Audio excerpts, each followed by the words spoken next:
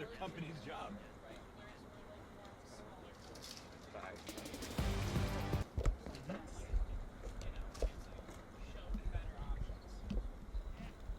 That's like. Because we've had, I mean, you know, we've I'm had sure you've 8 had people people knock knock on our on door, your right? Which is fine, and it's like, yeah, we're interested, but then it's all of a sudden, it's got to be different options and different. Right. Right.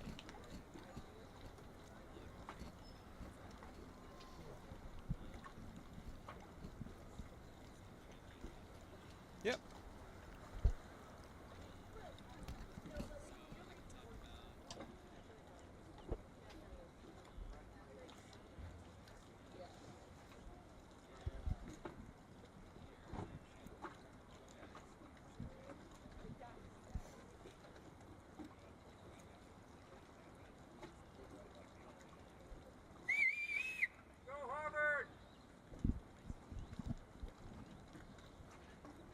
Yeah.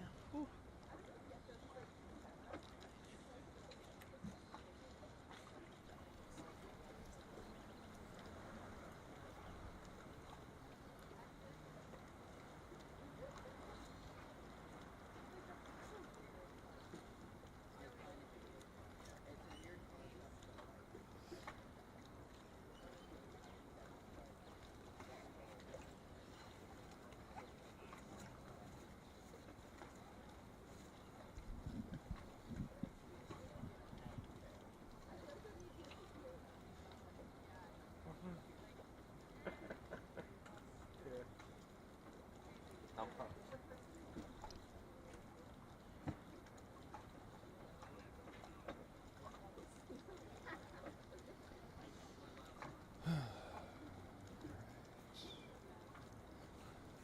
So we're ready to go. Do you guys need to use the head or anything before we head out? Yeah, I will actually. Great. So go in like do where that guy just. This might be a dumb question. Where does the word sailing go in? It's the second and final day of the women's team racing sailing national championships, or the sailing women's team racing? The first one. Yeah. The women's team racing sailing national championships. Yeah, I think so. Yeah. Or we could say college sailing's women's team.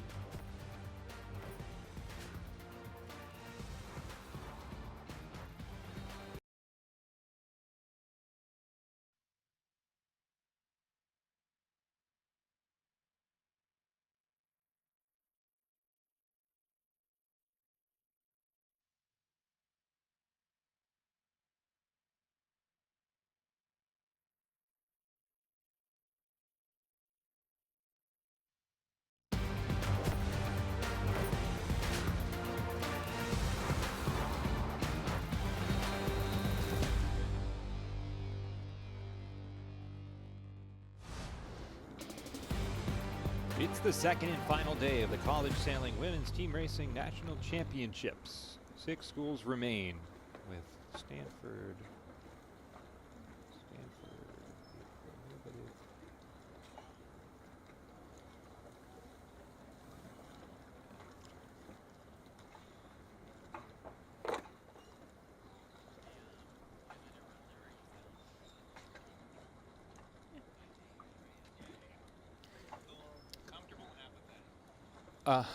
So weather Yeah. again. I can do weather. Yeah.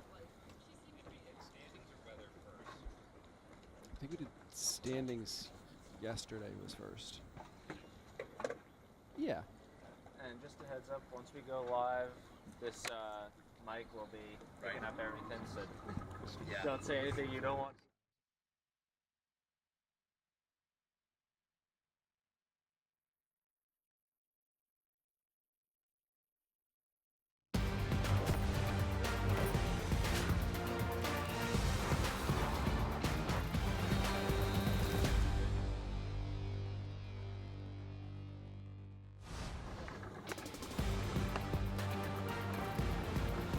Second and final day of the College Sailing Women's Team Racing National Championships. 6 schools remain, with Stanford the prohibitive favorite after building up a sizable lead following yesterday's day 1 of action.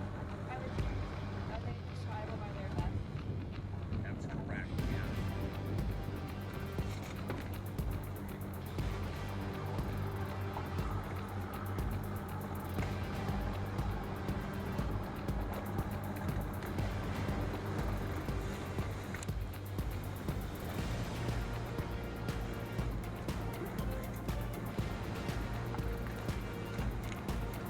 Jamie, is my mic up or do I need to talk to him?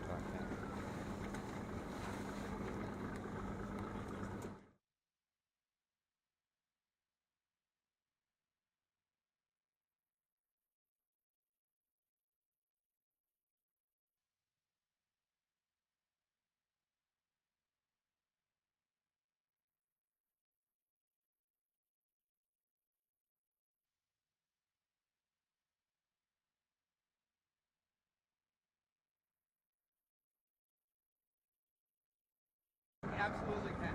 I told Nick I was going to do my best to stay out of his way today. Oh, no sense of humor he has.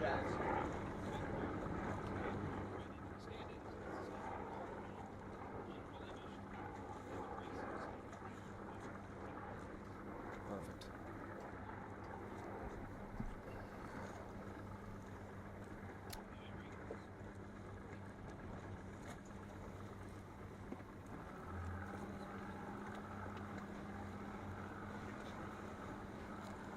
All right. You ready? I'm going to do my best. Time's swell. It's okay.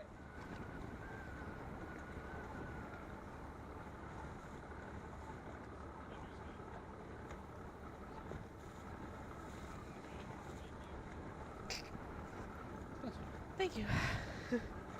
Held my breath.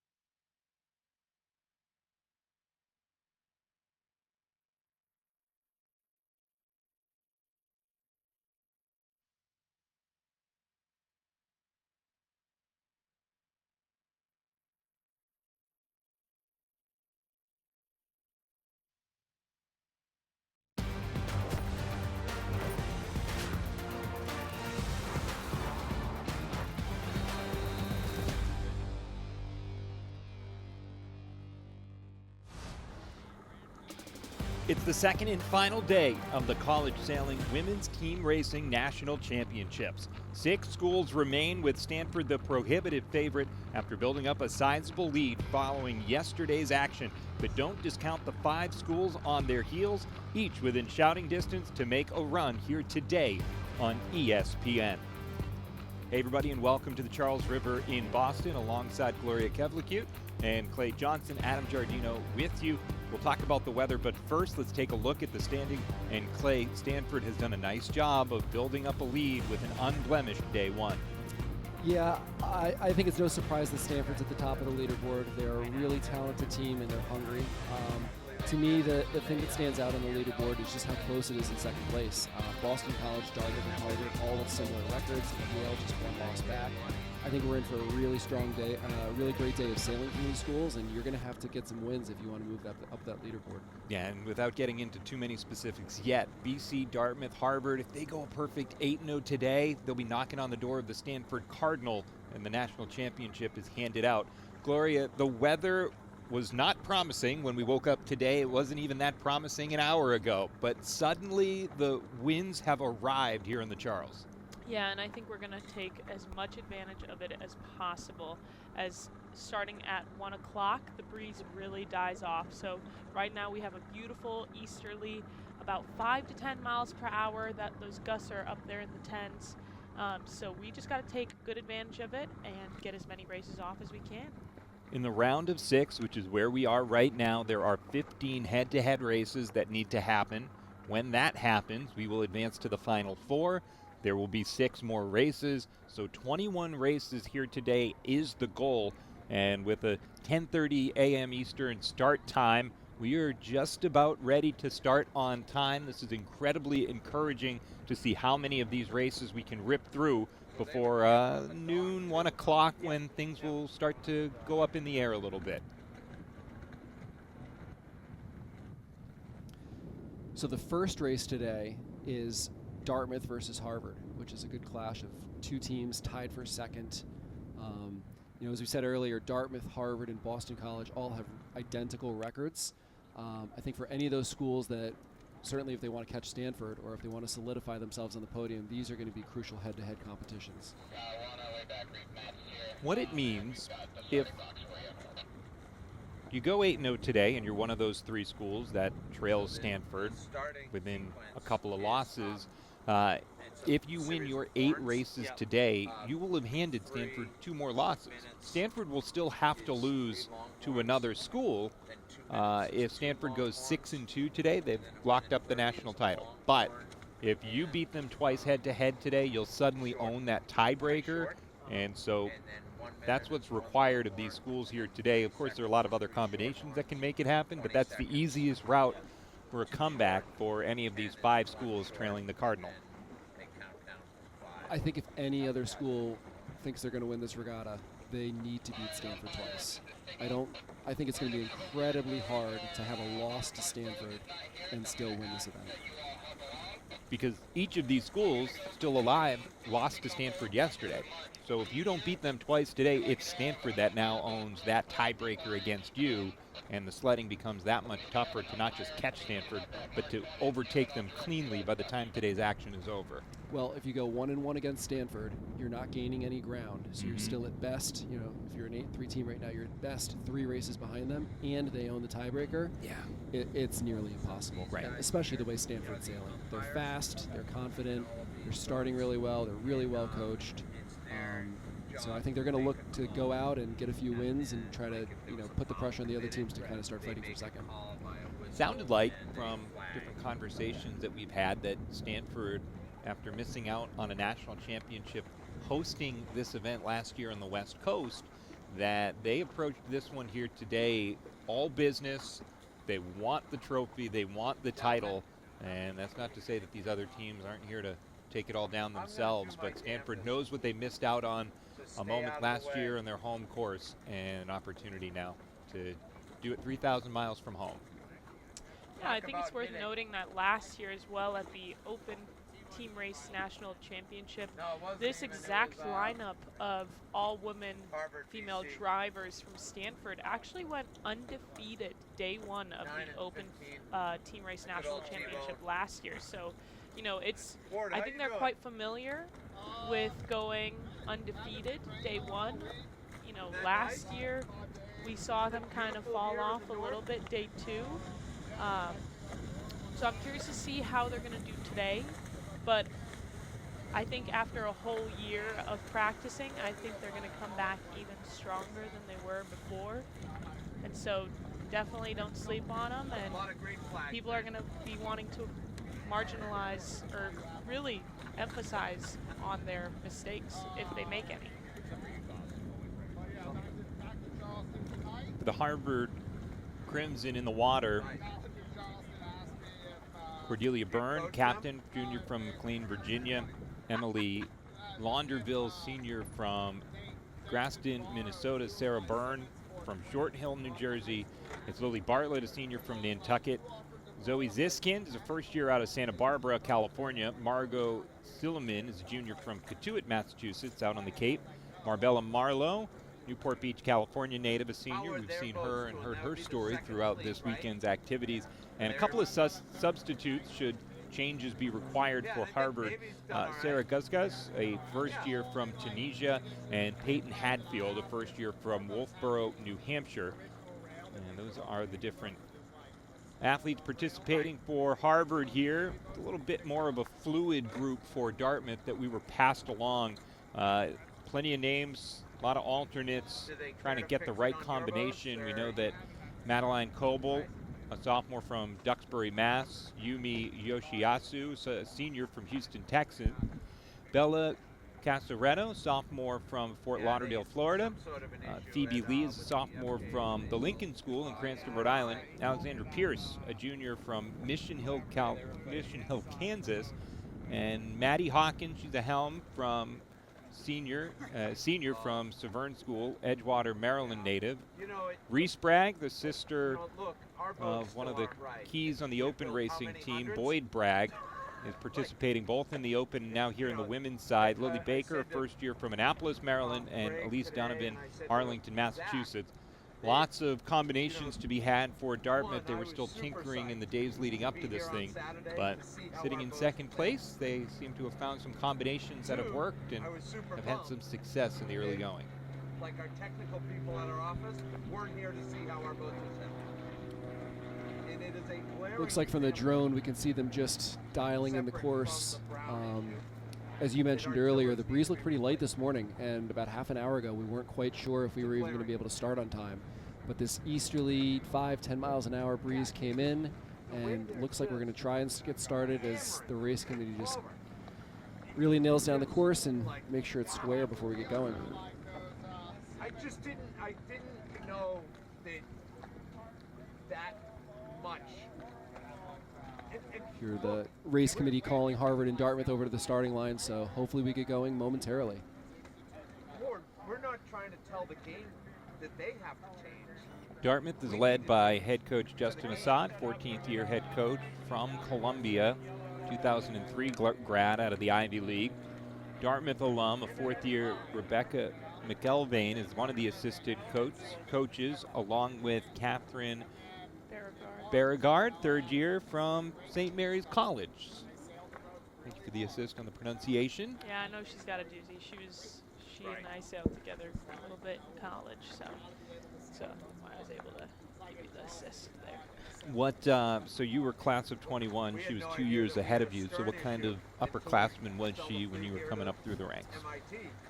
She was one of our strongest crews, without a doubt. So she was a great crew to come in light air, heavier air. So she crewed for me at the Newport Nationals in 2019, I believe. She's awesome. Just one of our stronger players. Mm-hmm. So could kind of throw her in with anybody, and she does great. All right.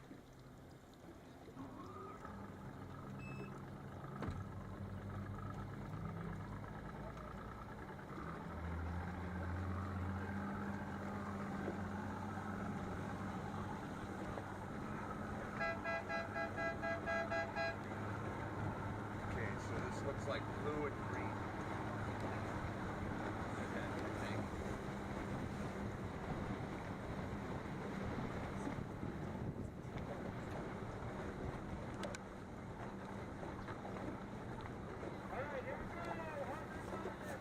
Harvard Dartmouth. If you can get up and So walk Clay, when you around, said that they were all right, making so sure you the don't course have is to stay square, what kind of tinkering do you think they were they doing to get this thing ready to go? Yeah, I think when the breeze first started to fill in, they got excited. They buzzed out in their motorboats. They set a course to the breeze, and oftentimes it can take 10, 15 minutes to settle into the direction it wants to be in. So they're moving the marks around, trying to make it as square as possible so that the sailors have to tack and jibe upwind and down, and it's not just a situation where you can lay the weather mark from the starting line. Just trying to make it as fair of a field of play as possible for all the athletes. The Charles is a tricky venue because it's just naturally quite shifty and puffy. So it's hard to do that, and I know we're pretty lucky to have a dedicated team of helpers out there tweaking the marks all day long. And so for context, and Gloria, you've competed on this body of water as well. Can you compare another body of water that these athletes compete on to the Charles River? There's no place like the Honestly, Charles. no. Yeah, it's one of those things. Fortunately, no.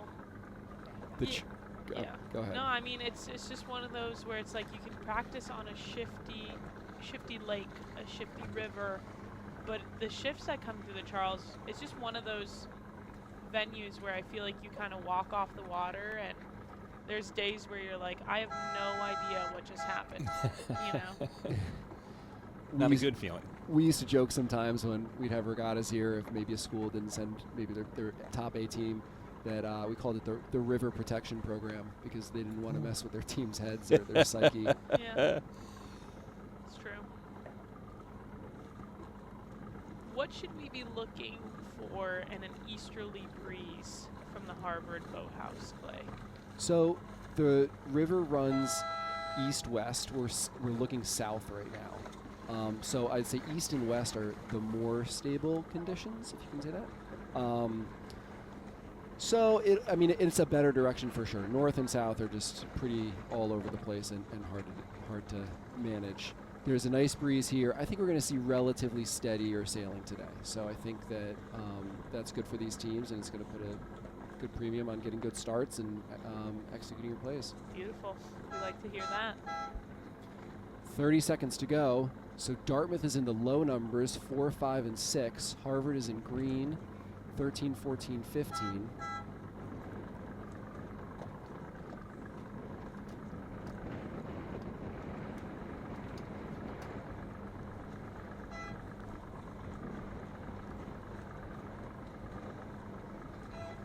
Dartmouth really running the pin here as the leeward boat.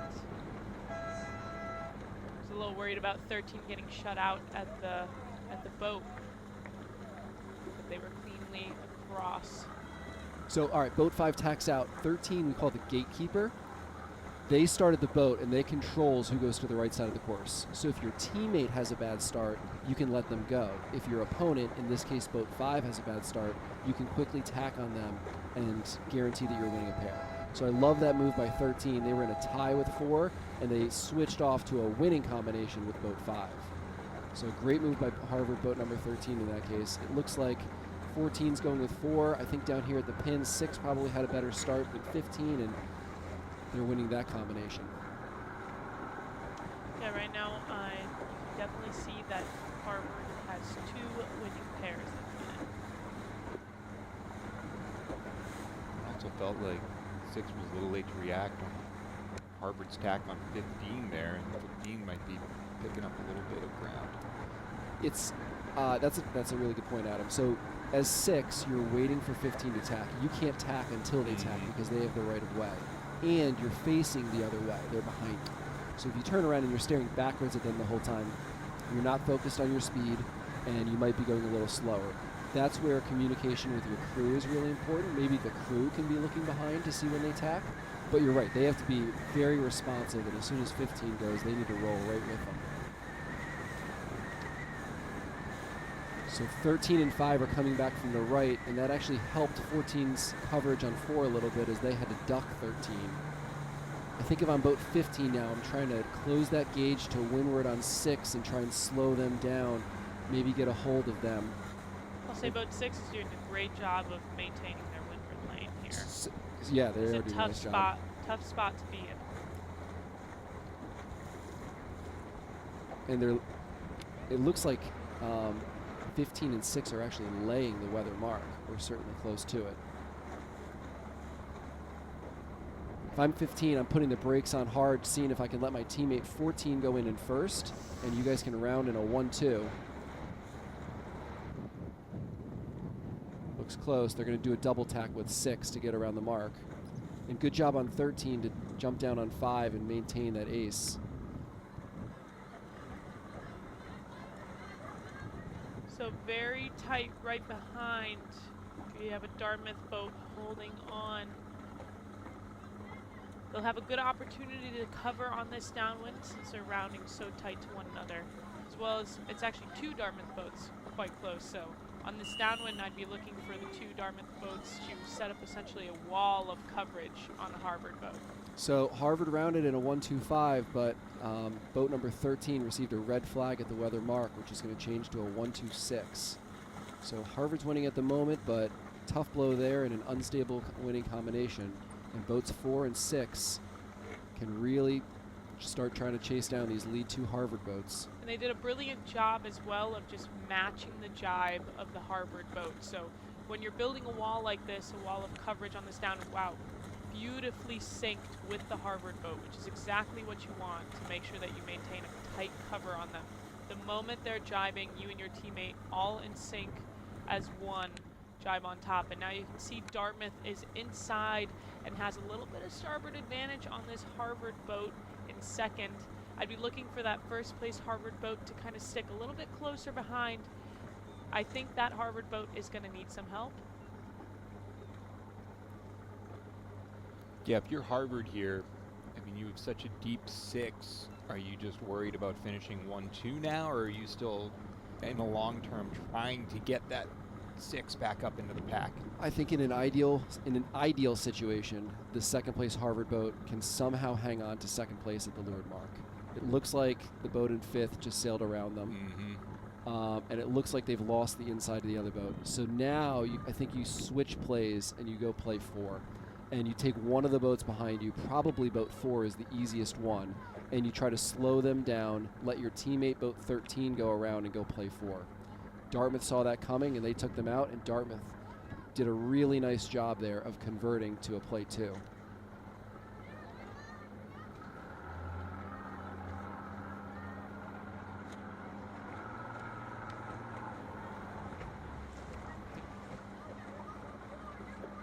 Yeah, so, and this is an excellent job by Dartmouth here.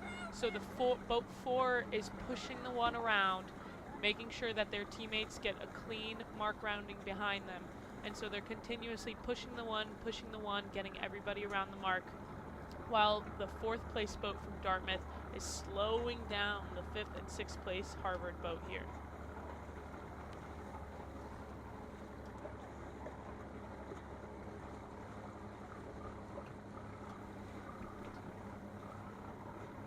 Dartmouth did a great job of sailing low enough that the Harvard boat in first place couldn't even complete that jibe onto starboard because they weren't even going to make the cut with them.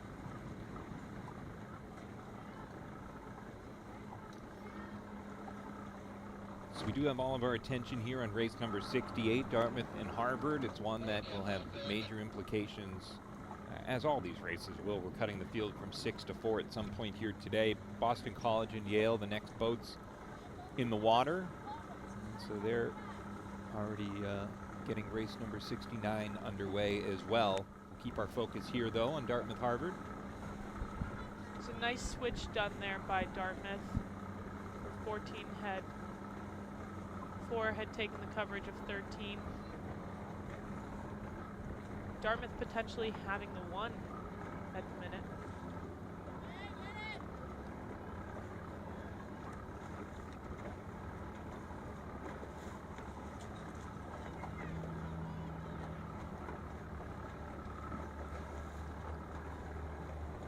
I like that tack there by boat 15 because they knew 5 was going to go with them, and you're putting yourself in a position where 14, their teammate, could potentially have an easier route to go down and take them out if needed. Sometimes being behind, you can help your teammate who's ahead of you be in position to help you out. If I were Dartmouth, I'd be sweating just a little bit, knowing that my teammate over on the right-hand side may not have boat 15. So we're just looking for boat 5 to slow really, really hard here and make sure our teammate boat 6 can get across, which this tacking duel is essentially doing so. Yeah, 5 did a nice job on 15 to slow them down a little bit and help their teammate 6 on the opposite side. One thing that I see here, though, I know the finish line, there's a lot of port tack left, but both of those Dartmouth boats are going away from 13 and 15, the boats that they should be covering.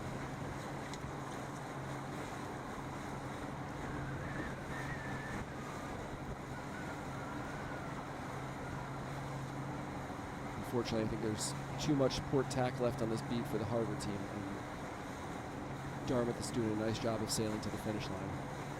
Yeah, and they have the boat 13 and 15 within their coverage zones as well. Looks light up front. Definitely going to see something from 14. They're going to try anything at this point. Just going for the finish. At a certain point, you just got to finish first, and it's about the best you can do. Right. It's a great play 2 from Dartmouth here. Yeah, really solid play 2. Good job converting to the play 2 and then holding it the entire last beat. Really textbook. Now, I know it's the first race out of 21 races today, but as we talk about implications, who can track down Stanford, that's a loss for Harvard that makes it just not impossible, but it would require almost 5 losses to Stanford here in the round of 12 or round of 6 to make that happen now. So Dartmouth keeping itself more than alive, still have a lot of work to do, but they picked up 1 win out of potentially 8 for themselves today.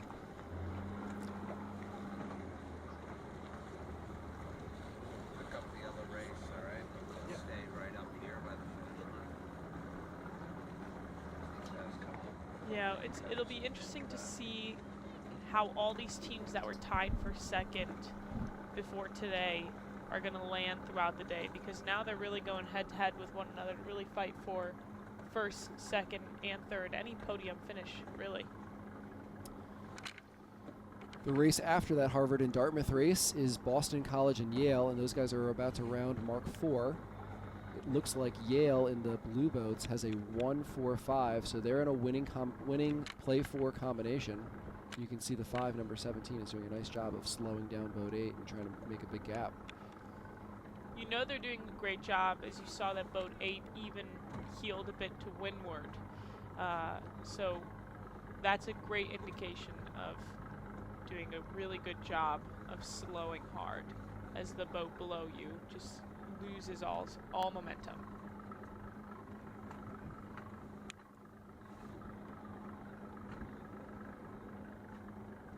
So in a play 4, 16, their job is to keep the 1. Stay close to help, but keep the 1. 18's job is to sail fast. And 17's job is to crush the 8 and try to make as big a gap as possible between them and their teammates in front of them. Conversely, 9 and 7 in the 2-3-6 are trying to double team number 18, slow them down and close that gap so that one of them can split off and do a pass back with their teammate number 8 in the back. So it's always really interesting to see which group is doing a better job of slowing their part. If you're 16, are you heading off with 7? Oh, there they go. Well, 16, yeah. Seems like 18 was the first to react. Yeah. 16 has to be very careful not to give up the 1 here. Yeah. It's a really fine line to walk because you want to keep the 1. You want to stay close to help, but your job number 1 is to keep first place. And sometimes if you're Boston College and you notice they're getting a little too aggressive, you might be able to take a little flyer. And maybe 9 just said, you know what, maybe I'll see if I can grab the 1 real quick if you've overcommitted. If it doesn't work out, they can always come back.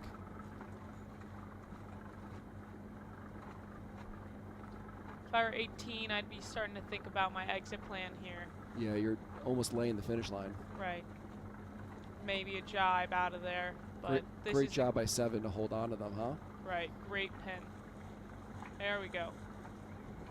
There's kind of the exit. I'd want to get across my teammates in 17 and 8 here. Definitely. If they do that successfully and boat 17 holds this pin on 8, which boat 8 has great boat speed on 17 right now, I'd be worried that 17 may even be losing. But Gloria, look at this. They're just about at the ley line to the finish line. That's right. If I were 17, I would just pin boat 8 as long as possible. So sometimes when I'm boat 17, I'll actually let boat 8 get a little bit ahead of me so that they think their best route is to outrun me, when in fact I want them to do that. I don't want them to tack and try to duck me. And I'll hold them as long as I can, and look at that. They're above the ley line, so you can still beat them back to the finish.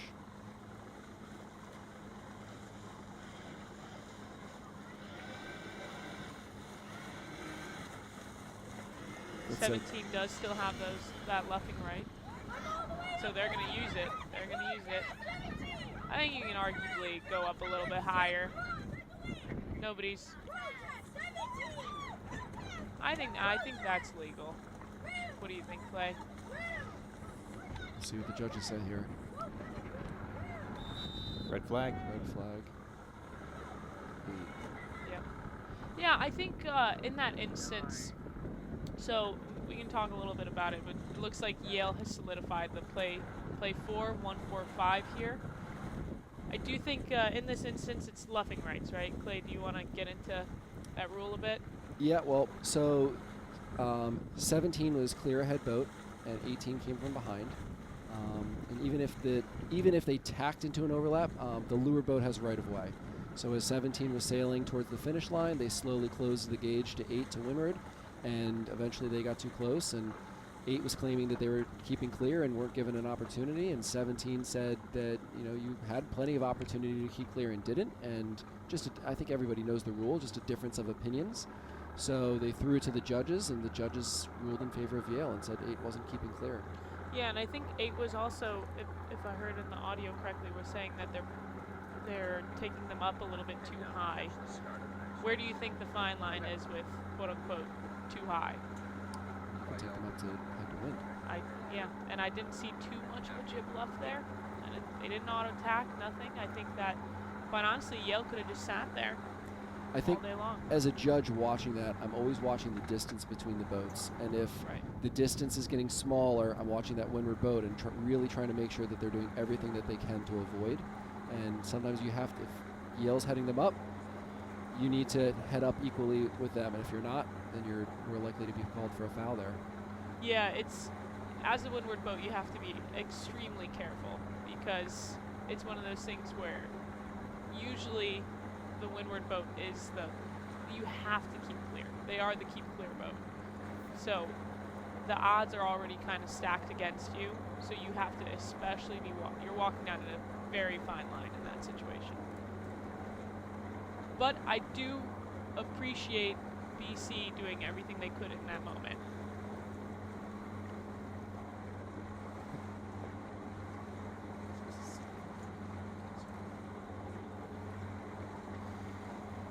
So the winner of this ends up being Yale, and not only does that excite Yale, that excites Stanford. That is another team now that was with 3 losses that now has a 4th loss. So as we entered the broadcast today, we said, all right, Dartmouth, Boston College, Harvard, those 3 schools, they need to go 8-0 today, and they're going to still need a little bit of help from Stanford. As of right now, Harvard and Boston College have both already lost, so it's really Dartmouth now that it's not likely, just in the sense of how good Stanford has been, but Dartmouth still has it on the table. Win your last 7 races, then you need anybody to knock off Stanford at least once, and Penn will get the first crack at them here today. Yeah, I think that's great news for Dartmouth that BC and Harvard just took losses. It's going to be one of those things where now we're just going to be looking for that matchup between, I think, BC and Dartmouth. I'd love to see how that ends up. If Dartmouth takes a loss there, then I think that kind of squares things right back up.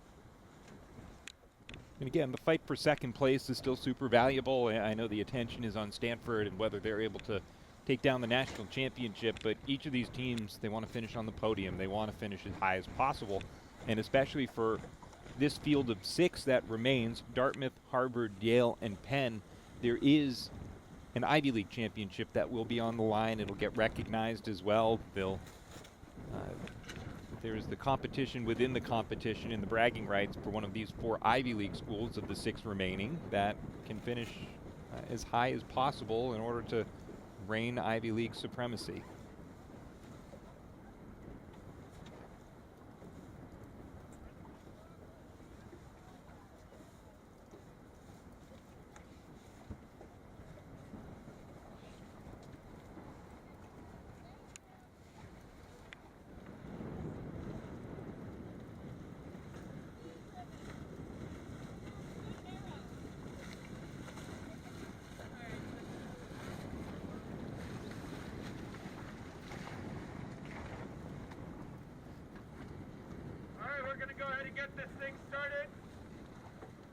There you go. You heard it. We're going to get this thing started. I like this breeze today. We've got even a little bit of hiking on these upwinds. This is excellent. 2 down, 13 races to go here in the round of 6. So 6 more races in the round of 4. Fingers are crossed that got about 2 hours left before the wind is expected to die down, although when we arrived here it was not expected to be quite this breezy, so this is nice.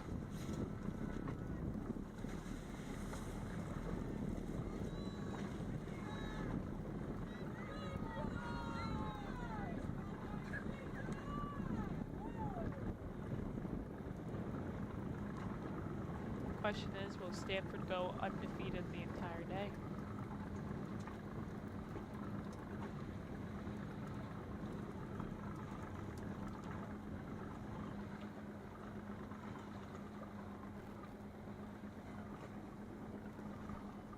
University of Penn, the Penn Quakers, it's one of the club teams that's involved in this field. We saw University of Wisconsin as well. So out of the 12 teams that began this women's team racing championship, Penn Quakers not under varsity status.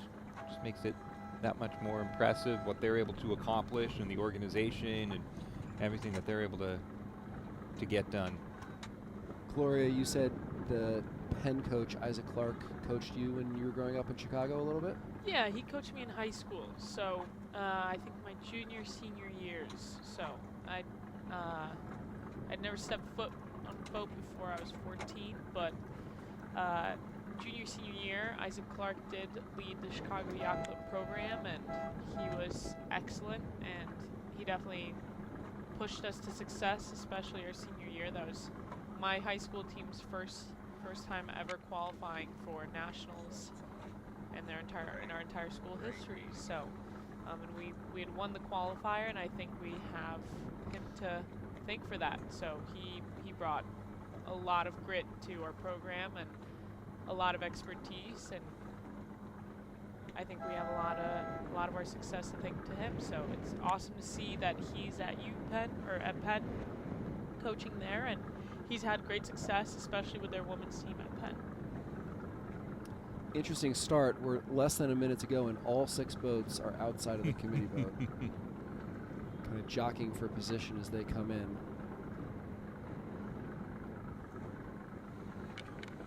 Looks like Stanford's leading their pairs back to the line. We see boat 5, 6, and 4. Stanford choosing to lead to the line rather than push today. The rules of engagement, are they unwritten in some ways when it's pre-race, or do they still apply as they do during the race? They are very much written, and they apply before, as soon as the starting sequence is initiated, they are in play. Mm-hmm. So, yeah, I mean, there are rules and their strategy that these teams all try to incorporate at the starting line. A little bit of a tough start for boat 4 from Stanford here. Late to the line. Floor team did a great job of tacking off and staying and covering here. I think if I'm boat 5, I'm going to pinch a little bit, try to encourage boat 15 to tack. Oh, they're going to go too, but just to give your teammate, boat 6, a little bit of space.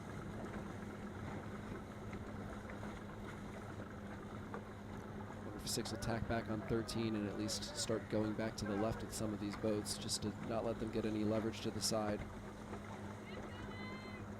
And they yell incoming, letting their teammates know that they've tacked and they're not being covered and they're heading back over to them. So it's good verbal communication between these top teams.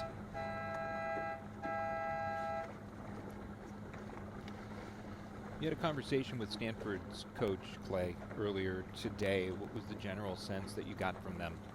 Yeah, I chatted with Augie Dale, a buddy of mine who's one of the coaches at Stanford. Really good team racer and a really good guy.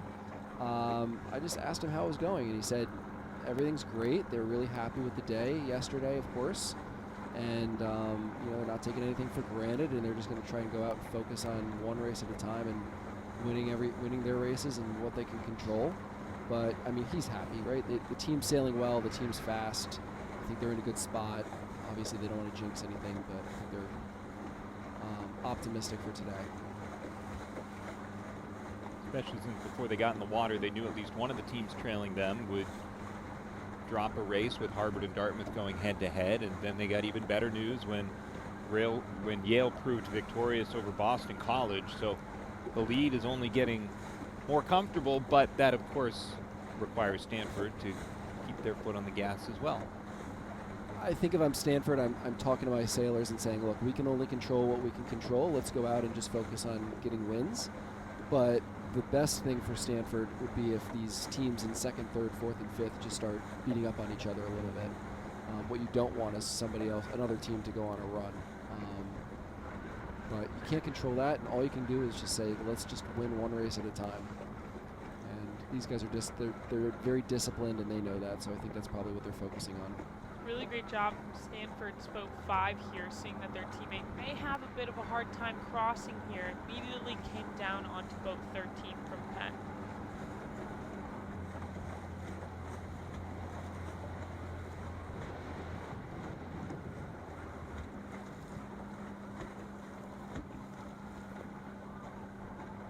Stanford's boat 4 is going to have a little bit of a hard time getting around the mark here. 14 has a pretty good pin on them. 14 has really kind of no option other than to round in first here if they have any chance of winning this race, with their teammate in the 5-6 at the minute.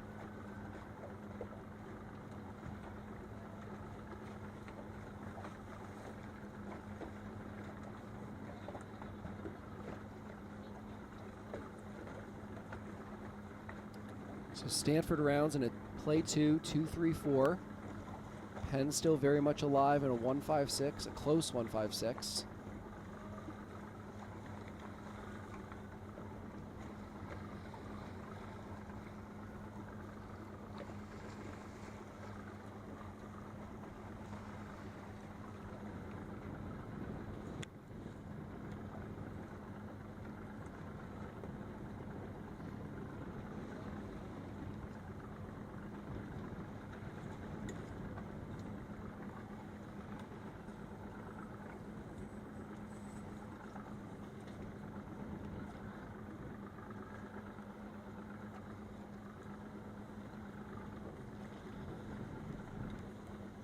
The next race into the water is race 71, Boston College taking on Dartmouth, another one of those must-wins for Dartmouth to try and hold off a team that began the day tied with them.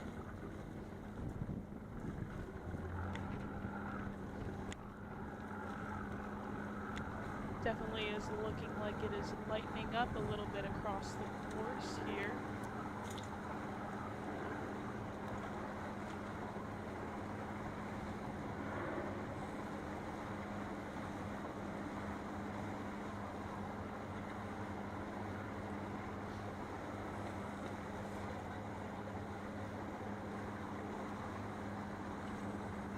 Nice pressure filling back in.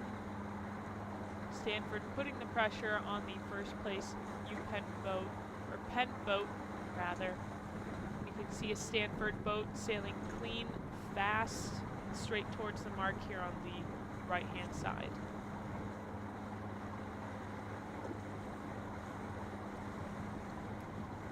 Now, obviously, the Charles River, we've talked about it, shares facilities with the rowers in terms of rowing on the Charles for Harvard and MIT. For Penn, do they use the Schuylkill River as well?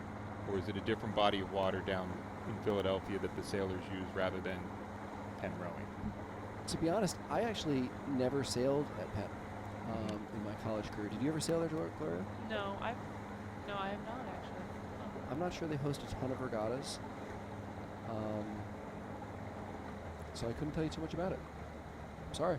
Well, it's a club team, so information was fairly limited when we dove in, and it's a fascinating test case where a program that, again, non-varsity status, puts in the work, and they've obviously got great leadership, as you highlighted, Gloria, and just finding a way to be one of the elite teams in the country despite having to do a lot of it themselves.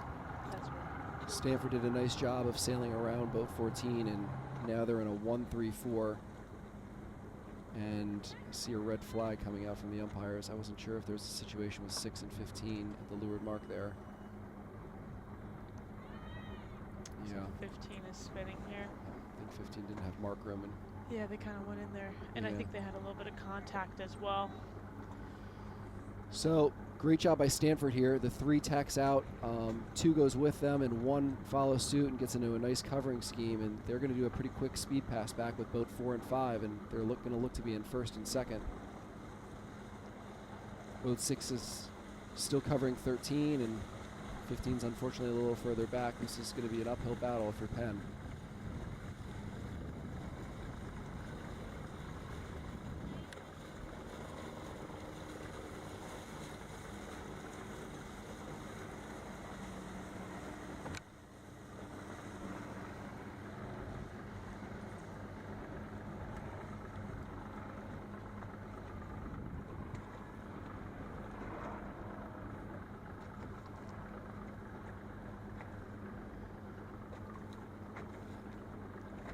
Stanford Cardinal, knowing that starting the day 11-0, the work was not yet done, but they have positioned themselves well to pick up a win in the first race of the day. Prove that mark to 12-0. As they want to knock off the Penn Quakers. That 15 boat from Penn, not even in the picture anymore after that red flag. Right, and it looks like Stanford's doing a good job of even maintaining that ace.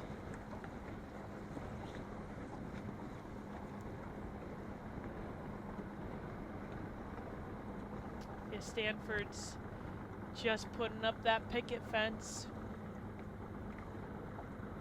Fighting hard to make sure that nobody can squeeze their way through to catch up to them.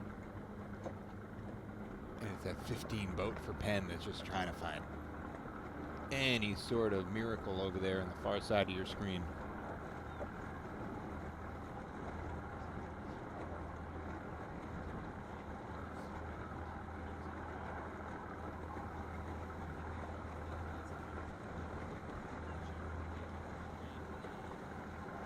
So it's Stanford Cardinal picking up the victory over the Penn Quakers. Stanford now 12-0. It's Boston College and Dartmouth in race number 71. It's race 4 out of 15 here in the round of 6. Yeah, this is definitely a race you want to watch. Yeah. As these two, like we were saying, you want to keep an eye out on Dartmouth. They're right now, after their win against Harvard, they're kind of in that second place spot. And so after BC just took that loss, I believe, to Yale, now these two teams are kind of fighting for the podium spots here. And it looks like Dartmouth is in a play 2 here, 2-3-4. 16 from Dartmouth is pushing BC's first place boat, but yet maintaining touch with their teammates.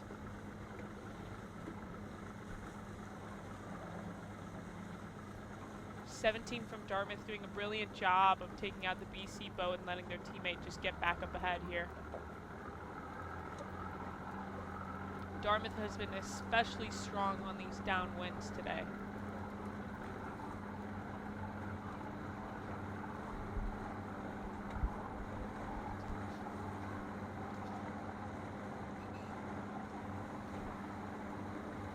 17 and 18 from Dartmouth are doing an excellent job of supporting one another and having each other's back in terms of when one loses a little bit of leverage, the other one puts in a bump, allows their teammate to catch back up, and so on. We swap roles if need be.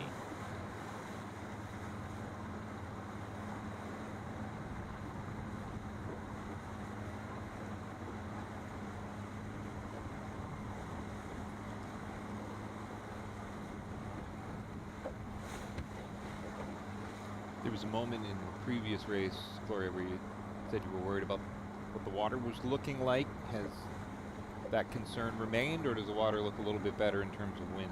It's definitely up and down. It's come back, which is nice. So the breeze is filled back in. We're seeing people moving pretty fast, so I'm quite hopeful at the minute.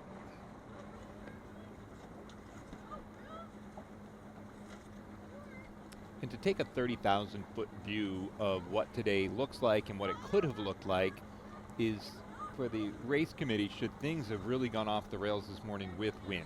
If wind was non-existent, they had the chance, and they could have jumped straight into the round of 4 if they thought, okay, there's no way we're going to get 21 races in by 5 p.m. Eastern. There was a 6.5-hour window. They feel confident that they can get 21 races in, or at least get the 15 races in the round of 6. But the thought was, could they abandon the round of 6, jump straight to the round of 4? And it seems that they're confident. Here we are, 4 races into 15 or perhaps 21 here today, that they're at least going to get through this round of 6. I'm sure hopeful. Dartmouth did a great job here pushing that one around boat 16. Really went low and forcing the first place BC boat to ground. And here we're watching 17 and 18 both holding on to their pairs for BC. Quite a little bit of a shift here on the left-hand side, Clay. What are you thinking? I agree. I think 17's doing a nice job on 7 and 18 on 9. I don't think 17's got a great grip on boat 7. So look for them to try to reestablish that. But so far, their play 2 is working out. Looks like boat 1 from BC has let go of the right-hand boat. And now we're in a little bit of trouble here as Dartmouth, as boat 7 has gained on Dartmouth's boat 18. And here's where superior boat handling really helps in these team races. If you can rip a few tacks, like 17 just did a nice job of having great boat handling to use that to reposition nicely on boat 7. 16 is taken over first place. Maybe see a quick conversion to a play 1 here with 16 and 17, maybe even 16, 18. I think if I'm 7, I tack out and make these guys, these teams decide which to go with. Good job of 17 of not being greedy and just staying conservative and staying ahead of the boat that they were beating. If I'm 16, come in for a quick pin, allow your teammate 18 to tack out, not get stuck with 8, and also go with boat 9 up as the finish line comes into play. Maybe that's why they extended a little bit longer. It looks like they're laying the finish now, and Dartmouth may have even secured a 1-2. I'll tell you what, I hope they're laying. 16 needs to be careful not to slow down their own teammate here. Wow. Yep. That's a 1-2 for Dartmouth. That's another loss for BC that they did not want going into today. Couple of losses for Boston College yesterday. The Eagles went 8-3. They're 0-2 to start today, so that drops Boston College to 8-5 overall. But Dartmouth, they're now the team to watch. They are in the driver's seat for second place, and they're the team that is still within arm's reach of the Stanford Cardinal. When we take a step back, it's race number 79 that Dartmouth and Stanford will go head-to-head. Can Dartmouth keep themselves undefeated between now and then? They've only got one more opponent, the Yale Bulldogs, in race 75, before Dartmouth can set up a really high-stakes race in race 79 that could have national championship implications.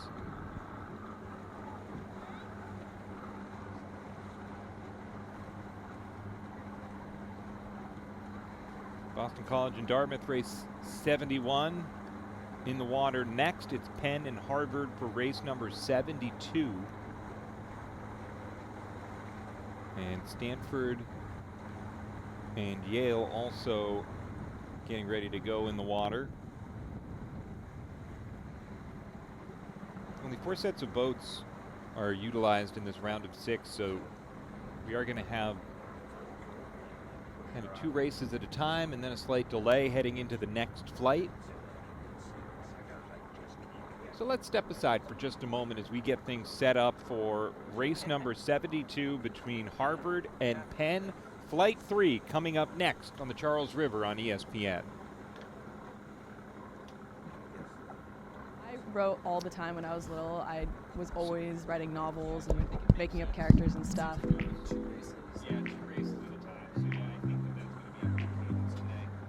I started sailing when I was little. I did all the summer camps in elementary school. I never really got into it competitively until high school, but my high school had a really good sailing program, and I sailed competitively and got recruited to Harvard. I entered college the fall of 2020, so it was all during COVID, so everything was online. And I just randomly stumbled upon The Independent, which is it was a very small newspaper at the time. I was managing editor and then forum editor, and then finally got to editor-in-chief my junior year to senior fall. It's a really cool experience to be there when people are pitching their articles and then see everyone's articles from start to finish. When I entered, it was a staff of, I think, 10 or 15 people, and they were publishing every month online. By the end of my tenure as editor-in-chief, we were publishing weekly, 20 pages, and there was a staff of about like 125. And so that really got built from the ground up. There was definitely a lot of issues along the way, so learning about, libel and defamation and what you can print, what you can't print. I'm actually writing my senior thesis on, the history of defamation and sensationalism in newspapers. I think my favorite one was what I just published 2 weeks ago. It was called For the Love of Doing Nothing. It really was a reflective, introspective piece about often lose sight of the ability to just sit and relax and enjoy where we are and where our feet are. What I am grateful that I did freshman year was that I tried so many different things. When I would really give that advice to other freshmen, I think there's so many opportunities at Harvard to take those leaps freshman year and discover what you actually really enjoy, so that by the end of your 4 years you can be proud of the work that you've done and be proud of the families and communities that you've built around that.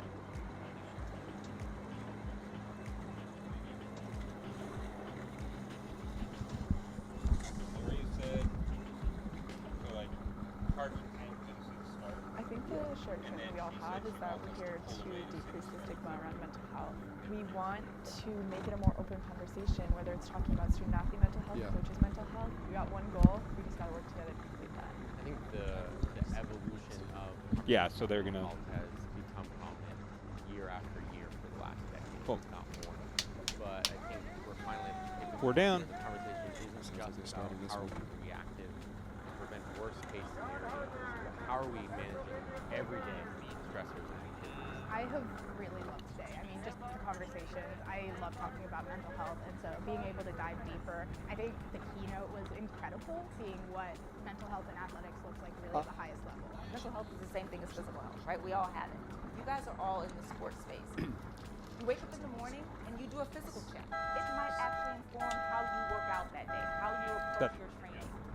What would happen if we took the same approach to mental health? This is my first mental health summit that I've been able to attend, and just recognizing the value of sharing these best practices. We all have very unique institutions, and so, I think it's very valuable to sit here and think, hey, that's really cool, jot that down. How can I adapt that for our institution? And it's also a really incredible moment to be able to just have a lot of school pride, a lot of school pride. I believe Sure. that is very important. The stress and anxiety that student athletes have to go I don't through know what else you do. play their sport, to compete in their sport. Like, there's so much going on outside of that, and I think this mental health summit is like a really good step forward to decrease that stigma and continue to give access and continue to give thoughts. I think mental health is something where, because we don't talk about it as often, I think coaches might not fully understand the grasp of what that feels like to an athlete. If your team is not open about talking about mental health, you have to open the doors and you got to be like, guys, like, we're all in this together. Dartmouth College has taken holistic student-athlete development incredibly seriously. I'm one of few athletic administrators with a sports psychology background, and then since my role has evolved in the last 5 years, I've been able to continue to support a a team that is collectively building to enhance mental wellness, well-being, and performance of all of our student athletes. How do we make sure we're cultivating an environment? And this is where everyone in the room has an impact on the environment that occurs within your campus. And all of us need to be actively cultivating it. I want the idea of mental health being stigmatized to be something so in the past that we can't even imagine not having this open conversation.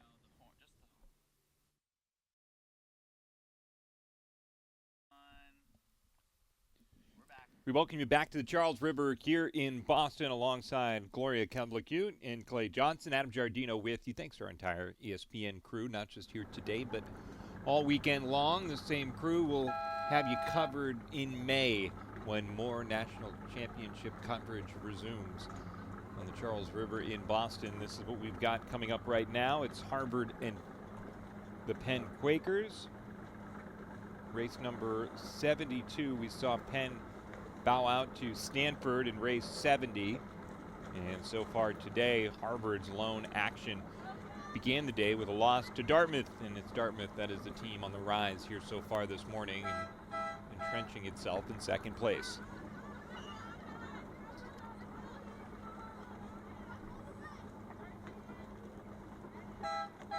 "20 seconds to the start of this race. Penn in the lower numbered boats, 4, 5, and 6.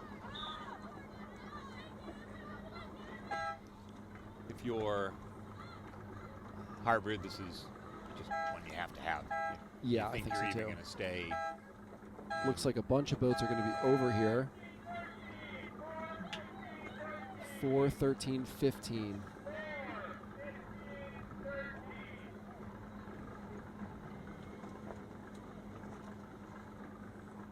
So that's going to shake things up a little bit. Looks like 14 had a pretty good start at the boat, and 5 and 6 had pretty good starts at the pin. I think if I'm Penn, I'm thinking, let's go get out in front of boat 14, and maybe we can just run away with this thing in a 1-2.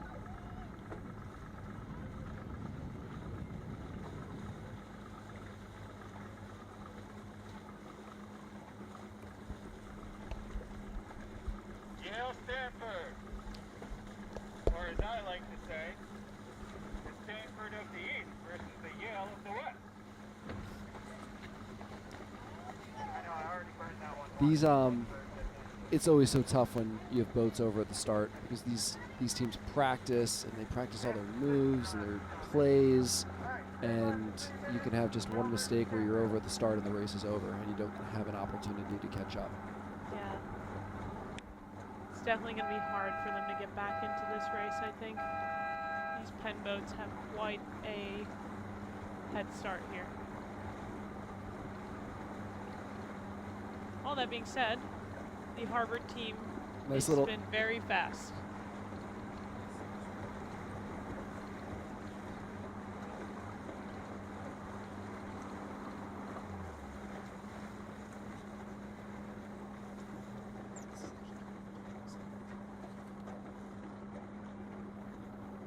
So 6 is in first place, but it looks a little light on the right side of the course, which has allowed 14 and 15 from Harvard to get back into the mix. It's hard to commentate on team racing when people are late after the start and everyone is spread out quite a bit. We kind of just need to wait for them to come back together and see what combination they're in and what these teams should be doing.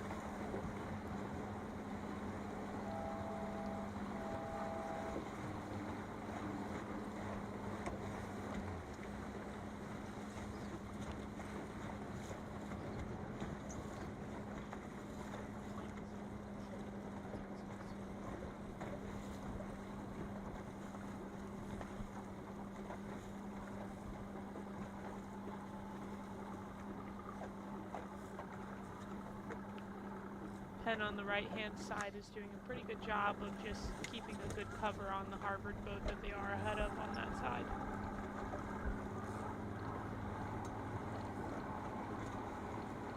I can see Penn potentially having a play 4 here.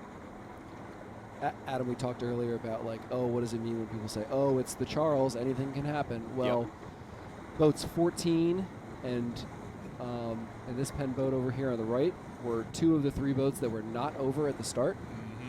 And Those two boats were not over at the start, and sure enough, they're coming in and towards the back. Yeah.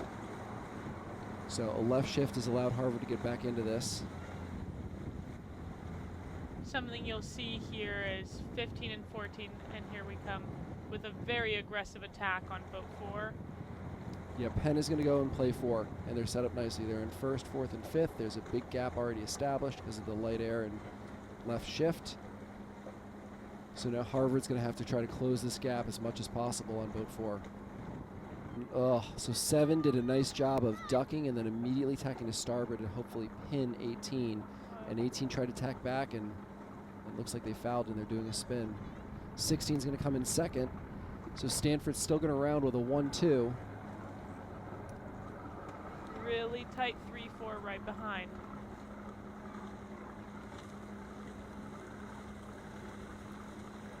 So I think if I'm boat 18,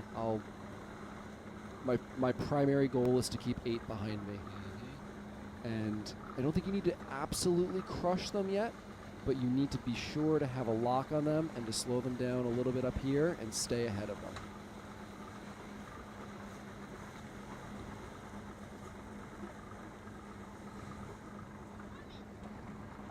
Yale is flying on this downwind.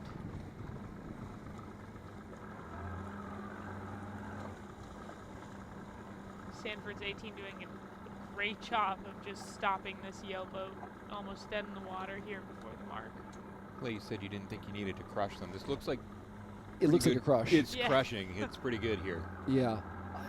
So my personal philosophy, and there may be some people that disagree, but I think in a 1-2-5, you have such a winning, stable combination that the goal of 18 should be just to stay ahead of boat 8. And if you get a little closer, you can slow them down. But if something crazy happens up front and you've just crushed boat 8 and you're so far back, there's nothing you can do to come back and help. Whereas it's a little different than a play 4 where you want to make that gap big because your opponents are trying to slow that gap and come back to you, so do unto others. Yeah, well, 18 doesn't look like they're holding back at all here. Yeah, I mean, hey, sometimes the adrenaline's pumping and you've got a great grip on your opponent and it's fun. Have fun, race fast. Make friends. Make friends. Probably not making too many friends as you crush them into So Yale actually sailing quite fast inside starboard advantage here.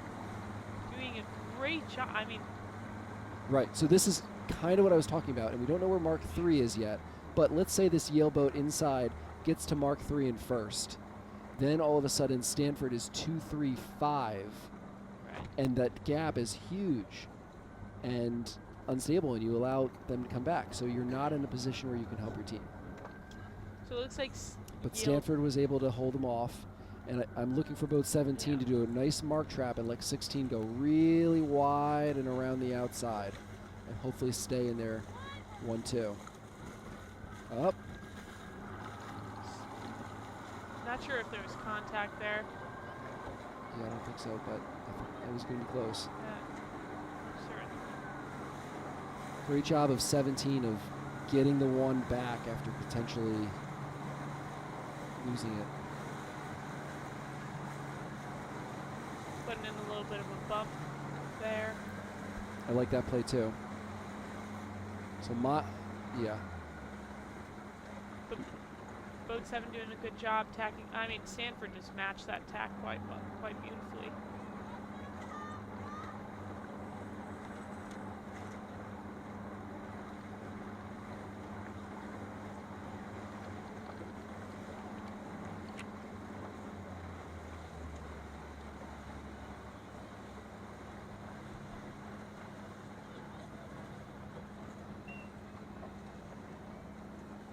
That's Stanford boat 18 just really putting in the gap there in the back.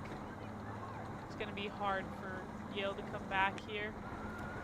So if I'm Yale, I probably want both 7 and 9 to come together and create some opportunities. Stanford's done a really nice job of dividing them up and conquering them. One thing I like to do, we talked about this a little yesterday, is called herding, where when you're going out to the side, you kind of cover them, but you loose cover them out to the side. And then when they come back together to create that chaos, that's where you really slam them and hurt them. And by doing so, you're just encouraging your opponents out to the side and minimizing their opportunities to catch up. Yeah, that's right. A big part of team racing is minimizing mistakes. And so the thing is when boats come together, that's when mistakes are there's more opportunity for mistakes to happen, right? So you have to, as a boat, you have to decide, should I duck here? Should I leave out here? And it's in those instances when people make mistakes and other teams that capitalize on those, that's where they make their gains.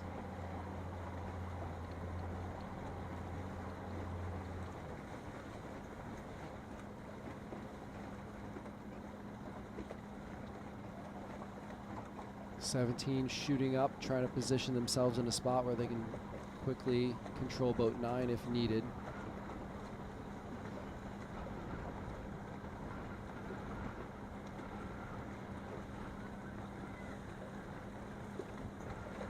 Starting to get close to the ley line here. Yeah.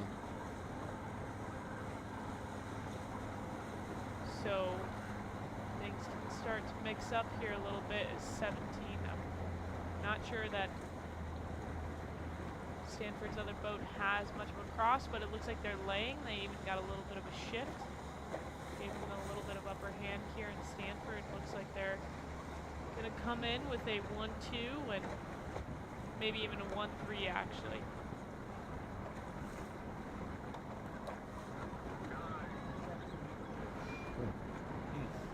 It's one of those trying to make a saving grace there at the very end, something. But Stanford looks like they've come across with the win there, either in a 1-2 or a 1-3. And that just means they're really solidifying their lead here. Yale began its day with the victory over Boston College. Stanford now with wins over Penn and Yale, as Yale drops to 1-1 on the day. And we'll step aside on the Charles River here in Boston. Coming up next, races between Boston College and Penn, Dartmouth, and Yale, the next flight of action when we return on ESPN. To me, belonging is not just being accepted in a space, but being wanted there. You feel needed, you feel like your contribution is irreplaceable. When I think of where I belong or how I feel included, it's feeling comfortable in the space that I'm in, feeling like I can be myself, and it's knowing that there's an opportunity for me to make changes or speak out. Inclusion and belonging stems from not only like being invited to the party, being asked to dance. I think that a big thing that a lot of us deal with is imposter syndrome and feeling like we don't belong in a lot of the spaces that we're in. And so I think a big part of my own becoming a better person was realizing I do belong in these spaces. And then once I got to that point, I think that passing that along is one of the most important things that I can do. One of the biggest things that you get from sport is friendship, it's community, it's self-confidence. So when it comes to inclusion, I want to make sure that even if you're not having a great day on the court, you didn't have a great match, or frankly you're not playing right now, do you still feel part of the team? Do you still feel part of the athletic community? It's easy to feel a little bit left out in high school, easy to feel like the odd one out, and I guess Brown made me feel like I was surrounded by people who got me in a way. I think to start everything, it is conversation that has to happen, and then it'll turn into action. Once you bring it in more people's minds that it is an issue or it is something that wants to be celebrated, it gets a lot easier to kind of continue. There's a lot of people coming after me, and I want them to have a better experience than even I had, and keep passing that down through the generations to come.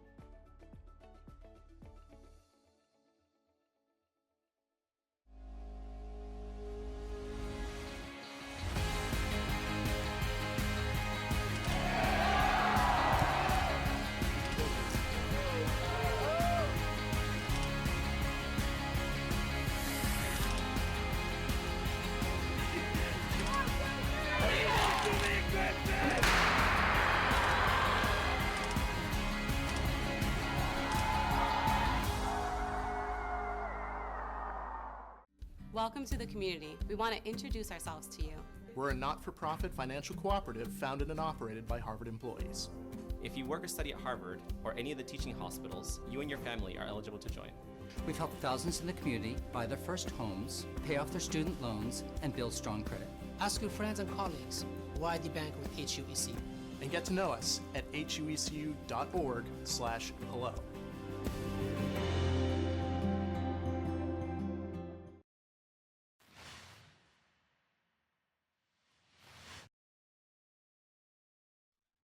Already knocked out a handful of races here in the round of 6. Stanford remains unblemished atop the table, and Dartmouth, they still have not gone up against Stanford yet today. That is one we are keeping our eye on. Still a couple of races away from making that happen, but here's where things stand with Dartmouth now solo second place, Harvard solo third place as we inch our way closer to the round of 4. Boston College started the day 8-3. They've dropped both races so far here today, and so some jockeying to be had, especially among Yale and Boston College. If we were to halt things right now and advance to the top 4, there'd need to be a sail-off. So those two teams still trying to figure it out. With Penn still in contention, they've got to make some moves. They've got to win their final 3 races to make something happen, but still within the realm of possibility.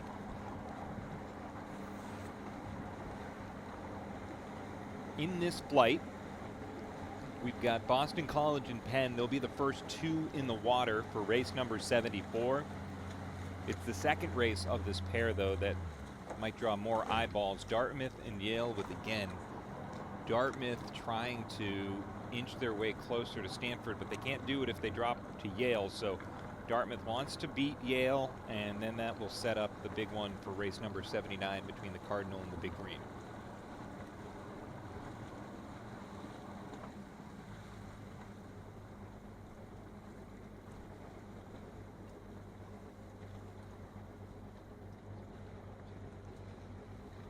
So there's a look at the boats leaving the dock here. Those 4, 5, 6 boats in that grayish color, that's the Penn Quakers. So they still haven't yet made their way out to the starting line to get things ready to go.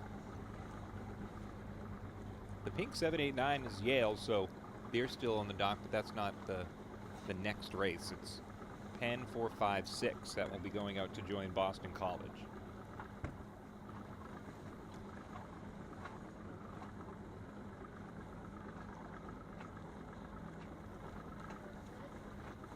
I'm pleasantly surprised and happy that the weather's so nice today. Looks like a nice warm day on the Charles.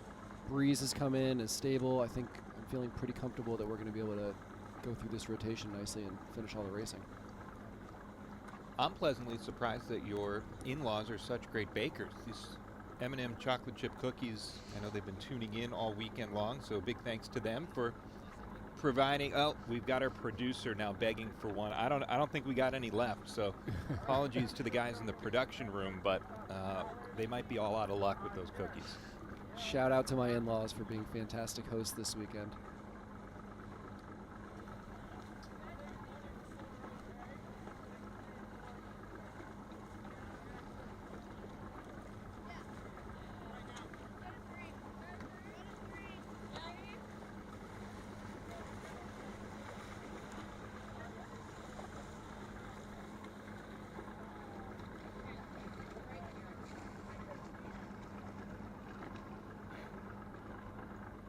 Adam, I just got a text from my in-laws. You made their day.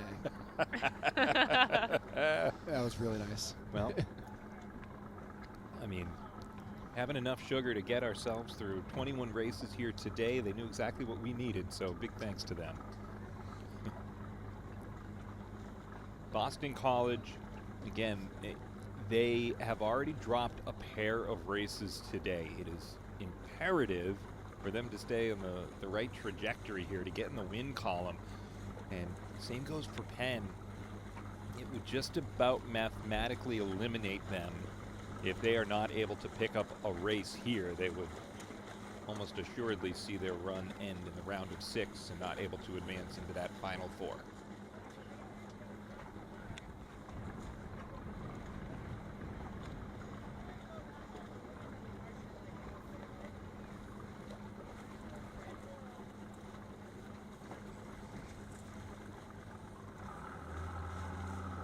Yeah, a little bit of, I mean, it's what I've expected. These teams are all pretty good, and I think that they're all going to continue to beat up on each other a little bit. But as we work through this round of 6, it starts to become apparent that you need to win races if you're going to want to advance or position yourself to be on the podium at the end of the event. And for both the Penn and the BC team, I don't know if they've won a race today yet, but they need to do so to increase their odds. So this is a big race for both of them.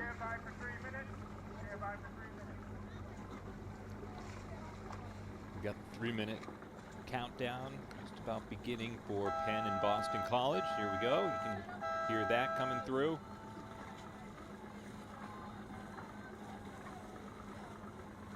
These programs all across the board have so many different sizes, just in terms of how many of these athletes are participating, not just here, of course, 6 in the water, but Boston College, for instance, 16 female athletes are on the 2 rosters. It's about 16 more on the men's side, which competed in the Open Championships.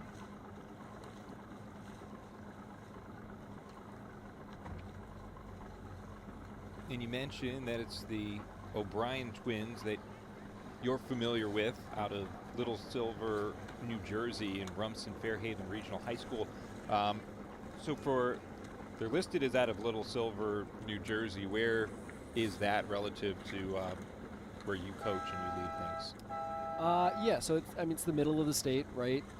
Right near the ocean and right near Barnegat Bay. And the O'Brien twins are members of Bay Head Yacht Club and grew up sailing there. I've seen them sail since they were 8-year-old twins in an Opti all the way up to where they are now. And it's kind of cool to watch some of these sailors, many of these sailors that are sailing in this regatta and the Open Team race a few days ago, go from those young sailors to the talented sailors that they are today.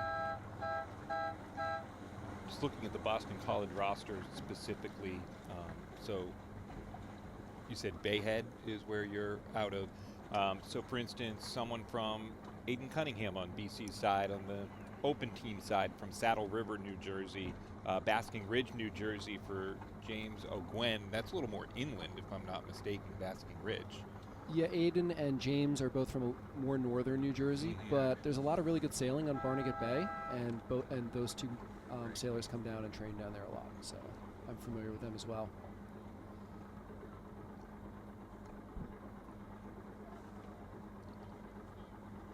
See the cluster of 6 ready to go, positioning themselves. You see the other 6 boats above them, so they're going to be wasting no time once we get underway with Boston College Penn to rip the Band-Aid off for Yale and Dartmouth in race number 75. With 30 seconds to go, I feel like we've been seeing a lot of boats coming pretty late to the line. Not late, rather, but, you know, taking their time getting there. A lot of the pre-races happen to weather of the committee boat, outside the committee boat. Right. Pre-start. And it looks like Penn is going to have the 2 leewardmost boats at the start.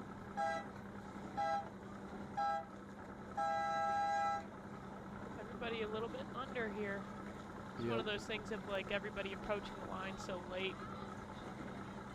And a little bit of a lefty too, is that all of these boats struggle to start and clear the Penn end of the line. Dartmouth versus Yale. And you heard Dartmouth versus Yale, like we said, wasting absolutely no time. Took a little bit to get us from Flight 3 into Flight 4, but within this 2-race flight, they are going to be going one right after the other.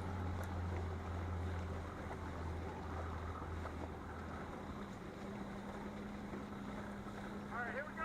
Yale versus Dartmouth. So if I was BC right now in 13, 14, 15, I would say that I have maybe two pairs here. You've got one pair that's a little bit weak on the right-hand side, and I've got a pair here on the left-hand side. If I'm 14, I'm definitely looking to be backup for my teammate on the right-hand side as they're kind of getting punched out the back here.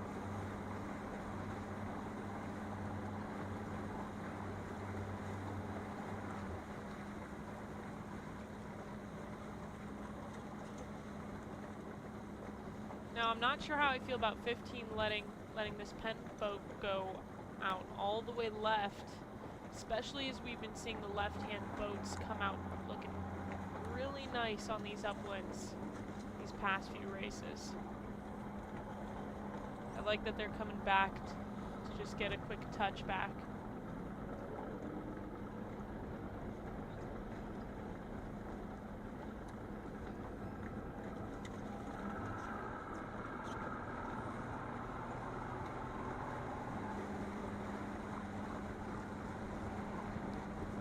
Look at that big right shift up there. Boat 4 has just got a nice puff, as has that Boston College boat 13, and they're sailing into first and second.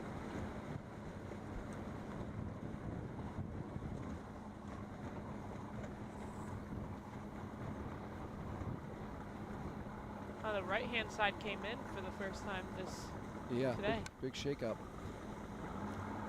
Huge advantage for Penn here. Boat 4 and 5 just screaming into the first mark. We've talked about wind. We're 90 minutes into our action today, starting at 10:30 a.m. Eastern time, rolling into noon. We were cautiously optimistic about wind heading into 1 o'clock. What might that forecast look like for 1 o'clock and beyond now? Yeah, it's actually looking a lot more promising. So it looks like we'll have some pretty decent wind until 3 o'clock. 4 o'clock starts getting a little shaky. Okay. That's better than 1 o'clock. Way better than 1 o'clock. Whereas even yesterday it was, you know, before we went to bed, it looked like it wasn't going to really shake out to be anything even all morning. So happy to see that we've got this breeze. Let's knock on wood and say that it sticks around and we can complete this top 6. So Boston College is in a 2-3-5 at the moment. Penn is in a 1-4-6. I'm looking for boat 5 to come back and try to convert this pass back in the back of the fleet and go to a 1-4-5.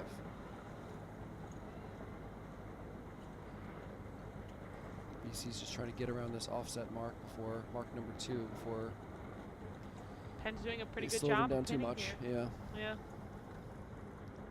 Waiting for 15 to go. Boat 5.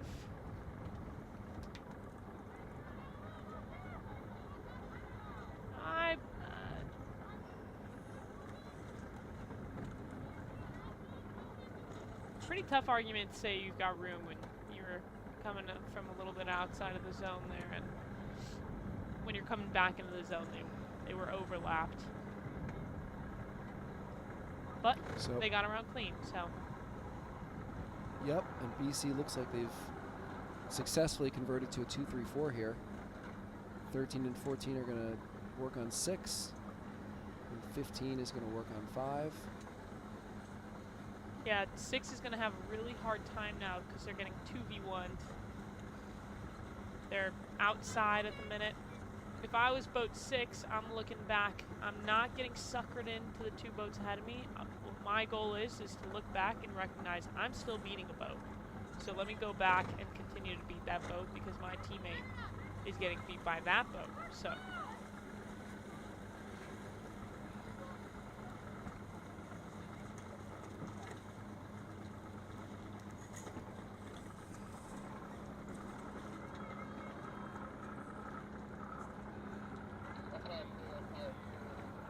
Penn and Boston College in the water. So is Yale and the Penn Quakers. That race going on right now. The other race so far in, or rather Dartmouth and Yale, excuse me, the other race in Flight 4.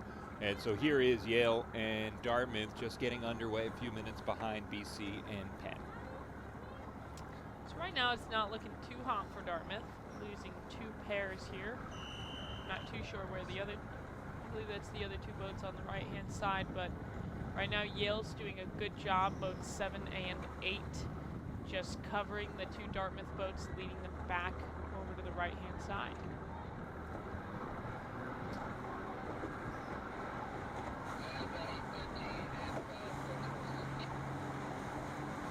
Now I see Dartmouth is winning their pair on the right-hand side. If I'm boat 18, I see that I'm losing to boat 7 or 8, but I'd look behind me and say, you know what? I think we've got to play 4 here. I think our team has the 1, and I could potentially come back over, cross boat 7, and make 7 my new pair. So actually, although it looks like Yale has 2 pairs here, 17 does not have that one. So change up the game plan here. Yeah, that looks not in Yale's favor here. And there's the play 1. Or I'm sorry, play 4. There's the play 4. So if I'm boat 18, I'm immediately looking to slow down boat 7, get him hooked, and get my teammate 16 pushed forward.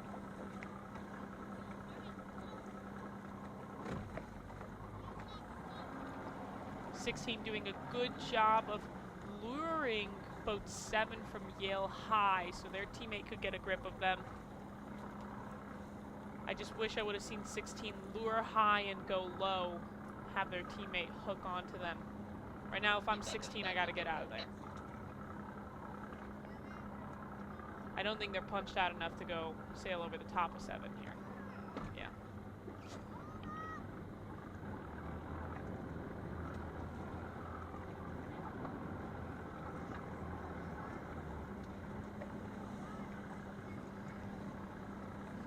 I believe Dartmouth let go of this pin because they recognized that their teammate who had the 1 was starting to lose it. Yeah, it's interesting approach by Yale to try to chase down the 1, and if they can get it, great. And I guess if not, they always have to play behind them to try to go into a winning combination. Yeah, it was definitely one of those that my teammate must have communicated that I do not have this, I'm weak, and so their team knew to come back right away.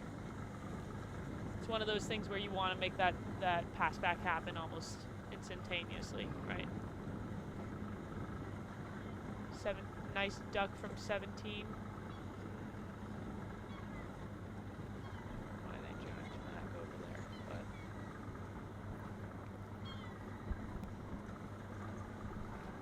again, resetting the stakes for this, that Dartmouth is the one team right now that they have the most destiny still in their hands.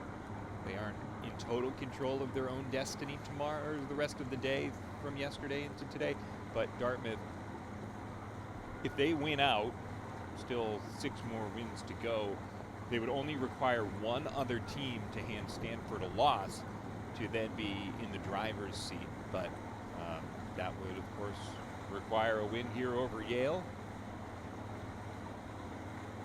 Bulldogs, Dartmouth, all they can handle right now in race 75. Yeah, Yale did a nice job of taking advantage of fast sailors and just sailing right around number 17 and then converting to a 1-2. And their boat in the back is held on, so they're at a pretty strong 1-2-5 as they round mark 3.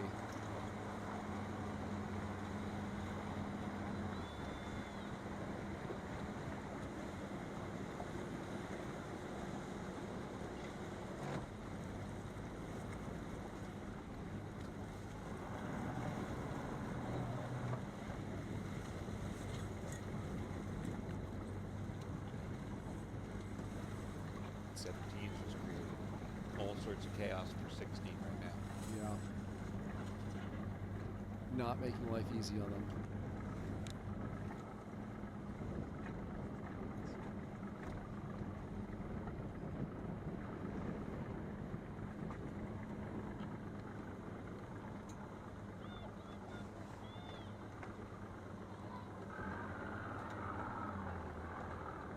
So Yale still has a 1-2-5. Though 16's caught up a little bit to 7 in the back. And 17 is certainly applying the pressure at the front of the race to the 2 Yale boats.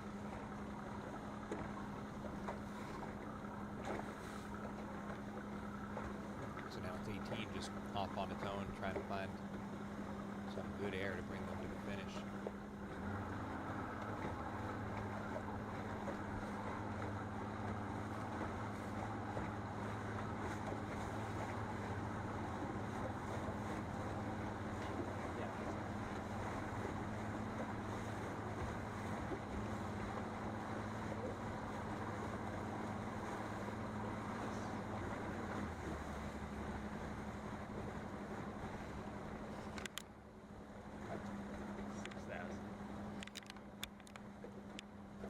I think an important disciplined move by Boat 8 right now is being patient to wait for an opportunity to go to 17. It would have been pretty easy to, rip 2 quick tacks and maybe get out, slow it down a little bit just to try to get closer to 17, which is the smart thing to do. But I think there's a lot of starboard tack left on this beat. And doing so at the right time is important. And in fact, now you're going to let your teammate go across and try to apply some covering pressure here.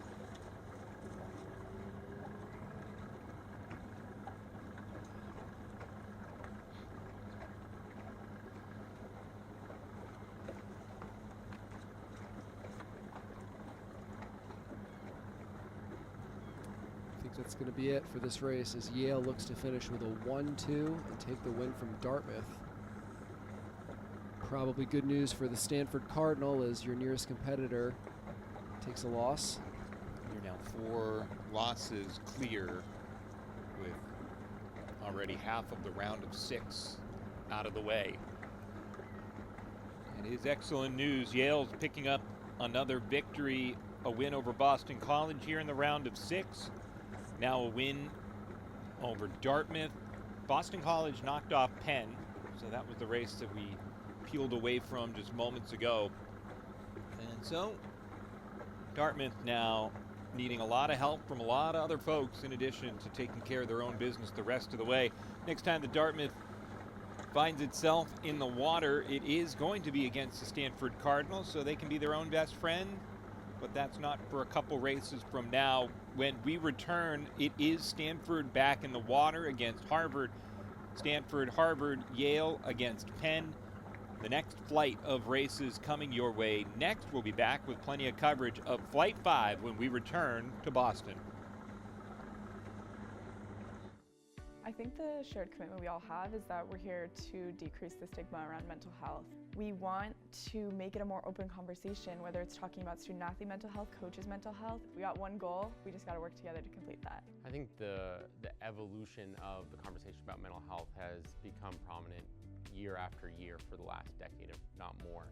But I think we're finally at the tipping point where the conversation isn't just about how are we reactive to prevent worst case scenarios, but how are we managing everyday stressors and activities. I have really loved today. I mean, just the conversations. I love talking about mental health, and so being able to dive deeper. I think the keynote was incredible, seeing what mental health in athletics looks like really at the highest level. Mental health is the same thing as physical health, right? We all have it. You guys are all in the sports space. You wake up in the morning and you do a physical check. It might actually inform how you work out that day, how you approach your training. What would happen if we took the same approach to mental health? This is my first mental health summit that I've been able to attend, and just recognizing the value of sharing those best practices. We all have very unique institutions, and so, I think it's very valuable to sit here and think, hey, that's really cool, jot that down. How can I adapt that for our institution? And it's also a really incredible moment to be able to just have a lot of school pride, a lot of league pride. I've always thought mental health is very important. The stress and anxiety that student athletes have to go through to play their sport, to compete in their sport, like there's so much going on outside of that, and I think this mental health summit is like a really good step forward to decrease that stigma and to continue to give access and to continue to give thoughts. I think mental health is something where, because we don't talk about it as often, I think coaches might not fully understand the grasp of what that feels like to an athlete. If your team is not open about talking about mental health, you have to open the doors and you gotta be like, guys, like, we're all in this together. Dartmouth College has taken holistic student-athlete development incredibly seriously. I was one of few athletic administrators with a sports psychology background, and then since my role has evolved in the last 5 years, I've been able to continue to support a team that has collectively building to enhance mental wellness, well-being, and performance of all of our student athletes. How do we make sure we're cultivating an environment? And this is where everyone in the room has an impact on the environment that occurs within your campus. And all of us need to be actively cultivating it. I want the idea of mental health being stigmatized to be something so of the past that we can't even imagine not having this open conversation.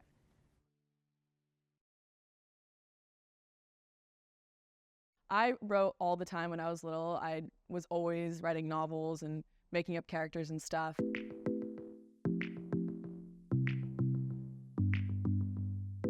I started sailing when I was little. I did all the summer camps in elementary school.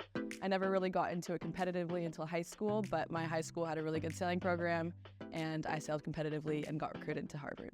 I entered college the fall of 2020, so it was all during COVID, so everything was online. And I just randomly stumbled upon The Independent, which is a very small newspaper at the time. I was managing editor and then forum editor, and then finally got to editor-in-chief my junior year to senior fall. It's a really cool experience to be there when people are pitching their articles and then see everyone's articles from start to finish. When I entered, it was a staff of, I think, 10 or 15 people. And they're publishing every month online. By the end of my tenure as editor-in-chief, we were publishing weekly, 20 pages, and there was a staff of about like 125. And so that really got built from the ground up. There was definitely a lot of issues along the way, so learning about, libel and defamation and what you can print, what you can't print. I'm actually writing my senior thesis on, the history of defamation and sensationalism in newspapers. I think my favorite one was that I just published 2 weeks ago. It was called For the Love of Doing Nothing. It really was a reflective, introspective piece about often lose sight of the ability to just sit and relax and enjoy where we are and where our feet are. What I am grateful that I did freshman year was that I tried so many different things. And I would really give that advice to other freshmen. I think there's so many opportunities at Harvard to take those leaps freshman year and discover what you actually really enjoy so that by the end of your 4 years, you can be proud of the work that you've done and be proud of the families and communities that you've built around that.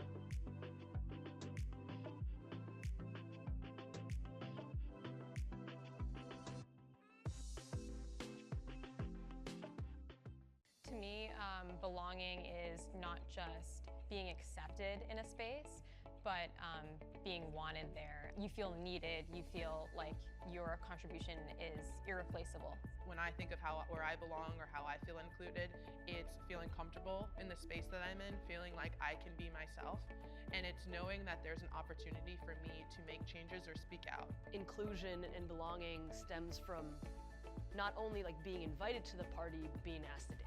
I think that a big thing that a lot of us deal with is imposter syndrome and feeling like we don't belong in a lot of the spaces that we're in. And so I think a big part of my own becoming a better person was realizing I do belong in these spaces. And then once I got to that point, I think that passing that along is one of the most important things that I can do. One of the biggest things that you get from sport is friendship, it's community, it's self-confidence. So when it comes to inclusion, I want to make sure that even if you're not having a great day on the court, you didn't have a great match, or frankly you're not playing right now, do you still feel part of the team? Do you still feel part of the athletic community? It's easy to feel a little bit left out in high school, easy to feel like the odd one out, and I guess Brown made me feel like I was surrounded by people who got me in a way. I think to start everything, it is conversation that has to happen, and then it'll turn into action. Once you bring it in more people's minds that it is an issue or it is something that wants to be celebrated, it gets a lot easier to kind of continue. There's a lot of people coming after me, and I want them to have a better experience than even I had, and keep passing that down to the generations to come.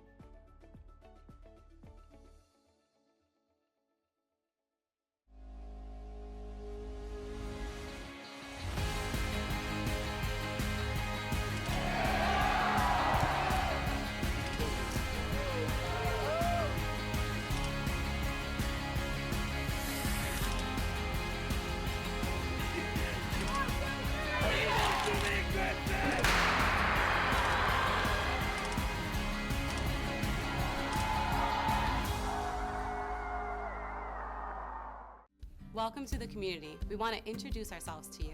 We're a not-for-profit financial cooperative founded and operated by Harvard employees. If you work or study at Harvard or any of the teaching hospitals, you and your family are eligible to join. We've helped thousands in the community buy their first homes, pay off their student loans, and build strong credit. Ask your friends and colleagues why the bank with HUEC. and get to know us at huecu.org/hello.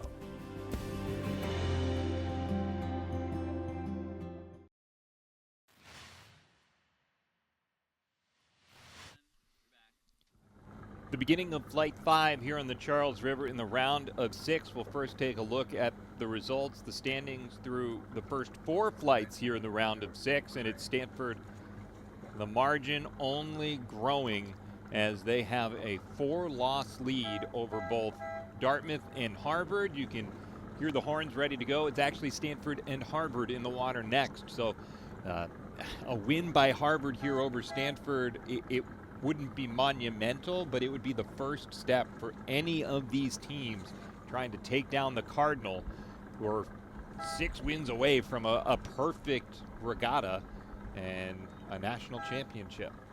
And a win by Harvard equally is important, just to establish themselves in this very tight 2nd, 3rd, 4th, 5th battle that we have going on. No doubt. The Penn Quakers, that odd team out, they've got matchups still to go against Yale and Dartmouth. It looks increasingly unlikely that Penn will factor in to the top 4. And so there are still a bunch of teams that don't want to be that other team left out in the final 4. So tough start for boat number 14 from Harvard. A little bit late there. Everything else looks like they're still dividing up to see which combinations are optimal.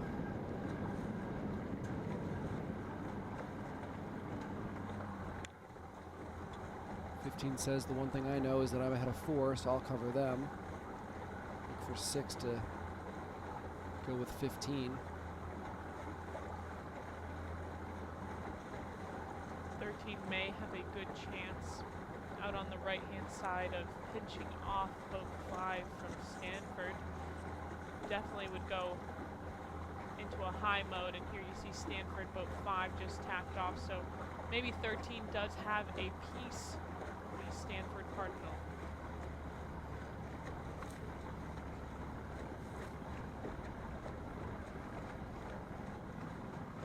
But unfortunately 13 just got ducked while on starboard, which, Clay, as you may know, is never really a good thing. Sometimes. I'd say in this instance it's... Well, I think the bummer for Harvard right now is that 15 and 14 look like they're pretty far behind, and 13 is barely holding on to a pair. Right. I think your focus shifts from 13 from holding on to that pair to just fleet racing a little bit and recognizing that if you don't get into either 1st or 2nd, this race can very quickly be over. And Stanford is fast and well disciplined, that happens pretty quickly. Yeah, I think boat 13 would have maybe even been better off tacking off with that boat that was coming in to duck up, as the right-hand side is filling in quite nicely, and the right-hand boats are all coming in with a pretty large cross here. We'll see how they end up landing with boat 4 here, the boat that they let duck them.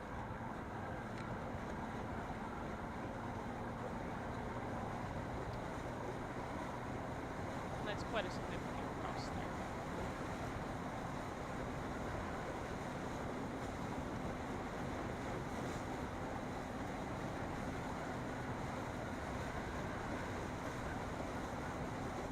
Stanford looking pretty solid right now as they head into the weather mark in a 1-2.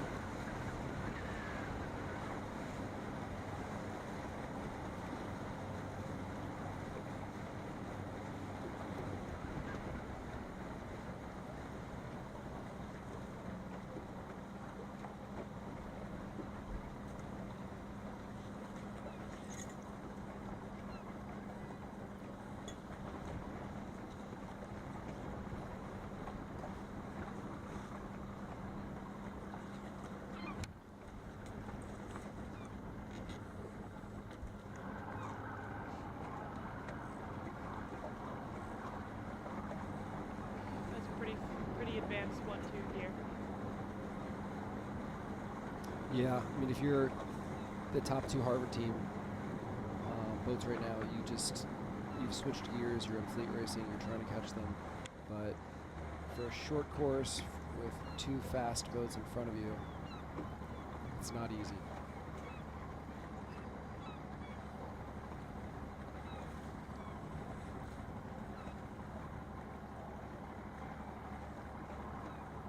And Stanford is pretty adamant about putting in the gap with the 6, even when they have a play 1. As you can see, they are quite gapped in the back on the left-hand side here.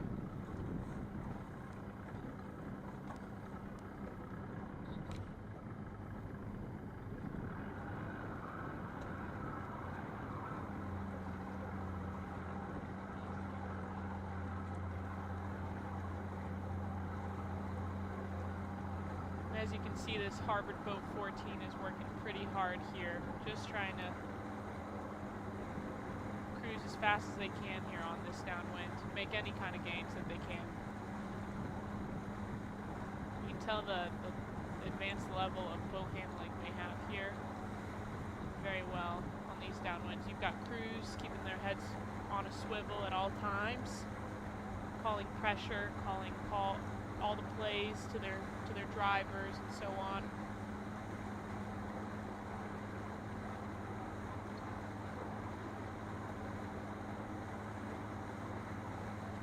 I'd like to think that Harvard did gain some distance here on this downwind with Stanford's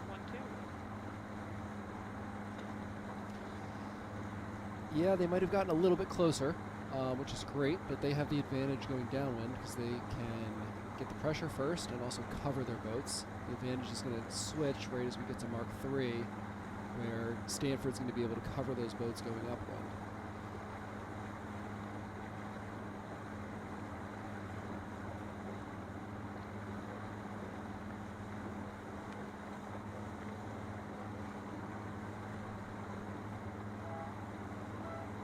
And obviously this is a big ask for Harvard, a win here from the Crimson. Bumps them into a tie for 2nd place with Dartmouth. A loss by Harvard drops them into a 3-way tie for 3rd place. Harvard, Yale, and Boston College potentially tied at 9 and 5. And we'd have a sail-off to find our way into the top 4. But still plenty of races to go here in the round of 6. This is race number 76. After this one, there's still 6 more races to go.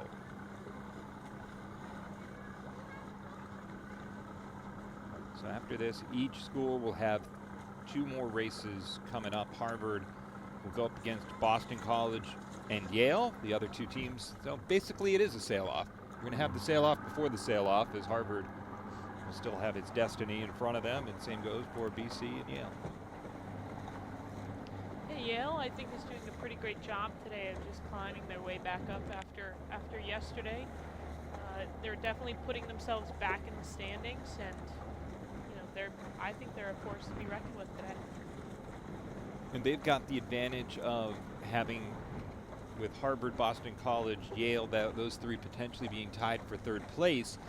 Yale still has a matchup, and it's going to be in the water right now.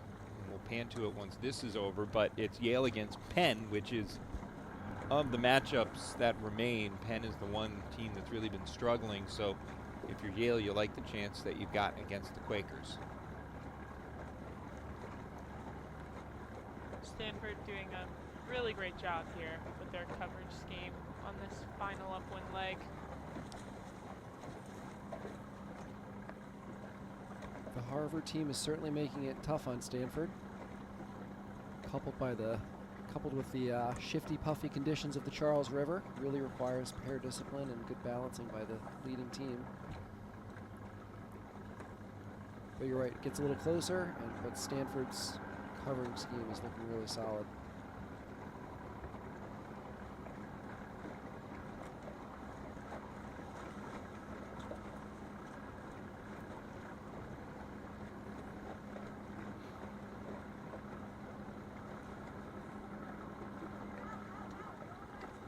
Soon see the finish line come into our angle here, and we'll see if 6 is laying, which they are not laying at the minute, which could put them into a a troublesome situation here. Yeah, I think if I'm 15, I'm doing everything I can to hold on to 6 and not let them tack.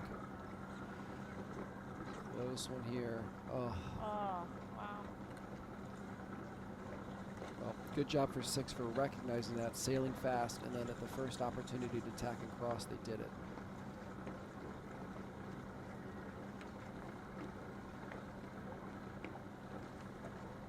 Coming back on starboard, Stanford is essentially locking in this 1-2 play 1. So Stanford picks up the win. They remain undefeated. It's Yale and Penn that's in the water now as Stanford up to 14-0. And we do have a 3-way tie now for 3rd place. Harvard, Yale, and Boston College. All 3 schools are 9-5 with 6 total races to go in this round of 6. But each of those schools has 2 races left to go as we join a race that is already in action, the aforementioned Yale-Penn duo.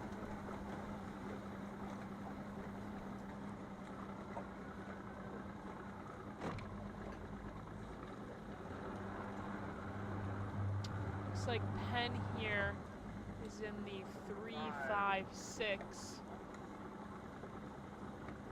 Yale in a 1-2-4.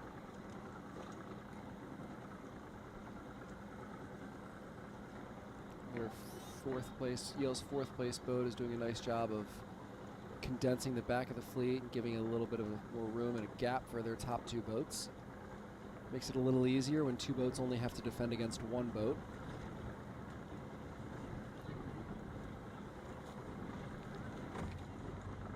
I like how the Penn boat just immediately sailed down. They're saying, you know what, I'm going to go fast. I'm going to go straight towards the mark. Because oftentimes you'll see this boat that just sails straight and fast and away from everybody else kind of come back into the picture at Mark 3, and you're like, whoa, where'd they come from, right? So it's somebody that you don't think about because they were far in the 6, and then they come back into the picture because somebody might have left them behind.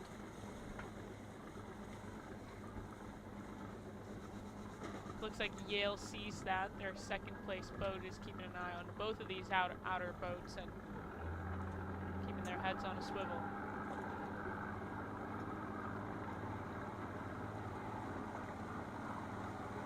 Well, interestingly, it looked so good for Yale a little bit ago, and I would say that Penn's done a really nice job of making this more of a race. Boat 17 has the inside, had the inside. On 8 for a little while. I'm not quite sure why they went high on them. Yeah, they just kind of right into a luff. Okay. But the other 2 boats have closed the gap a little bit on the 2nd place Stanford boat.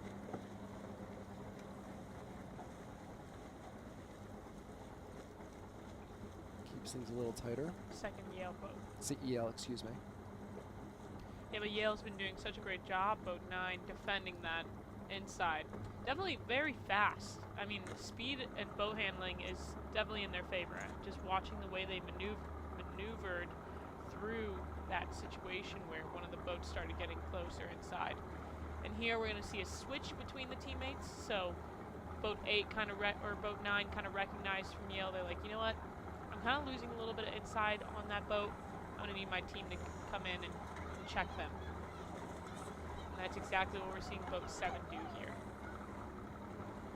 Maybe attempting, that was a failed attempt of kind of trying to get back over and perhaps cross. But there's the check from boat 7. Boat 7's here to help. Lets their teammate through. Boat 18 putting themselves in a little bit of a tough spot here. Just well done by Yale there.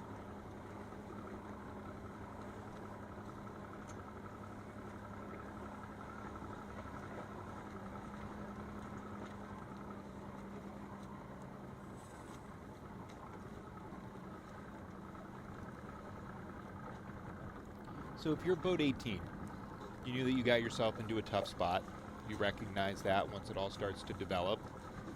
I'm sure that the personality of each boat differs, but in a situation like that, what kind of skipper were you? Were you fiery and Maybe a little loose-lipped with the language, or were you keeping everything cool, calm, and collected?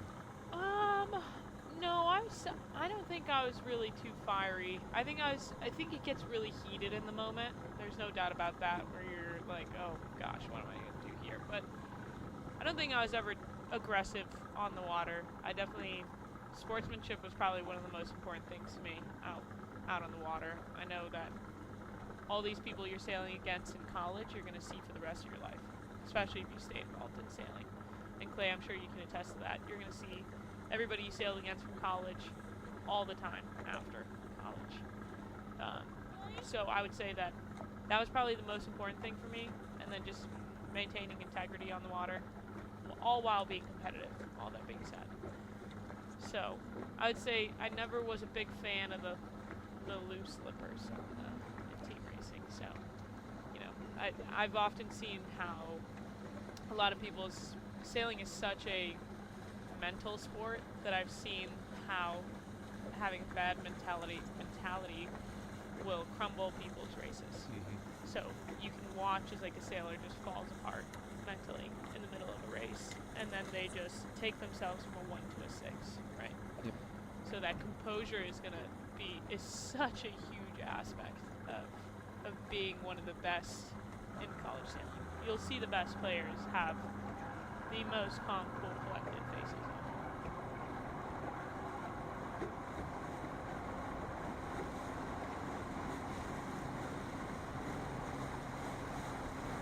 Looking pretty tough there on the right-hand side. Right now, looking at it though, Yale has 3 pairs.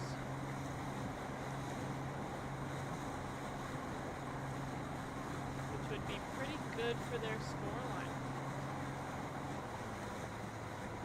We're going to play 1 here.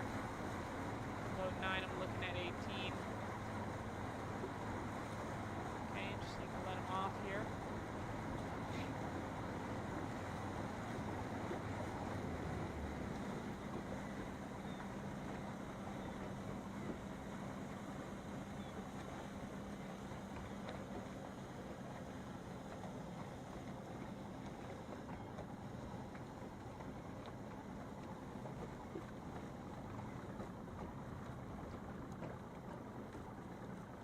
Looks like 9 and 7 and 18 are all on lay line. 18's kind of over here balancing the left-hand side. Boat 7, maybe they're not laying it. Boat 7 just tacked off, as did 9 and 18. You'll be looking at a 1-2 or a 1-3 finish here for Yale.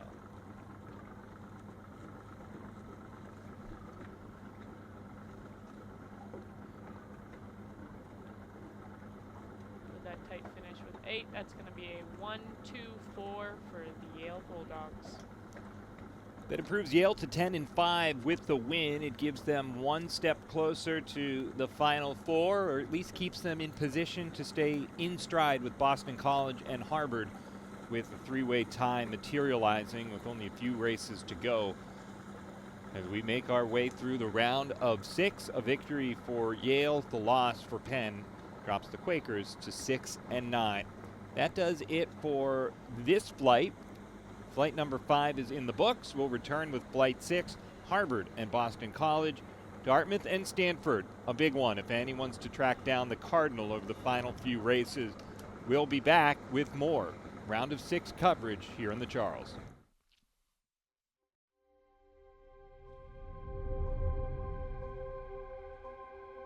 What I did not expect about Harvard was that the most special part to me is community. Harvard isn't a place where I feel like I have to prove to be someone or prove to be something that I'm not. I can just be me, and that's always more than enough.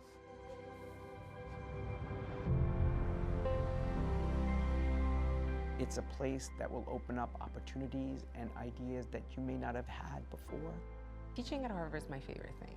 It feels at times like a shot of just energy.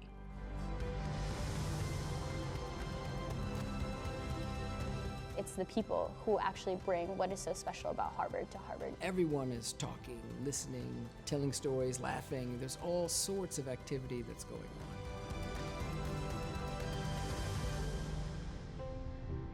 It's not about people trying to be the best in the world.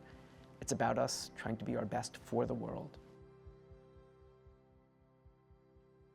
Come here, come here. Hey, hey. Bring me a toy. Oh boy. I have always dreamed of coming to Harvard for a really long time. I come from a pretty rural town. I grew up passing turkey fields and corn farms and stuff on my way to school. North Carolina is not super known for sending a lot of people to Harvard. So for me and my community, it was definitely a shock that I got in. I feel like I'm gonna squirrel gathering acorns. Like I'm gonna just like look for things that I like. I think my high school experience was unique. I didn't find myself a lot with other classmates that looked like me or shared sort of that immigrant background experience. So the transition was, I think, a little bit difficult in the sense of like, it was my first time leaving home. I'm really close with my family. This was kind of the first place that I found other students who had shared that sort of like Black.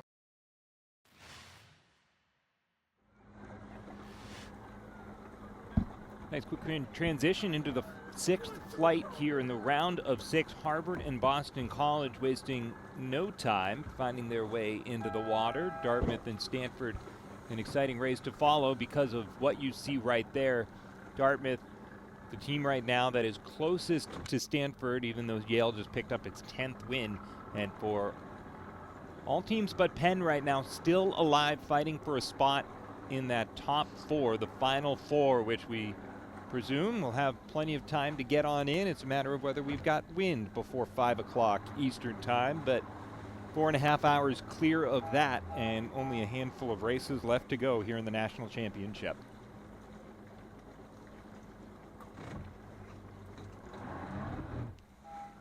So this Harvard BC race is going to be quite the race. These are two teams that were tied for second place going to the top 6. And both have kind of fallen off the podium all day long. So to tie themselves, one of these teams is going to end up tying with Yale for 3rd. And this is really going to be the battle for 4th place to move on to the Final 4. And for Boston College, they want and feel maybe almost like they need to win this one specifically because the race that they have after this is the final race in the round of 6. It's against Stanford. So you don't want to be Boston College, lose to Harvard, and then think, boy, we've got to knock off Stanford just to give ourselves a chance to stay alive. So BC, they really, really feel like they need this one here.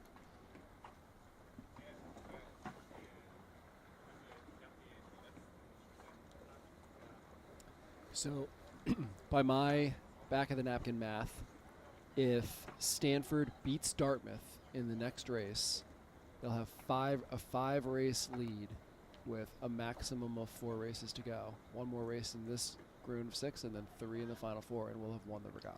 Yeah. Yep. So they need 1 more win, and no pressure. 5 chances to do it for a team that's undefeated so far.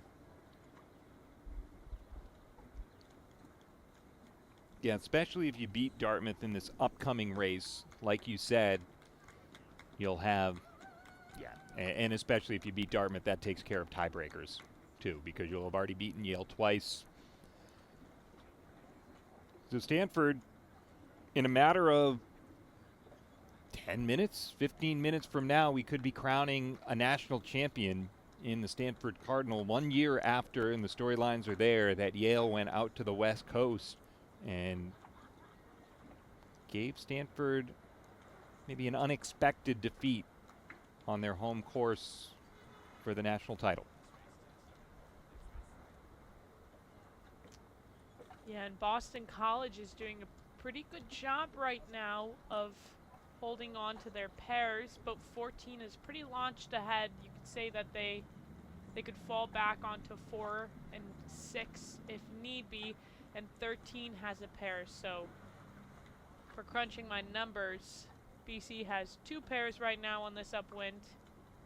2 pairs is all you need to win. They just need to maintain that around the course.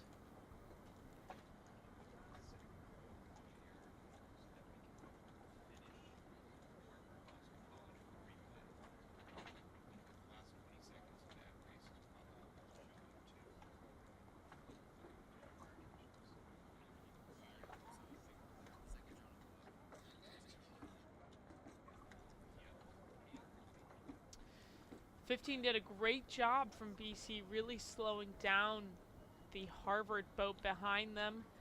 Now them and their teammate both have really pushed through up to the lay line.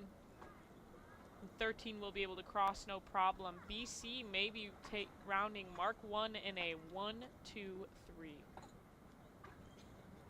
They really knew they needed to win this race, and as of right now, they mean business.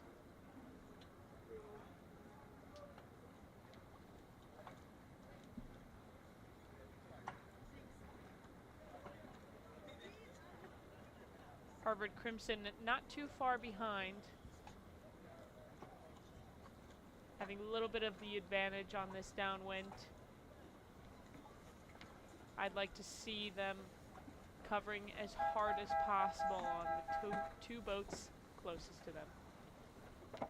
Looks like 13 from BC is doing a good job of making it pretty hard for the Harvard team to get around the marks.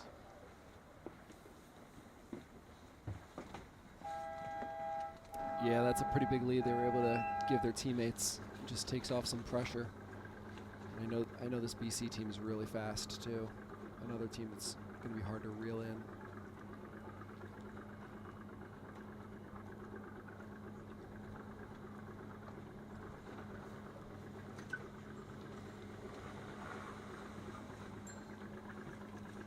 Yeah, we had talked about yesterday about when you have a 1-2, whether you want to go high or low, which boat wants to do which. And you can see here that BC had enough of a lead here that their 1-2 was able to go a little bit high, but back down fast and straight to the mark for both of their boats.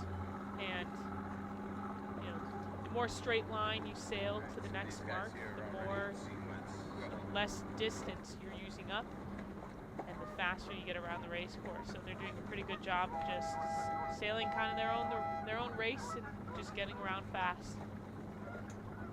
You can hear in the background the horns getting us ready for Dartmouth-Stanford, a race that could lock in a national championship for the Stanford Cardinal, even though at the conclusion of that race we would still have 9 total races to go on our schedule. And there is still a lot to be decided outside of top spot. But for the Stanford Cardinal, it could make things a whole lot easier and strictly mathematic with a win over Dartmouth in the next race. We're head back out on the boat. What race are we covering right now?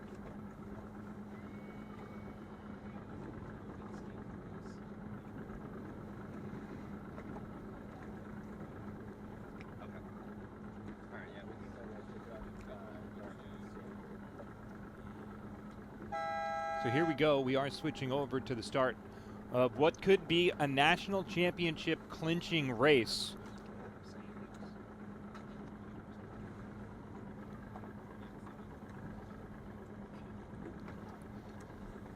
And Clay, you did your back of the napkin math here, but everything seems to check out for Stanford. They've got 5 wins or 5 races left to go. They'd love 5 more wins, but if they knock off Dartmouth here, Dartmouth would be 10-5, Yale would be 10-5, Stanford 15-0. They'd be 5 wins clear of everybody with only 4 races left to go. Yeah, and that's it. enough. That would do it. So it looks like we have Dartmouth in 7, 8, 9 here. Stanford in 16, 17, 18. Looks like Stanford's going to be lured boat at the pin here.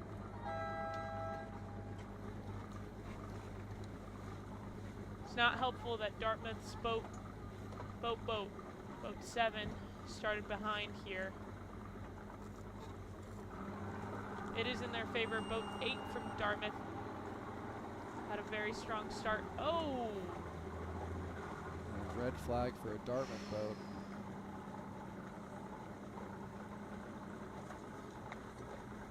Yeah, that's not helping Dartmouth's case here. And the list of things that you didn't need if you were Dartmouth, that ranks pretty high. I would say that there's a lot kind of sitting in the hands of boat 8 at the minute. Close cross, they're able to make it. boat 8 seems to be the only Dartmouth boat right now that is ahead of any Stanford boats. If I'm boat 8, I'm looking to go get the 1 and hope that my teammates can catch up here.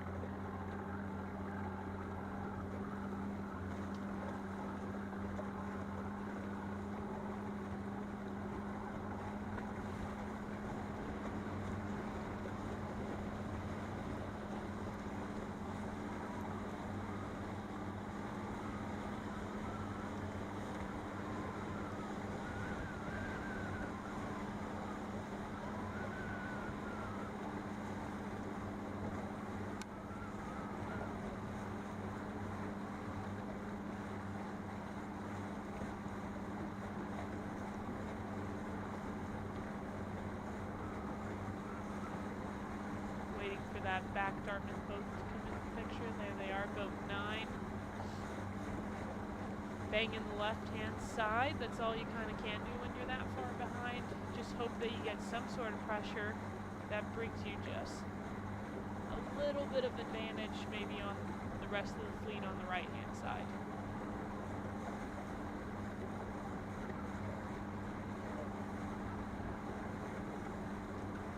For Dartmouth in this round of 6, wins over Boston College and Harvard, a loss to Yale. After this one with Stanford, still a meeting with the Penn Quakers, a team that has not picked up. They have not picked up a win yet in the round of 6.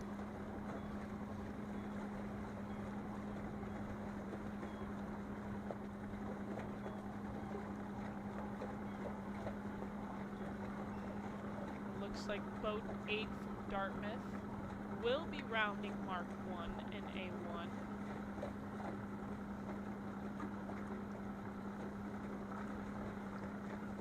All they really can do is, if they can, condense the race, but don't lose the 1 and hope that your teammates can catch up here.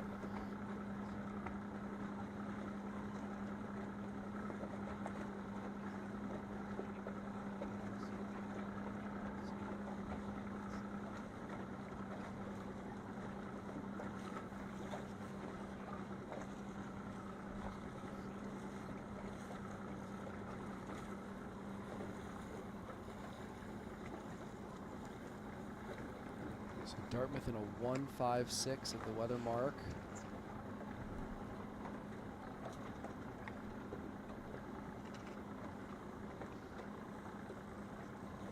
I will say Stanford has been doing an excellent job in play 2s over the past 2 days. They've been doing an excellent job at everything. At everything, yeah. Play 2 in particular. I would say that I haven't seen many teams quite finish in their play 2s. Well, they're just so solid. They're fast. Their boat handling's great. They're doing the right play almost all the time. They're hard to beat, and nobody's beaten them. Yeah.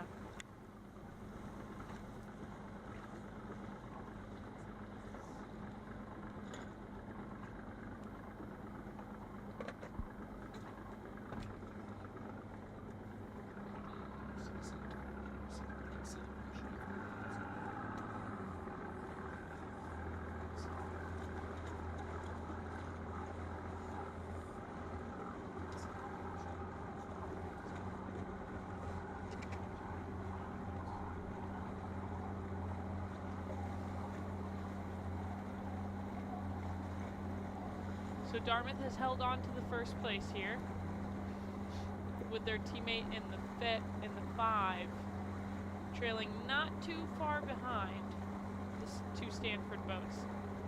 The biggest issue is their 6 is quite far back here.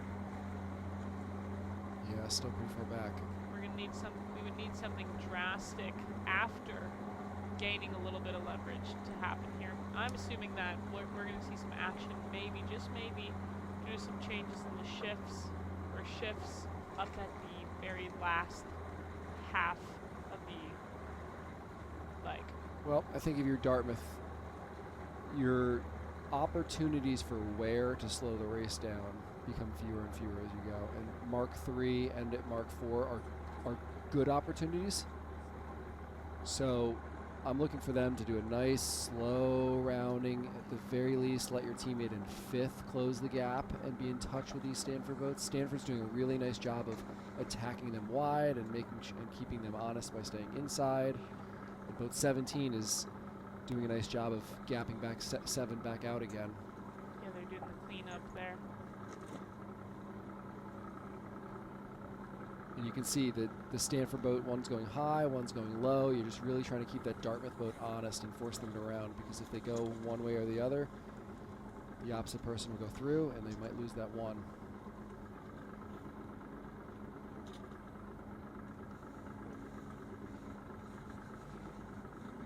Stanford really does it by the textbook, huh? Good. Boring can be fun too, right?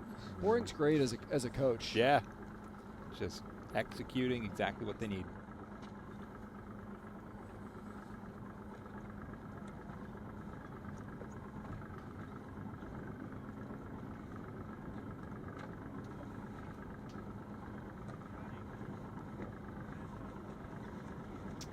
And it looks like Stanford did a really good job around Mark 4 here.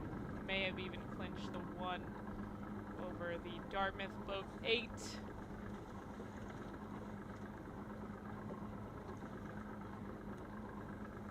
I was waiting for that luff up from boat 8. It's one of those things where you got nothing really else left to do here. See if 8 could make something happen.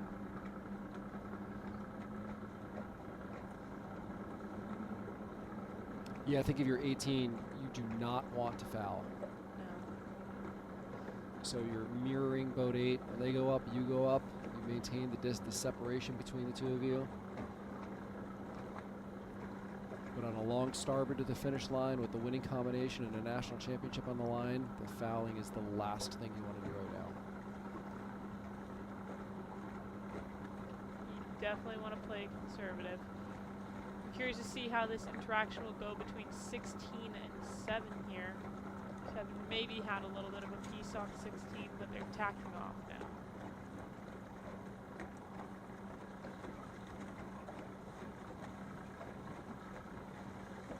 '16 looks great coming back over.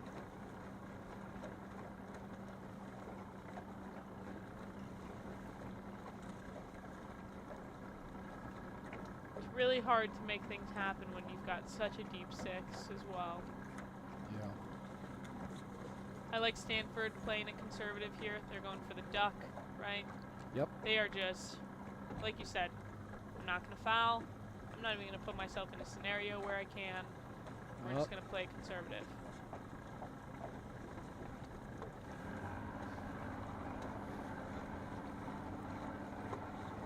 So a good Hail Mary last-ditch effort by 8 and 17, but because Stanford was in the position with their other 2 boats, they might have just given up a 1-2 here. Gotta try something. I appreciate the effort.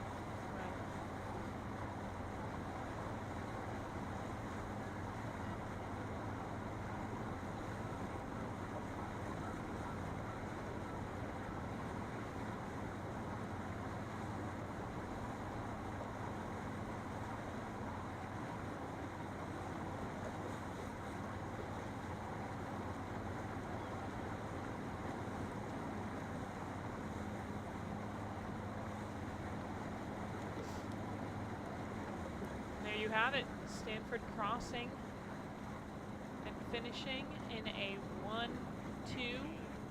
Adam, what does that mean?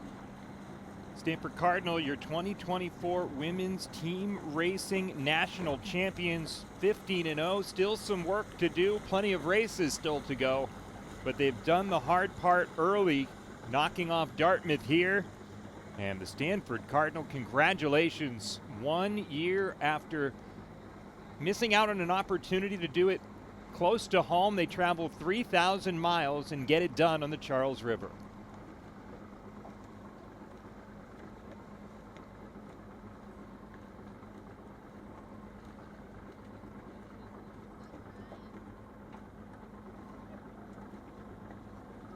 You almost wonder if they know. Yeah. there's still so many races left. Stanford has 4 more races to go. All these competitors do.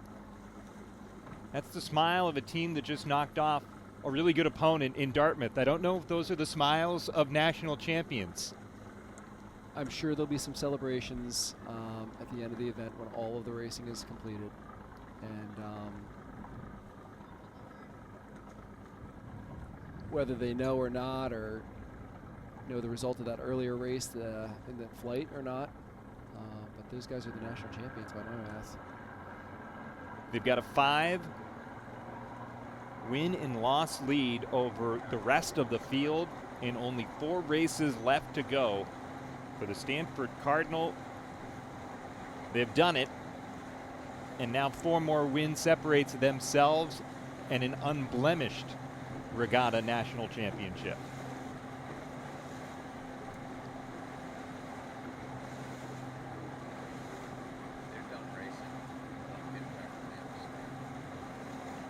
And as we have concluded flight number 6, let's step aside. Harvard, Yale, Dartmouth, and Penn. We've got 3 more races to go in the round of 6, and we will have coverage of those for you when we return.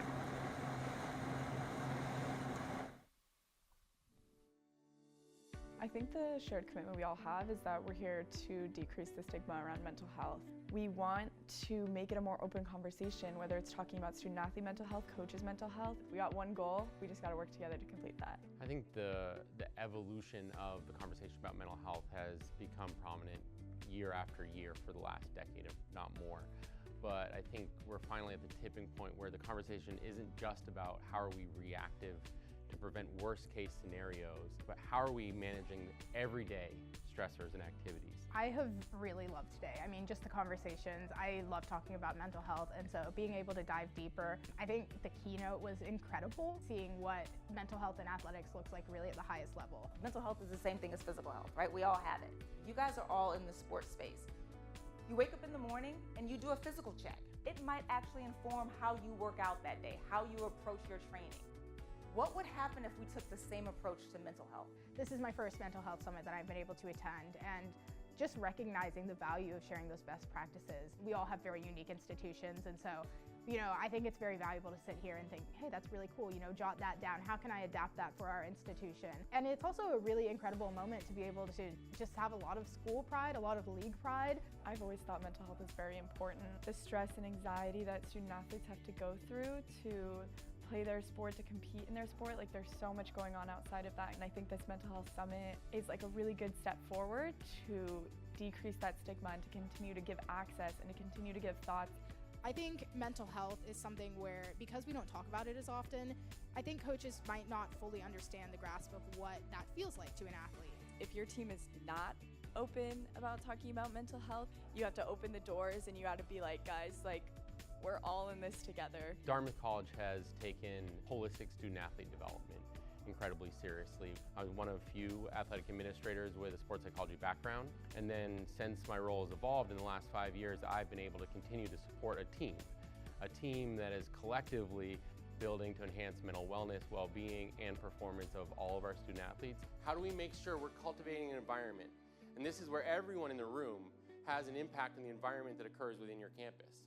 And all of us need to be actively cultivating it. I want the idea of mental health being stigmatized to be something so of the past that we can't even imagine not having this open conversation.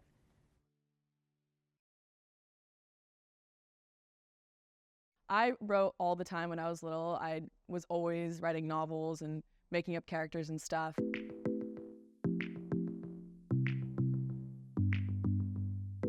I started sailing when I was little. I did all the summer camps in elementary school. I never really got into it competitively until high school, but my high school had a really good sailing program, and I sailed competitively and got recruited to Harvard. I entered college the fall of 2020, so it was all during COVID, so everything was online. And I just randomly stumbled upon The Independent, which is it was a very small newspaper at the time.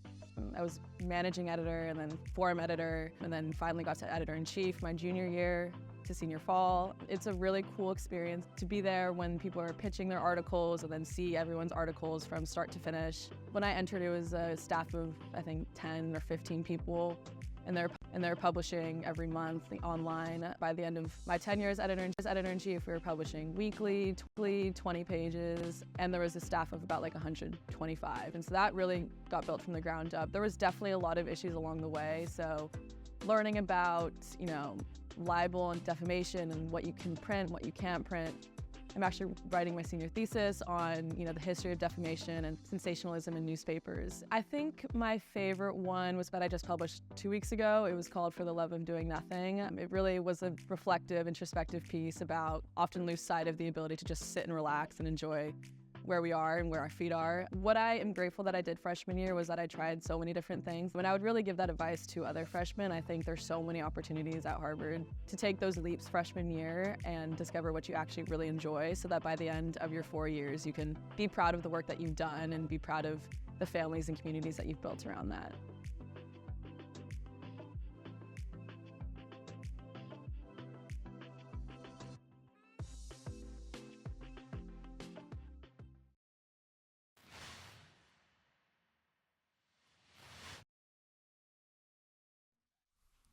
Your national champion Stanford Cardinals sit atop the standings with an unblemished record of 15-0.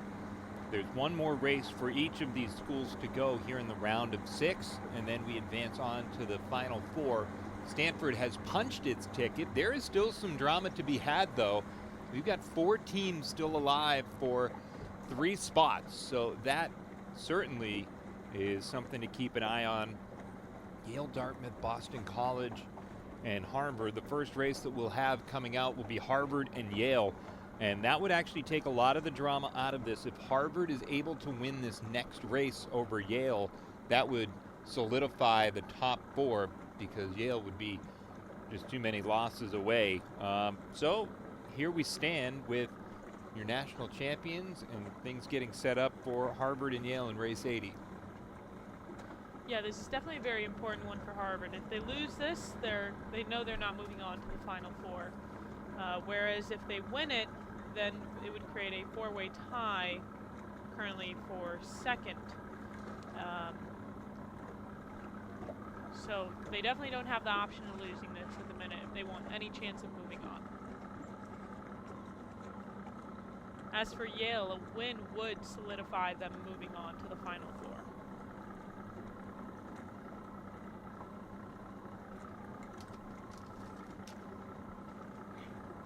Well, it's not looking that great at the moment for Harvard. As I can see, it's a little hard to read the sound numbers from this drone footage, but I can see that they have 2 boats in the bottom 2 right now, in 5th and 6th.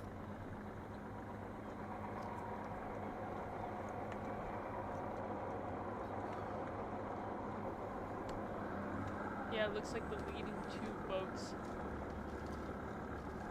quite advanced at the minute.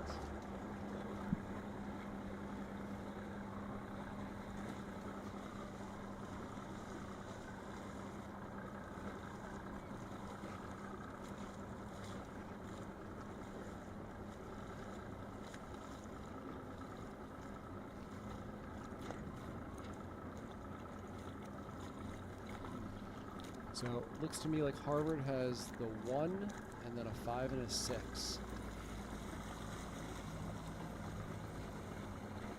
So Yale pretty solidly in a 2-3-4. Harvard's going to try and do anything they can to break that up.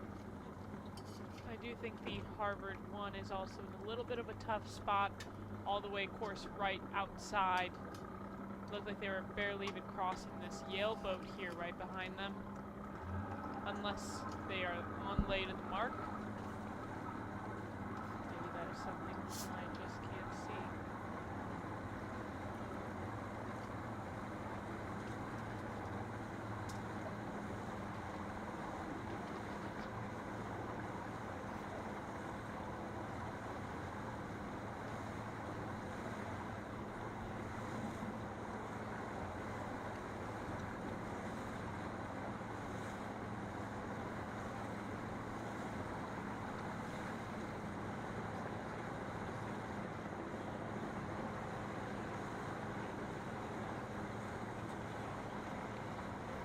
The other race that's set to get off is Dartmouth and Penn. Penn has eliminated itself from contention for the top 4. Dartmouth, they would love a win. That would lock themselves into the top 4 spots. And if you're Boston College with the date with Stanford still to go, you are absolutely rooting for Yale to knock off Harvard here so that a loss to Stanford doesn't put you in a complicated sail-off situation. Yeah, that's right. This loss for Harvard, if they do, would be really great news for the BC Eagles. Nice job by the Harvard Boat 6. Getting around Mark 3, still maintaining their first place position. Looking for their teammates, which are not too far behind. I could see there being something that can happen on this upwind. Yale really needs to lock down their play 2, 2, 3, 4 on this upwind. And we've seen a lot of teams unsuccessful with their coverage zones in the 2, 3, 4 on the final leg of these races.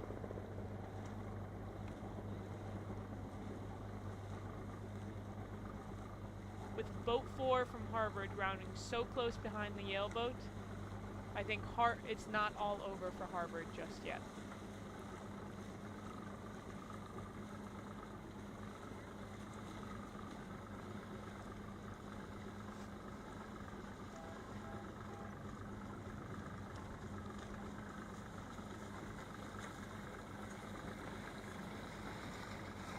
What we want from Harvard here, if they want any chance of winning this race, is keep the 1 and hope that your teammates can lure back one of the Yale boats and get your teammate up ahead. You'd want to convert. Your only chance here is a play 4, a 1-4-5. So we're looking for that first place boat to keep the first place and at least just get one teammate ahead of a Yale boat. Yeah, I think that first Harvard place boat is feeling the pressure right now from boat 13. We went out a further left and I think just passed them. And 13 is doing the right thing by clamping down hard on that Harvard boat and not letting them get out to their other teammates. Yeah, Yale can potentially go for a play 1 here, do a speed pass back with what was the first place boat from Harvard.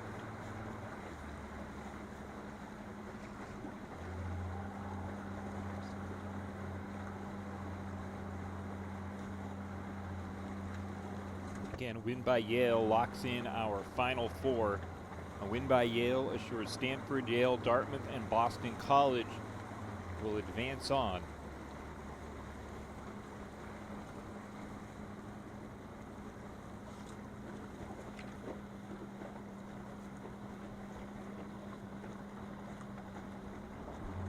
Finish line's coming into view in the top left of our screen. Looks like Yale's pretty solid here in a 1-2.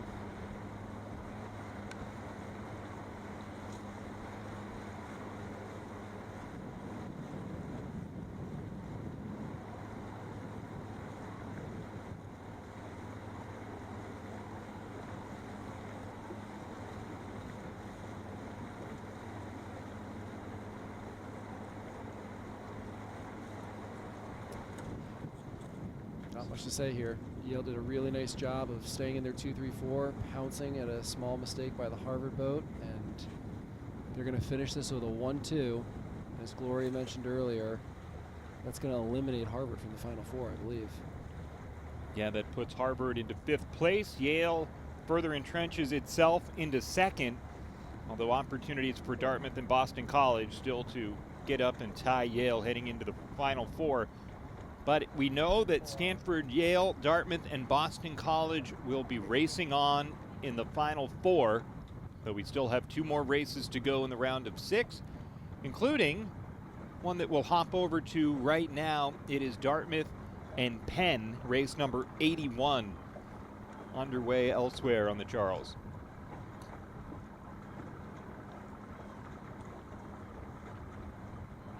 So Penn is also going to be eliminated, and they won't be moving on to the Final Four.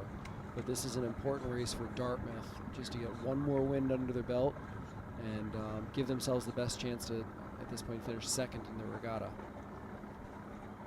We'll say Penn's boat 16 and 17 doing a pretty good job doing a speed pass back here on the left-hand side of the race course. Boat 8 sort of slipping through the cracks here.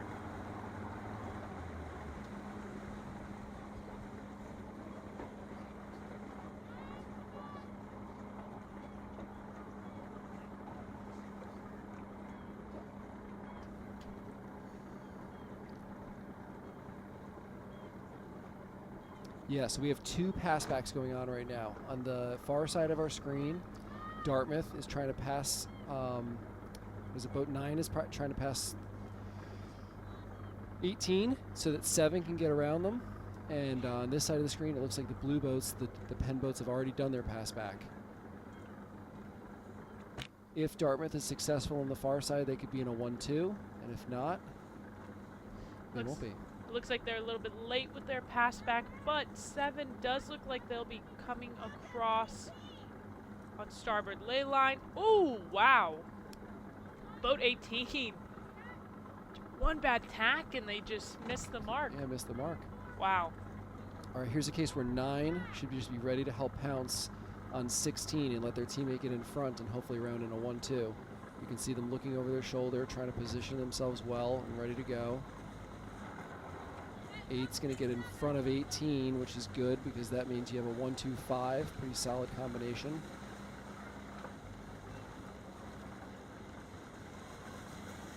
And Dartmouth is going to round Mark 2 with a 1-2-5. And boat 8's going to put in that gap there. They've got their ace. Doing a great job slowing 18 down here.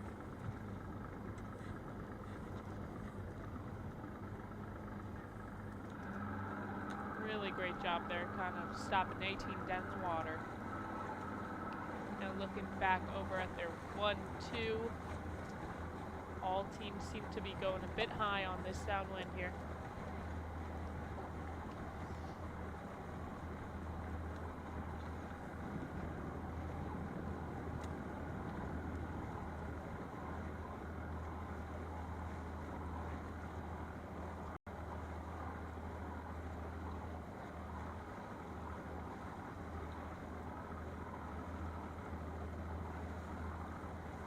Sixteen's trying to sit on 7, hopefully slow them down a little bit.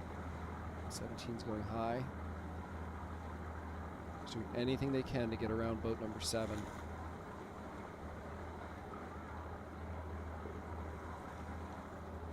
At some point, you kind of just divide and conquer again, right? So 7 will take 17. 9 will take 16. You know, just try and win your pair off to the side and then come together and convert to a 1-2 again at the bottom.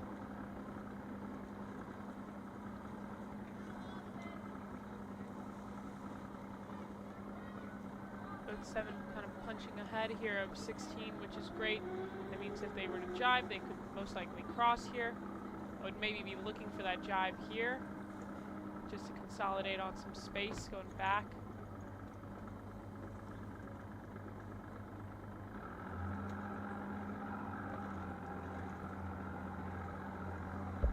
Boat 8 from Dartmouth doing a great job of leading boat 18 out to the outside here, all while maintaining inside and starboard. Now we may be trouble in paradise here for the Dartmouth boat, as they have lost inside and starboard advantage. That's where we kind of wanted to see boat 7 leave 17 a little bit, maybe jibe over, make sure they have the cross, and kind of want to see a switch between 7 and 9. But that switch never really happened, right? So the 1 and the 2 can kind of play off of one another, switch around roles. The 1 becomes the 2 becomes the 1. So Dartmouth loses the 1. They're still going to round in a 2-3-4 combination, winning. Maybe a little less stable than their 1-2-5 that they had at the weather mark.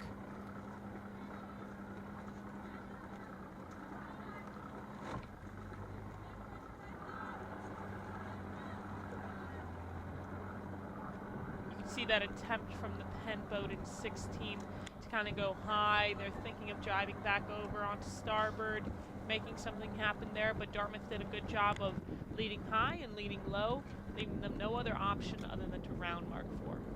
For a Dartmouth boat's attack here. Yep, there goes 7. They're attacking there so that they can control the left side of the course.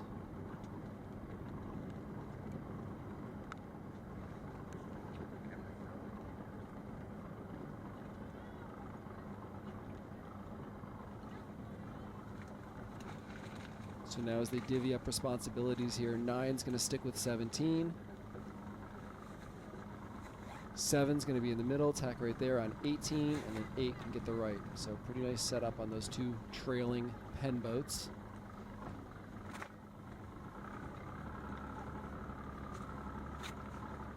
It's hard as the 2 in the 2, 3, 4 to be an integral contributing member of your covering scheme without getting messed up by the 1 on the other team. And that's where the 1 can really wreak some havoc if you can come in and pin or do something just to mess it up and at least just try to create some sort of a kink in your covering scheme. But these guys have executed this pretty nicely right now.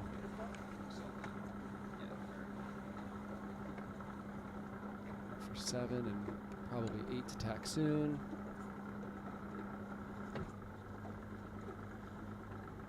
Looking pretty good.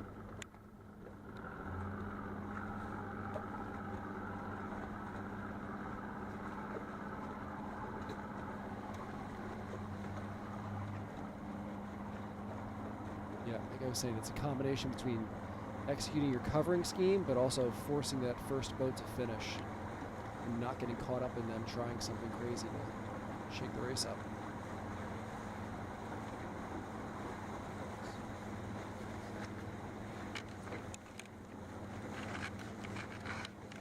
Dartmouth's done a nice job on this last upwind.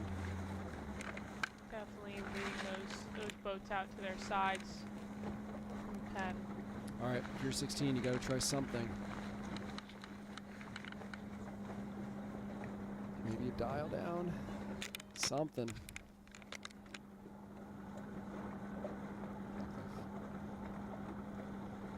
Conceded a little bit at this point. Yeah, nothing crazy from them there.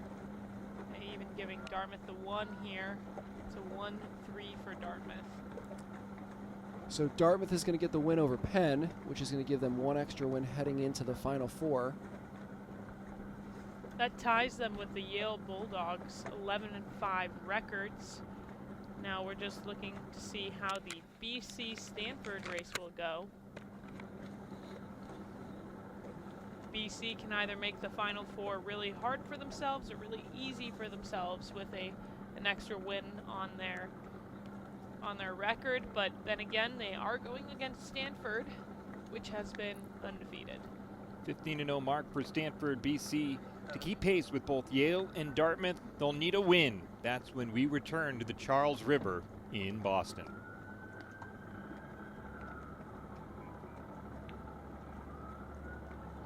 When you become a part of a sport at Dartmouth, you're becoming part of something a whole lot bigger than you ever could have imagined. The bond between 2 Dartmouth people is really special because even if it's separated by 10 or 20 years, they know that they have a common experience. It's neat to really just get together and to learn through each other. This is where I'm from, and this is me. Like, Dartmouth is who I am.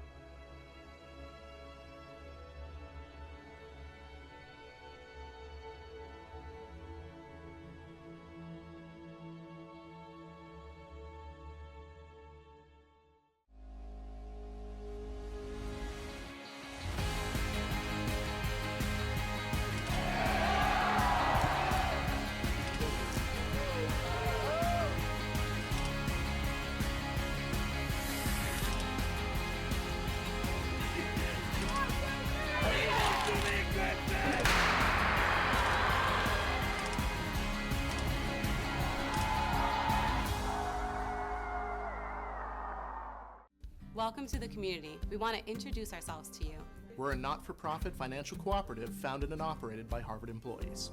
If you work or study at Harvard or any of the teaching hospitals, you and your family are eligible to join. We've helped thousands in the community buy their first homes, pay off their student loans, and build strong credit. Ask your friends and colleagues why the bank with HUEC. And get to know us at huecu.org/hello.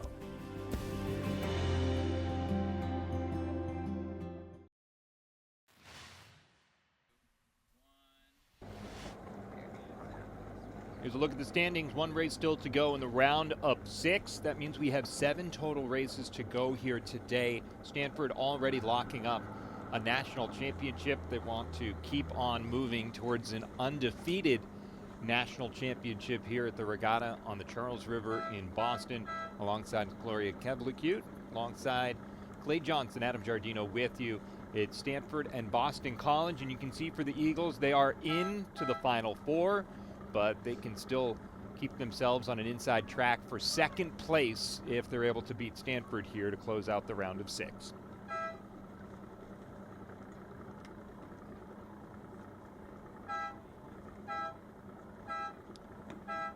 Stanford's in the low numbers, 4, 5, and 6 against BC in green, 13, 14, 15. You know, I think even though Stanford has won the regatta already, they're still a pretty competitive team, and I think they're going to want to try to win every race they can and finish with an unblemished record if possible. Yeah, I mean, who doesn't want to win a national championship with a picket fence? I'd want to. And so far, they've done nothing to this point that would make you think otherwise. 15 races, and they have all felt very much under the Cardinal control. Yeah, even boat 5 from Stanford that started a little bit behind is quickly making their gains back in the race. A nice job pinning 14 here. They can't tack over.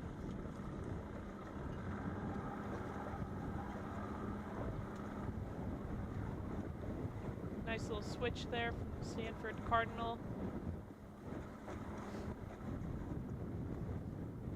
Boat 13 from BC, kind of just getting launched out there on the right-hand side, taking the one here in this race pretty early on.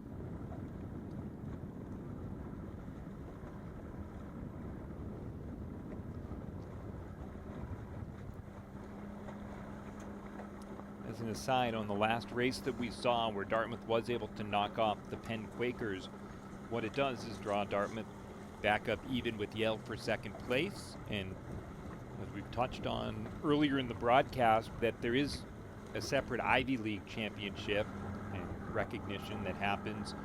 So it's down to Dartmouth and Yale, not just for second place in the overall national championship regatta, but for first place among Ivy League teams. And there will be certain paraphernalia and t-shirts, all that good stuff, a trophy that gets handed out at the tail end of all of it.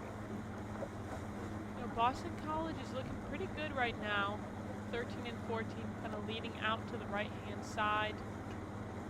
Stanford seems to have lost a bit of their pairing there. Good job on 15 to recognize that they were the last boat ahead of 4 and that they should stay with them. Good job of 6 for making that hard for 15 to do.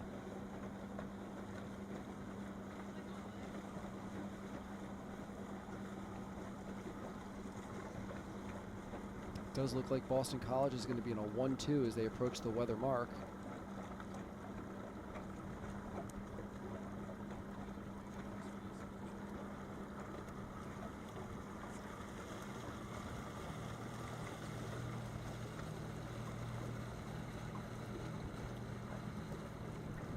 So BC is going to round with a 1-2.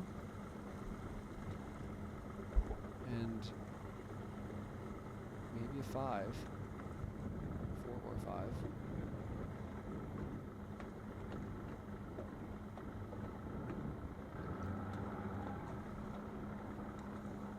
Oh, they'd forced the Stanford boat's attack. Hold them off for a little bit longer. Look for them to tack soon. There they go. So a 1-2-4 for Boston College at the weather mark. Really good start, really good first leg, and they're giving Stanford the hardest race that they've certainly had this entire regatta. Can't make it that easy, right?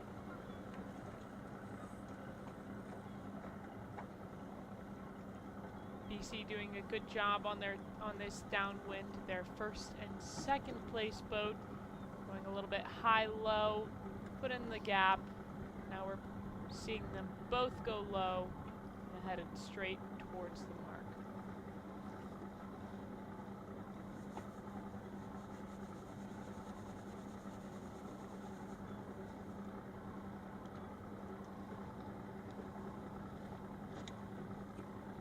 Talked about this Stanford team being really fast all weekend long, but the Boston College team is also really fast. Yeah, their downwinds have been particularly fast, so you can see as they're putting in the gap here as the 1-2.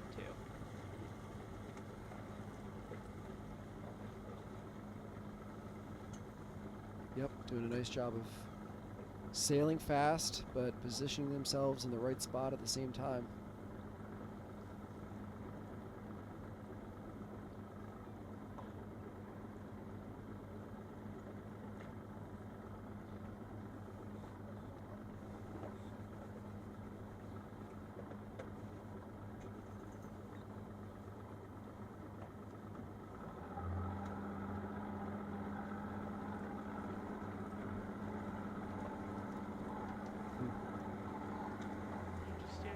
Job here maintaining that 1-2.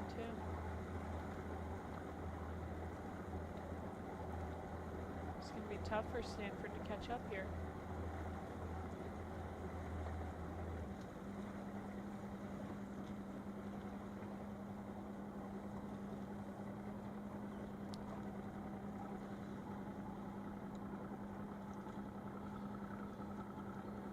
All right, Mark III is coming into view here. So Boston College is going to run with a 1-2. Close lead on both 5. Big gap to the rest of the fleet. And they have an ace in the back.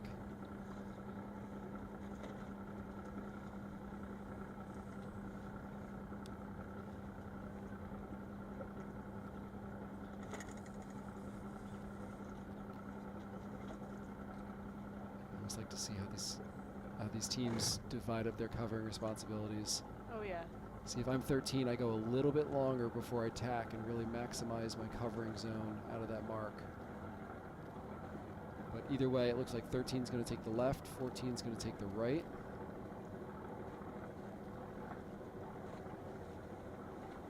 BC stays on a 1-2-5 as they approach the bottom here. The last few boats rather approach the bottom here. So the other thing is boat 14 is the most vulnerable boat for those 2 BC boats. I don't think you want them doing the covering. No. I think boat 13 should pick up covering duties here, and that's what they're doing.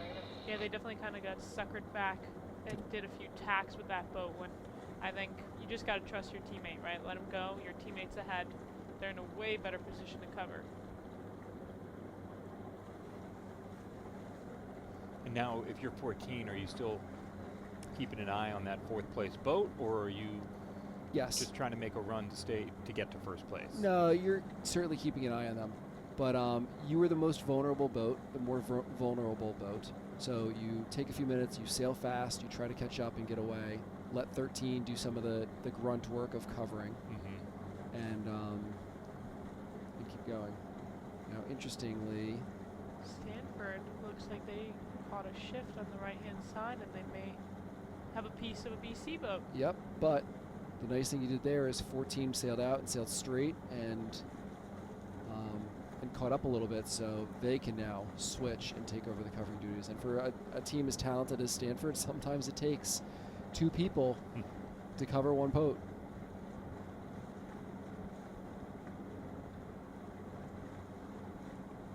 So now 13 is just trying to sail fast. They'll come back. I like the 14 tacks right in front of that Stanford boat. I have to imagine, we just can't see the finish line, but I have to imagine there's a lot of starboard tack left. So I'd want to be leading back from that side just so you can clamp down if needed. There's the finish line as it comes into view. There they are, they're going for the clamp, and you can see Stanford boats pretty aggressively just headed straight towards the BC boat for a dial down. Yep. Making it happen. See, I think if I was that BC boat, I just don't go anywhere near them. I just stay separate. And Stanford's got a grip on them. Here's where 14, it's really imperative that they do a speed pass back with their teammate to try and go back to a 1-2. And that Stanford boat is really clamping hard.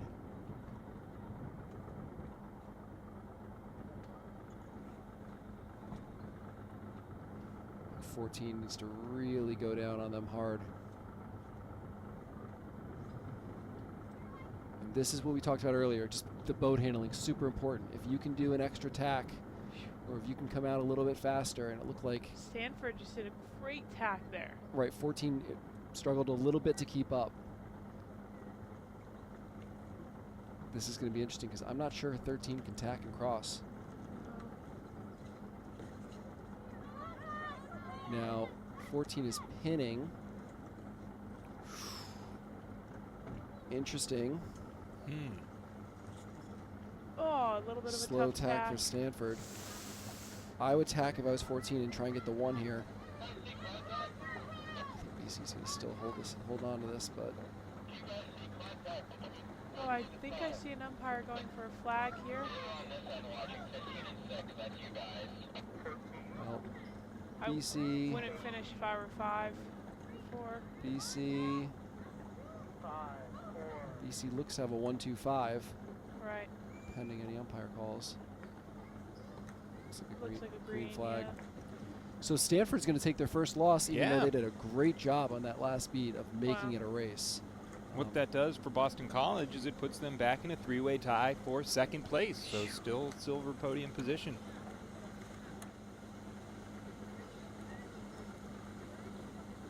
Is Stanford boat bleeding? Looks like it.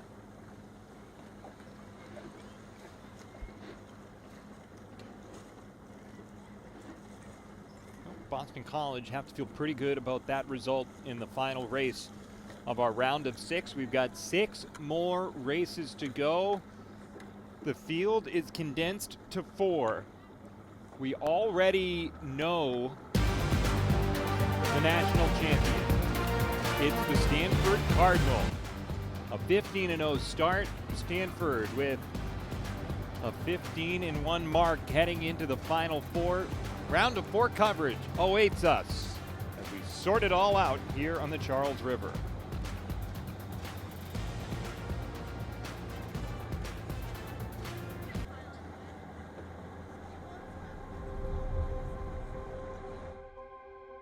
What I did not expect about Harvard was that the most special part to me is community.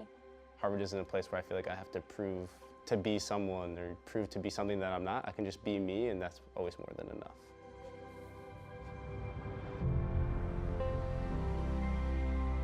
It's a place that will open up opportunities and ideas that you may not have had before. Teaching at Harvard is my favorite thing. It feels at times like a shot of just energy.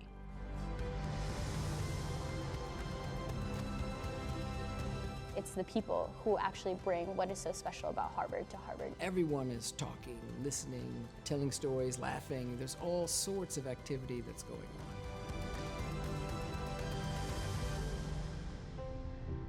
It's not about people trying to be the best in the world. It's about us trying to be our best for the world. Come here, come here. Hey, hey. Bring me a toy. Oh boy. I have always dreamed of coming to Harvard for a really long time. I come from a pretty rural town. I grew up passing turkey fields and corn farms and stuff on my way to school. North Carolina is not super known for sending a lot of people to Harvard. So for me and my community, it was definitely a shock that I got in. I feel like I'm gonna squirrel gathering acorns. Like I'm gonna just like look for things that I like. I think my high school experience was unique. I didn't find myself a lot with other classmates that looked like me or shared sort of that immigrant background experience. So the transition was, I think, a little bit difficult in the sense of like, it was my first time leaving home. I'm really close with my family. This was kind of the first place that I found other students who had shared that sort of like black sheep experience in high school. I think I started just like everyone else, started preparing probably like end of my junior year, getting ready for all my applications. I thought if other kids could do it, there might be a chance that I could do it, and so I might as well put myself out there, and the worst that happens is you get a no. I wanted to make sure that when paying for college, it wasn't my parents that was paying for college, it was me. And so when I found out I got in, and then when I found out that Harvard would cover 100% of the cost of me being able to stay here, plus even more, I think that was what really motivated me to choose Harvard. I feel like when I step on this campus, like I'm part of like a bigger energy. It's invigorating, right? Because people are excited. They have all these things that they want to do. The amount of people here I've met who are so incredibly supportive has been really overwhelming. I can't remember a day that I've walked to class and not seen someone that I know, or that I walk into a dining hall and there's not someone that I feel comfortable walking up to and sitting and eating my lunch with. The thread that connects us together is this belief that we're educating citizens and citizen leaders for society who are trying to make a positive difference in the world. Here at Harvard, I found a lot of students from the Vietnamese community who also share a lot of their roots in America and in Vietnam. That is what surprised me, is that I never thought I'd find someone to relate to in that sense. I really appreciate just feeling like there's a community wherever I go on this campus. So when I went to college, I didn't know what a liberal arts education was. Nor did I care, because I was just applying to college, and it didn't matter if it said that. I didn't know what that meant. It wasn't until the case that I was forced to take a class that I didn't really want to take. It was a film class. Why am I in this class? It has to satisfy a requirement. I'm going to take this class. And of course, by the end of that course, I had been totally transformed. I had never expected anything like this. Ultimately, the idea of a liberal arts and sciences education is the notion of liber, which is to liberate, to free the mind. That's what I think we're really trying to do, is educate people who can live a life of freedom and responsibility. Before class starts, I walk around the lecture hall. I talk to different people, I ask them questions about how things are going, and it's just through those small micro conversations before class, after class, or having break, then I try to get the sense of where people are at. It's those moments where you are really thinking on your feet. You know, students are discovering on the spot. The classes have been really transformative in terms of meeting professors who are so keen to talk to you and excited that you're curious about what they're doing. The amount of speakers and facilitators that we have come into the school that work with us every day to increase our skills and our communication abilities and our public service, it truly is incredible. It really is incredible. Harvard is an intellectual carnival. People from all over the world, people from all over this great country are coming together to learn with and from each other.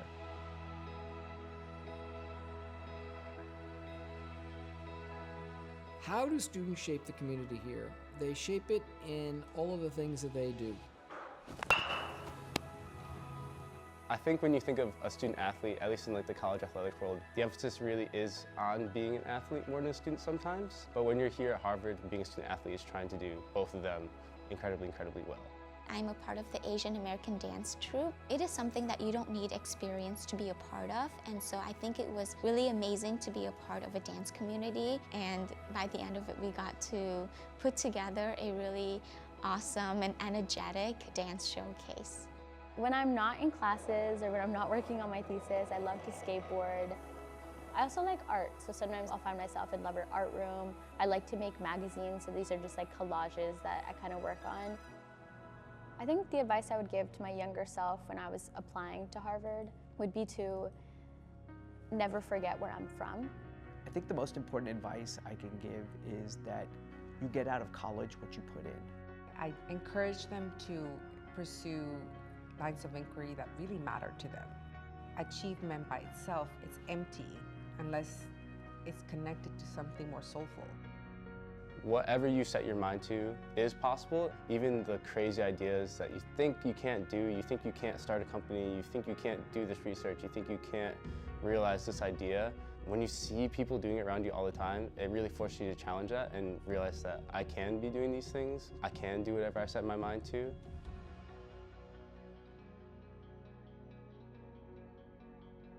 Amy Elizabeth Chalan Vacasella, social I would studies. say a Harvard education for my family means impact. It means voice. It means being able to contribute. When I graduate from here, I will have an incredible skill set and so many different experiences that are going to enable me to be such a productive member of society after this. Whatever I want to accomplish, I have the fundamentals, I have the education, I have the abilities to do whatever that is, and now it's just up to me to go out and do it. We want to be a place where people not only feel like they're here for their education, but they're here because they can contribute to the community. What I would say to any student who's considering coming to college and considering coming to Harvard College, come and help us write the next chapter of our story.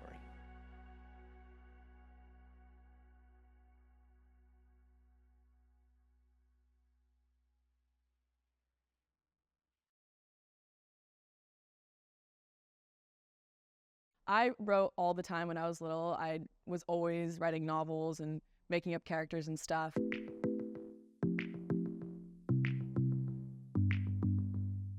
I started sailing when I was little. I did all the summer camps in elementary school. I never really got into it competitively until high school, but my high school had a really good sailing program, and I sailed competitively and got recruited to Harvard. I entered college the fall of 2020, so it was all during COVID, so everything was online. And I just randomly stumbled upon The Independent, which is it was a very small newspaper at the time. I was managing editor and then forum editor, and then finally got to editor-in-chief my junior year to senior fall. It's a really cool experience to be there when people are pitching their articles and then see everyone's articles from start to finish. When I entered, it was a staff of, I think, 10 or 15 people, and they're publishing every month online. By the end of my tenure as editor-in-chief, we were publishing weekly, 20 pages, and there was a staff of about like 125. And so that really got built from the ground up. There was definitely a lot of issues along the way, so learning about, libel and defamation and what you can print, what you can't print. I'm actually writing my senior thesis on, the history of defamation and sensationalism in newspapers. I think my favorite one was that I just published 2 weeks ago. It was called For the Love of Doing Nothing. It really was a reflective, introspective piece about often lose sight of the ability to just sit and relax and enjoy where we are and where our feet are. What I am grateful that I did freshman year was that I tried so many different things. When I would really give that advice to other freshmen, I think there's so many opportunities at Harvard to take those leaps freshman year and discover what you actually really enjoy, so that by the end of your 4 years, you can be proud of the work that you've done and be proud of the families and communities that you've built around that.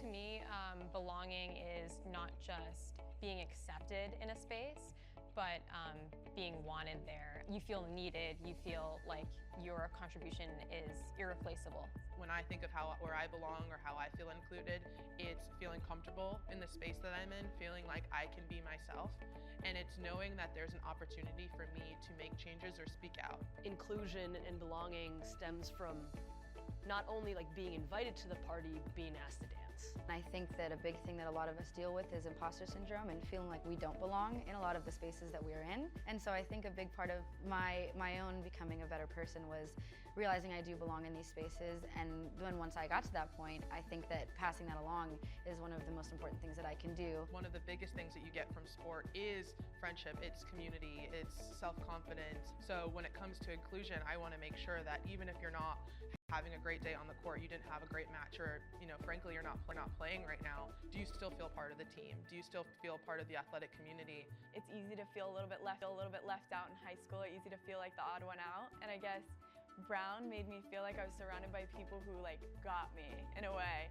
I think to start everything, it is conversation that has to happen, and then it'll turn into action. Once you bring it in more people's minds that it is an issue or it is something that wants to be celebrated, it gets a lot easier to kind of continue. There's a lot of people coming after me, and I want them to have a better experience than even I had, and keep passing that down through the generations to come.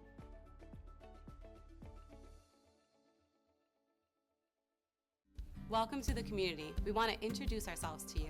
We're a not-for-profit financial cooperative founded and operated by Harvard employees. If you work or study at Harvard or any of the teaching hospitals, you and your family are eligible to join. We've helped thousands in the community buy their first homes, pay off their student loans, and build strong credit. Ask your friends and colleagues why the bank with HUECU. And get to know us at huecu.org/hello.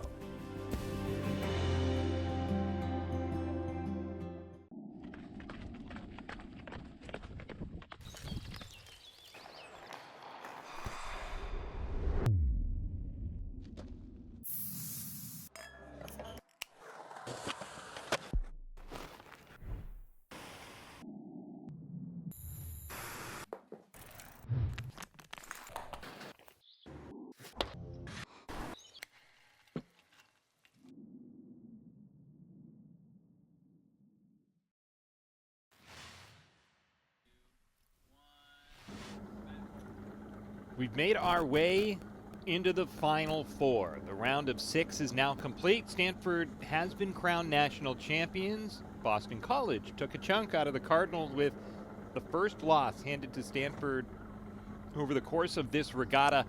But it's a three-way tie right now. Yale, Dartmouth, and Boston College. There's an Ivy League champ still to be crowned. There's second, third, and fourth still to be sorted out. And you hear the horns in the background as we approach the start of our first race here in the Final Four. It's Yale up against Boston College. So Yale's going to be in 4, 5, 6, the lower numbered boats. Boston College in 16, 17, 18, the blue higher numbered boats. Adam, as you mentioned, Stanford's won already. Yeah. So for these remaining 3 teams, these races against each other are incredibly important for deciding the podium. That's not a great start for Yale. Yeah, that's a tough start with 2 OCSs. BC kind of coming back in hot into the picture here. Had a tough start to their day. Now kind of climbing their way back up to the podium as we've seen them in the past 2 races as they won. Well, they picked up a really big win over Stanford that so far nobody else has been able to get.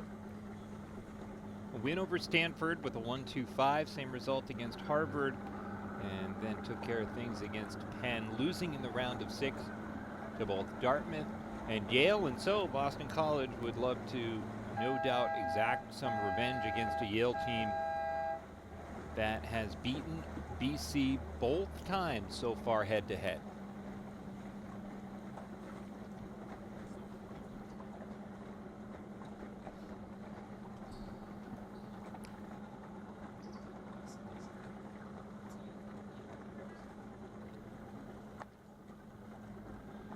Other race approaching the starting line is race 84, Stanford and Dartmouth. And Clay, as we noted off air, that unlike if you were with us for the Open Team Racing National Championships, based on where we were with time and all of that, the plan was to have the teams not rotate, to stay in the 4 boats. They would have 3 boats, the 4 teams in their 3 boats, have the coaches out there as well. For this, we're a little less up against the guns, so it'll be normal rotations, and therefore after these 2 races there will be a relatively significant pause while we wait for the teams to situate themselves for races 85 and 86. Yeah, we're not up against the 5 p.m. time limit, so and whenever there's a Final Four, at least a team from the second race will be in the first race of the next flight. So we need to wait for both of these races to finish. They're going to let the sailors and athletes go back to the dock, talk to their coaches, and switch into their new boats, and then go back out there. So there will be, I think the speed of this will be 2 races, short break, 2 races, short break, and then 2 races, and we'll end the regatta that way. I think the biggest thing we're up against here is whether or not the breeze will hold. So, as you know, if they do not complete the Final Four, they have to go back to the standings before the Final Four, which, as we saw, was first place Stanford, second place Yale, third place Dartmouth, fourth place BC. So winning that tiebreaker for second was Yale, with Dartmouth trailing right behind.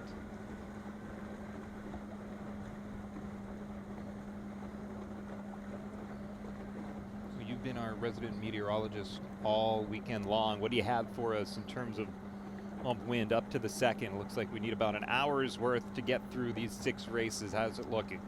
You know, it looks good for 2. It looks good for 3. 4 o'clock is where we start to kind of fall off. So long as we can get it off by then, which I have no doubt that we will, I think that within the hour we'll have our entire podium. Love it.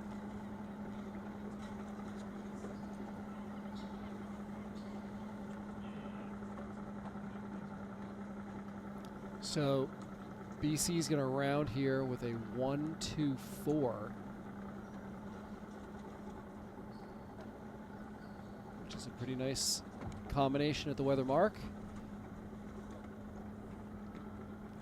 Looks like fourth is really over trimming their main and slowing down and stealing the air of the 5th place Yale boat just to try to create a little bit of separation.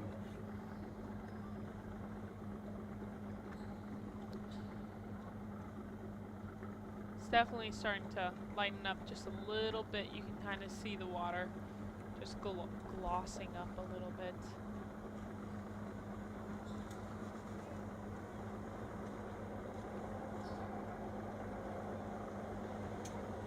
These 2 Yale boats on the right-hand side here don't look too bad coming back to the middle side of the course now.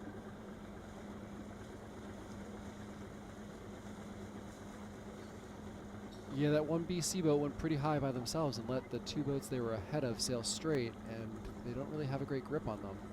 And at the same time, one of the Yale boats got inside of the 2nd place Boston College boat, so things may be falling apart a little bit here. Getting stirred up, that's for sure. Boat 4 from Yale doing a good job re-establishing their overlap by doing a double jibe. That gives them luffing rights on boat 16 from BC. 16 again coming in from behind. Yale boat has luffing rights. We want to make sure that they get across back over so they have the starboard card when coming back.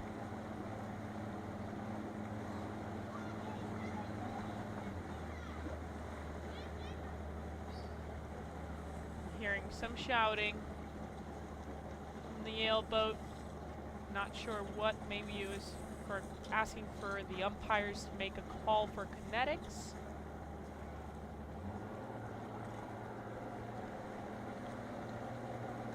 Do you want to talk a little bit about kinetics in light air stuff, Clay? Sure. I think actually that call was just yelling to teammates to make sure they were on the same page as far as what was going on. But in college sailing, the kinetic rules are essentially turned off. You can come out of your tacks and jibes faster, which puts a big premium on boat handling, and the teams that have the better boat handling are able to maneuver their boats in the right way. BC here is converted to a 1-2-5, back into a 1-2-5. I like the play of 18, who was in control there, to give a little bump and let 17, their teammate, go around in first. They should keep going for a little bit longer. Just give 17 a little bit more of a breathing room. Make this last beat just that much easier. And 16 rather is doing a nice job of keeping an ace behind them. However, with kinetics, worth noting that you are not allowed pump on the downwind in particular. Can get red flagged for that by the umpires. So when you see a boat kind of rocking a bit, instead of just jibing their way around, when you see them start rocking while on the same tack or jibe, that's where you kind of can fall into the problem of getting red flagged by the umpires. I don't think there's been a single kinetics flag the entire weekend. Not a single one, but you did see a little bit of pumping kind of come close there on the downwind. And I believe there was one pre-start where they had a pumping flag for a team from the umpires. A pumping flag? Or, I'm sorry, for Kinetics flag. For red pumping? flag for pumping. Before the start? Yes. Not today, but yesterday.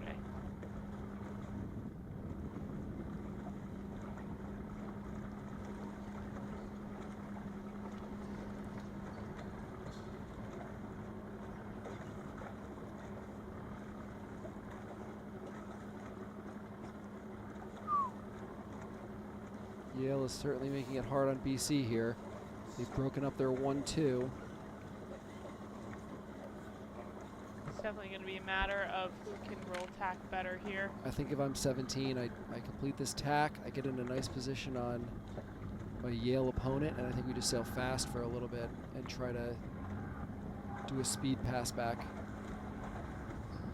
There you go. Tack back with them, and now you're covering both boats, and the whole time boat 18 is sailing fast and straight and hopefully gaining some distance. I don't know if I would have rushed that if I was 18. Oh, that, oh. Don't think they needed to hit them there.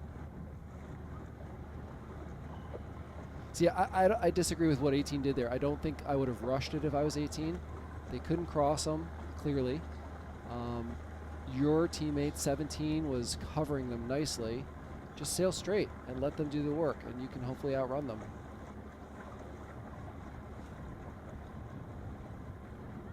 Now, the question to me is, who's going to be ahead here? Who has the one? Does Yale have the one, or does BC has the one? I think Yale has this. Right. So now Yale is losing 1-4-6, but if this Yale boat establishes themselves in first place, look for boat 4 to sail backwards and try to do the 4-6 pass back and go to a play 4.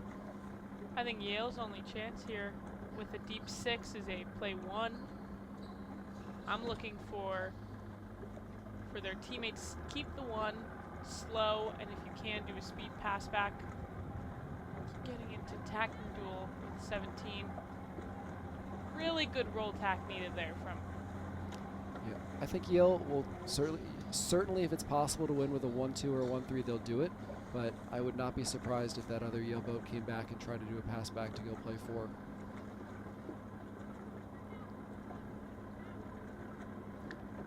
And Yale number 6 can help things out by sailing fast to the finish line and positioning yourself in case that play 4 is needed. The Yale boat's in a little bit of a tough spot here. Not necessarily going to be able to cross. They're going for it, but also BC kind of let them go for it there. I would have maybe tried to have pinned. Now Yale has sailed themselves into a 1-2 essentially. Yeah, Yale's going to get this here. 1-2 finish for the Yale Bulldogs, and they grab a victory in the first round of 4 race. Yale has propelled itself to sole possession of 2nd place, and so they knock off Boston College, who will now turn its attention on, as we will, to Stanford racing off against Dartmouth. And we will shift our coverage over to the Cardinal and the Big Green doing battle in each of these schools' first races in the round of 4. Stanford 7-8-9, pink sails against Dartmouth 13-14-15, the green sails. And you can see these boats are rounding mark 4.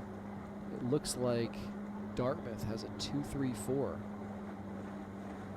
Also definitely lightening up pretty significantly across the race course here. Every single roll tack will make all the difference. Boy, I like this play by boat 8. Those boats maybe went a little wide. You can tack. Boat 7's doing a nice job of covering 15. Nobody has control of boat 8. I might have stayed a little bit longer if I was boat 7, but I thought that was a really smart way to get out of the 5 and the 6 if I was boat 8. Yeah.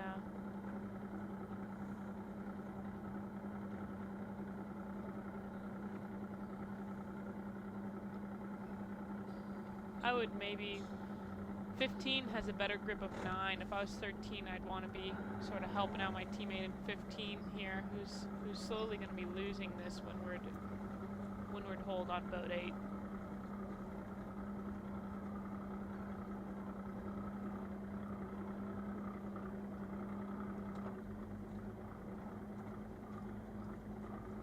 Boat on the right-hand side looking really nice coming back here. Looking at boat 7, who's trying to slow 14 as much as possible. 8 is just slowly and surely poking out on boat 15.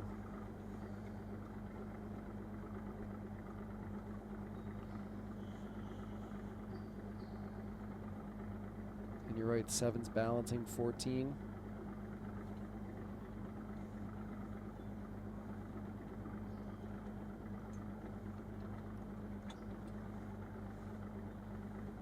It's always tough being that windward boat heading out to the left-hand side.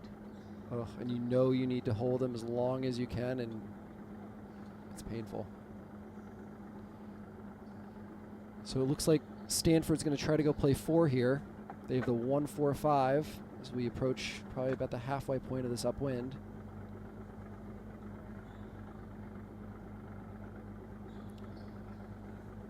Dartmouth is trying to double team that 4th place Stanford boat.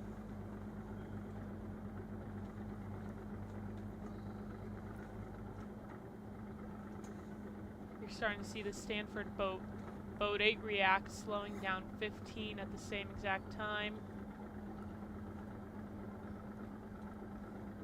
That's a good job of 15 of tacking in there.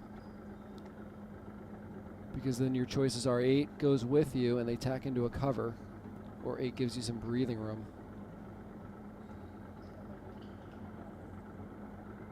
These roll tacks are going to be absolutely imperative in this moment.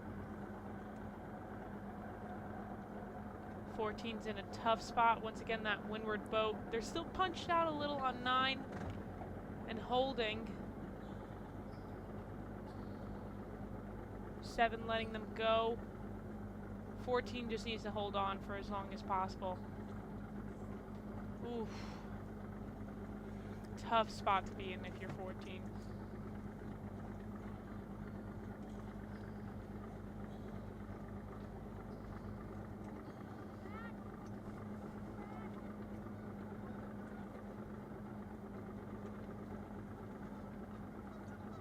Nice tack from both 9 and 14. But 9 is just punching out from leeward here. Here's the finish line coming into view. Not quite laying. 14 needs to do everything they can possible to hold on. And it looks like they weren't able to. Waiting for 13 to see if they can do anything in their power. They're gonna want to go for boat 9 here.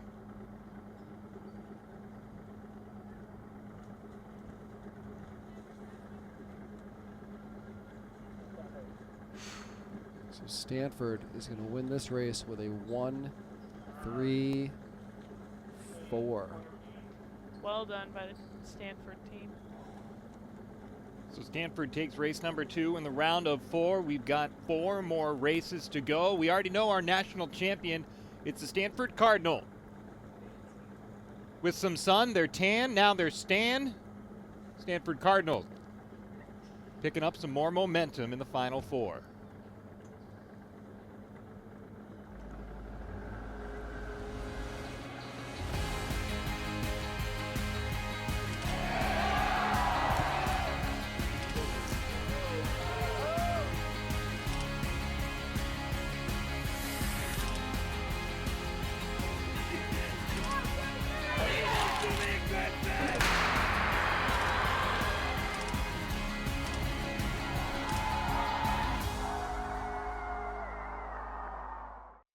When you become a part of a sport at Dartmouth, you're becoming part of something a whole lot bigger than you ever could have imagined. The bond between two Dartmouth people is really special because even if it's separated by 10 or 20 years, they know that they have a common experience. It's neat to really just get together and to learn through each other. this is where I'm from, and this is me. Like, Dartmouth is who I am. Welcome to the community. We want to introduce ourselves to you. We're a not-for-profit financial cooperative founded and operated by Harvard employees. If you work or study at Harvard or any of the teaching hospitals, you and your family are eligible to join. We've helped thousands in the community buy their first homes, pay off their student loans, and build strong credit. Ask your friends and colleagues why the bank with HUEC. And get to know us at huecu.org/hello.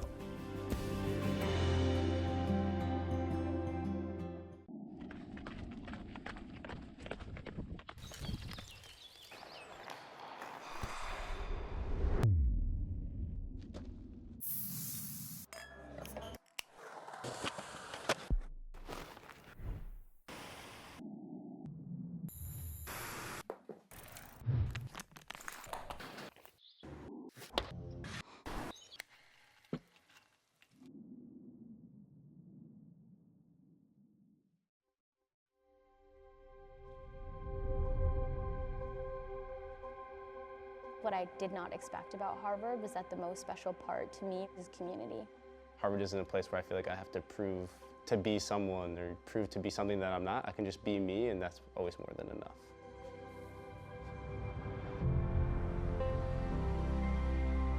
It's a place that will open up opportunities and ideas that you may not have had before. Teaching at Harvard is my favorite thing. It feels at times like a shot of just energy.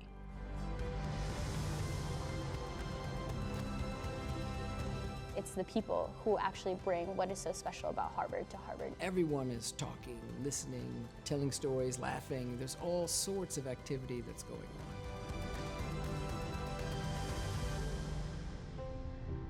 It's not about people trying to be the best in the world. It's about us trying to be our best for the world. Come here, come here. Hey, hey. Bring me a toy. Oh boy. I have always dreamed of coming to Harvard for a really long time. I come from a pretty rural town. I grew up passing turkey fields and corn farms and stuff on my way to school. North Carolina is not super known for sending a lot of people to Harvard. So for me and my community, it was definitely a shock that I got in. I feel like I'm gonna swirl gathering acorns. Like I'm gonna look for things that I like. I think my high school experience was unique. I didn't find myself a lot with other classmates that looked like me or shared sort of that immigrant background experience. So the transition was, I think, a little bit difficult in the sense of like, it was my first time leaving home. I'm really close with my family. This was kind of the first place that I found other students who had shared that sort of like black sheep experience in high school. I think I started just like everyone else, started preparing probably like end of my junior year, getting ready for all my applications. I thought if other kids could do it, there might be a chance that I could do it, and so I might as well put myself out there, and the worst that happens is you get a no.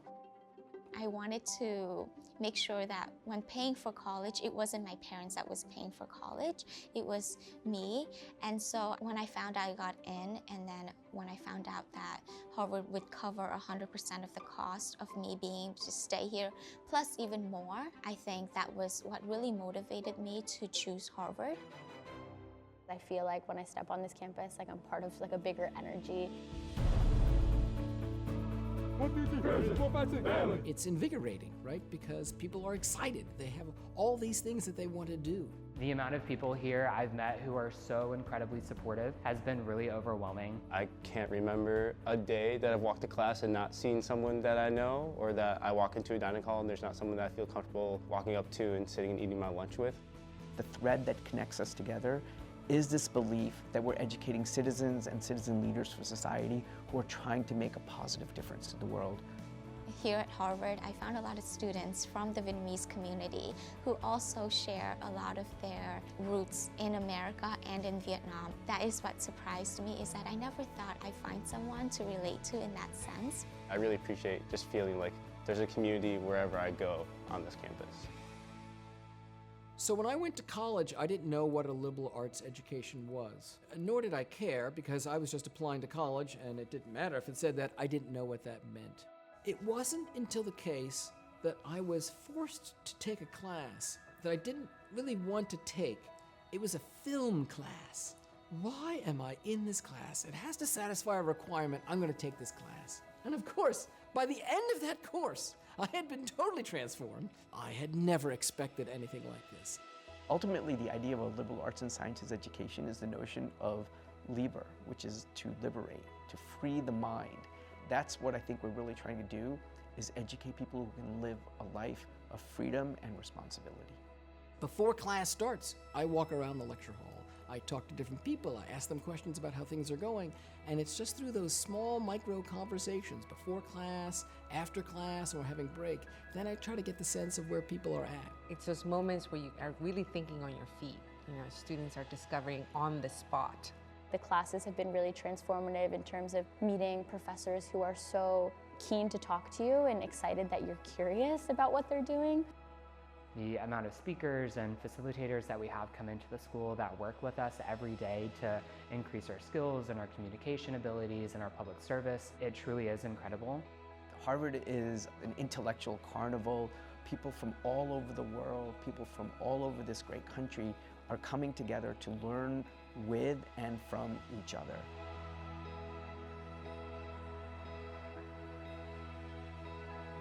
How do students shape the community here? They shape it in all of the things that they do. I think when you think of a student athlete, at least in like the college athletic world, the emphasis really is on being an athlete more than a student sometimes. But when you're here at Harvard, being a student athlete is trying to do both of them incredibly, incredibly well.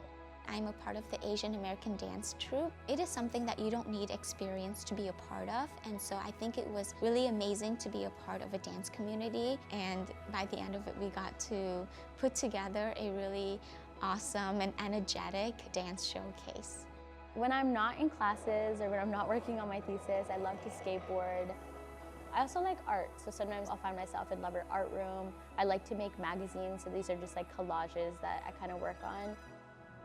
I think the advice I would give to my younger self when I was applying to Harvard would be to never forget where I'm from. I think the most important advice I can give is that you get out of college what you put in.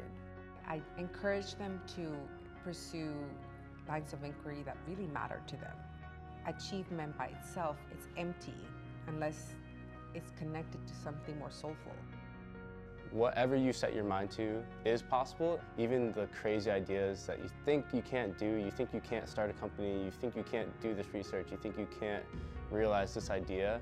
When you see people doing it around you all the time, it really forces you to challenge that and realize that I can be doing these things. I can do whatever I set my mind to.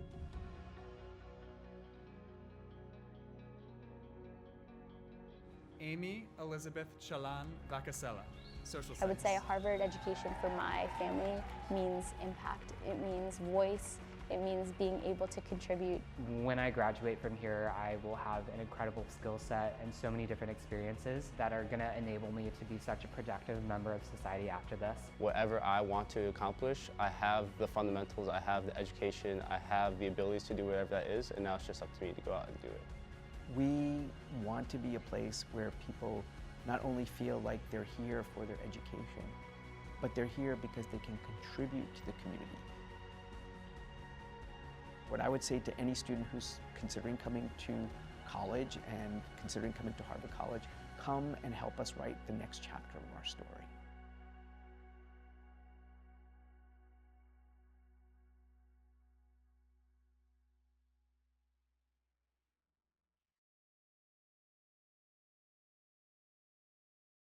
To me, belonging is not just being accepted in a space, but being wanted there. You feel needed, you feel like your contribution is irreplaceable.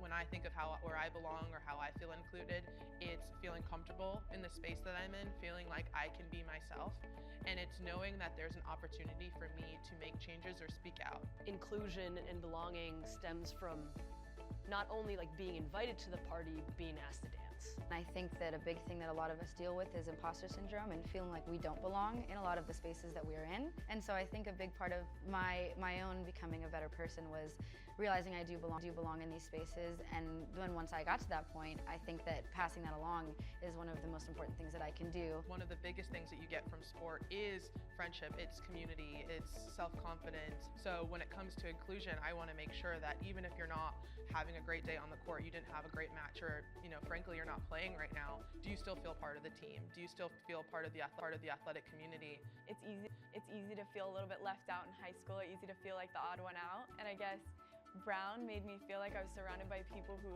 got me in a way. I think to start everything, it is conversation that has to happen, and then it'll turn into action.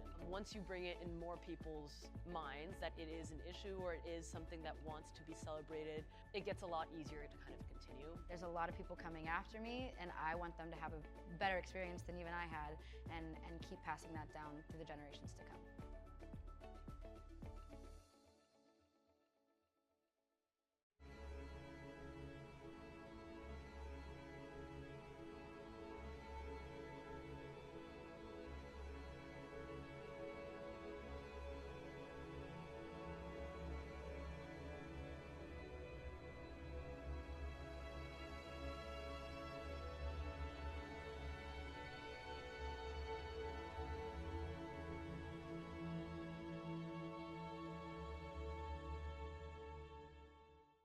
Welcome to the community. We want to introduce ourselves to you.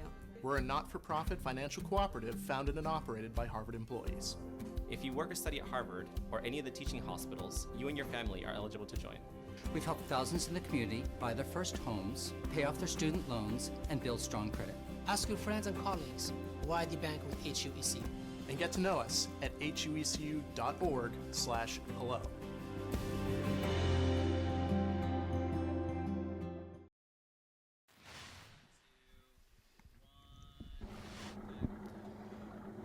We welcome you back along the Charles River here in Boston. A hearty few still hanging out, taking it all in. The Women's Team Racing Championship concludes with 4 more races. We know that the Stanford Cardinal are your 2024 national champions. Who finishes second, third, and fourth remains to be seen, but it was Yale picking up a nice victory over Boston College, and Dartmouth just getting edged out by Stanford in the first race of this round of 4. So for now, Yale with the inside track for second place, and also inside track to be Ivy champions when it's all said and done. Alongside Gloria Kevlicuite and Clay Johnson, Adam Giardino with you as we get set to ramp up our third race of 6 here in the round of 4. It's Dartmouth taking on Yale. And this is an important one for that second place finish and also the Ivy League championship you just mentioned. Yale was the only team here that, of the second place teams, that got a win in that last one, and they're looking to do it again.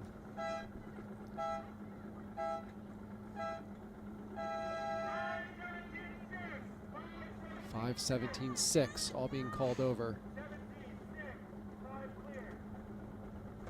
Not too great for Dartmouth, having 2 boats over out of their 3 here.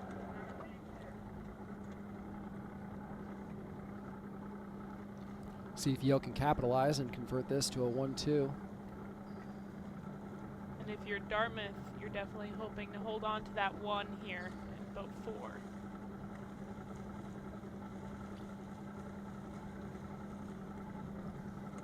A reminder, this started with a 12-team field. We're down to 4 with Stanford, Yale, BC, and Dartmouth.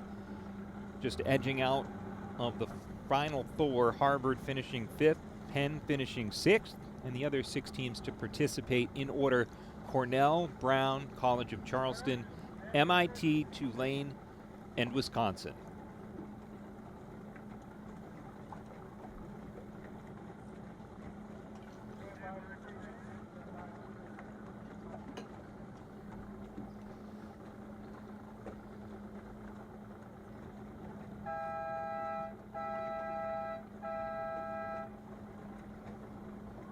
Background, you hear things getting set up for race number 86, pitting Boston College against Stanford.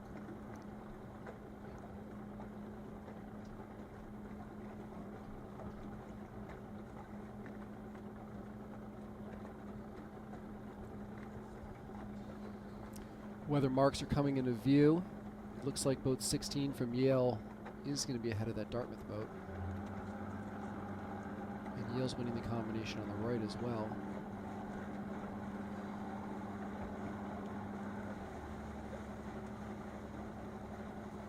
So Yale's going to try to balance well and round this weather mark in a 1-2.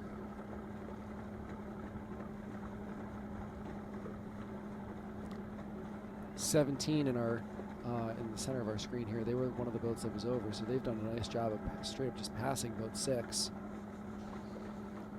which would give them an ace.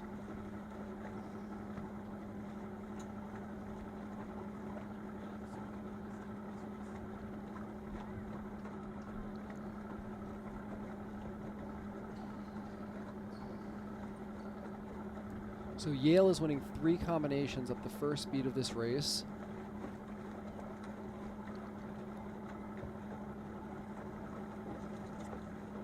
I think whenever that's the case, you're really just trying to convert to a 1-2.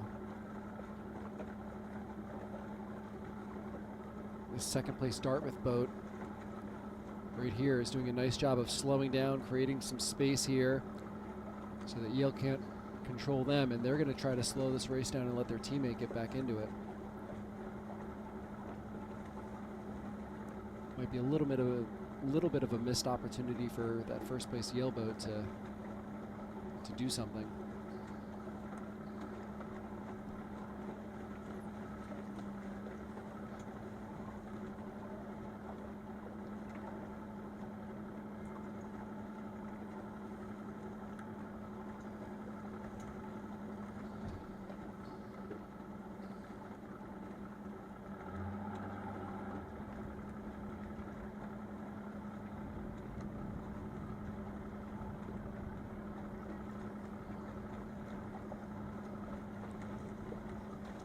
So Dartmouth elects to hold someone out and hopefully convert to what's going to end up being a 3-4-6 at the weather mark.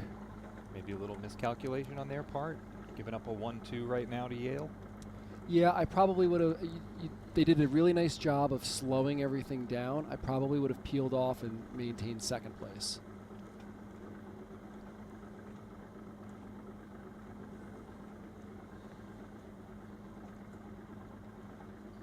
See, this Yale boat is in the back here, is just really crushing and trying to keep their Dartmouth counterpart behind them.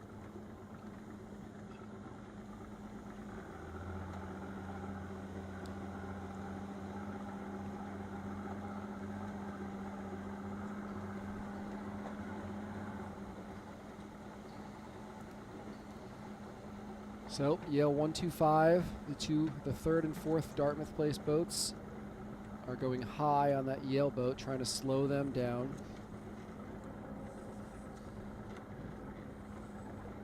I think at some point one of these Dartmouth boats needs to peel off and try to get some separation.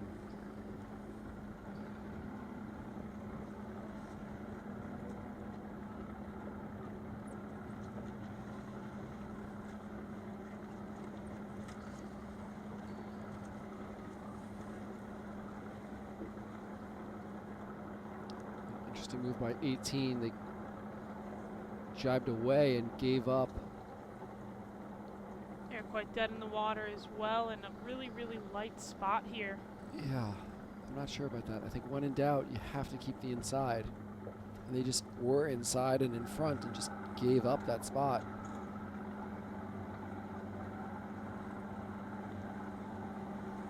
Kind of gaining some speed back here. But the fact remains, one of these Dartmouth boats needs to catch that second place Yale boat. You need at least a first or a second if you want to win a team race. So 17's doing a good job of staying inside and ahead of those 2 Dartmouth boats. You can see the first place Dartmouth boat just turn around, looking around, assessing the scene, seeing what they might have to do, if anything, at the leeward mark.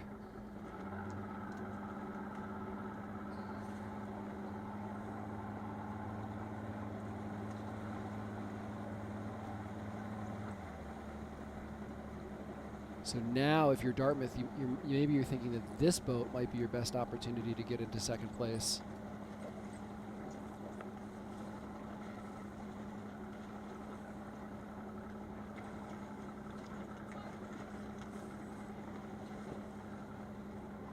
And yeah, I think this Dartmouth boat has moved into second. I think they need to slowly start trying to creep down into the inside, and then you're going to have to clamp hard on 17.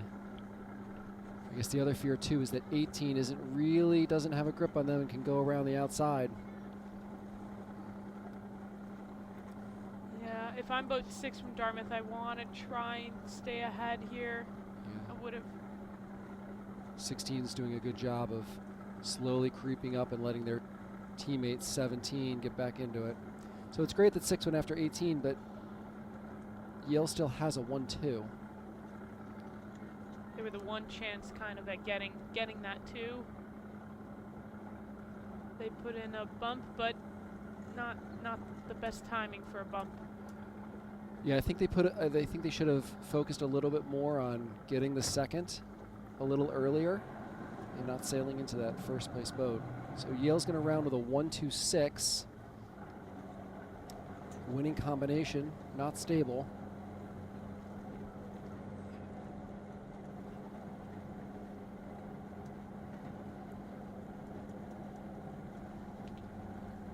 For Dartmouth boats attack out here in search of some clear air. There they go.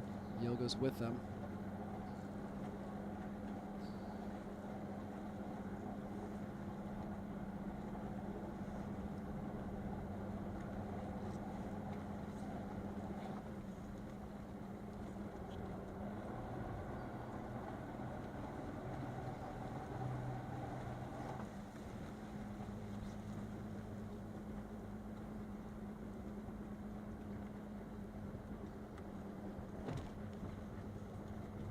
I like what 16's doing here. They're slamming on them right directly in their line on the way back to the middle and then hurting them out to the left side. Though that said, I probably would have gone back a little bit sooner with that boat.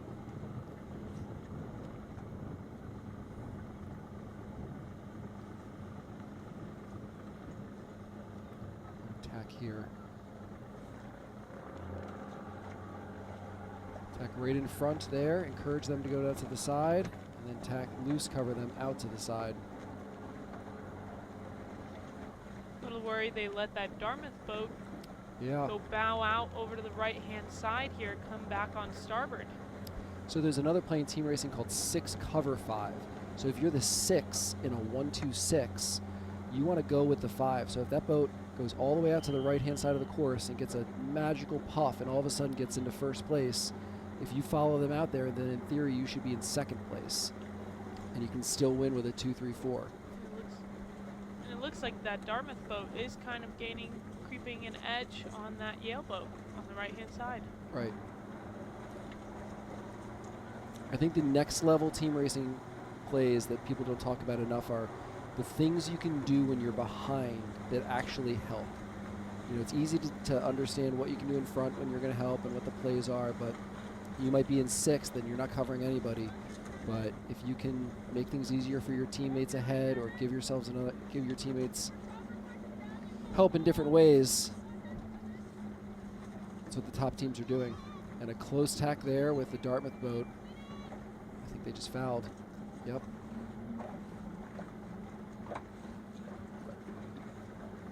See with the one Dartmouth boat that gained a little bit of an edge on the right-hand side is just in that really uncomfortable windward spot here on the Yale boat. But both Yale boats kind of coming in across from the left-hand side, maybe solidifying their 1-2 here. It was a tough duck for that Dartmouth boat. Here's the finish line.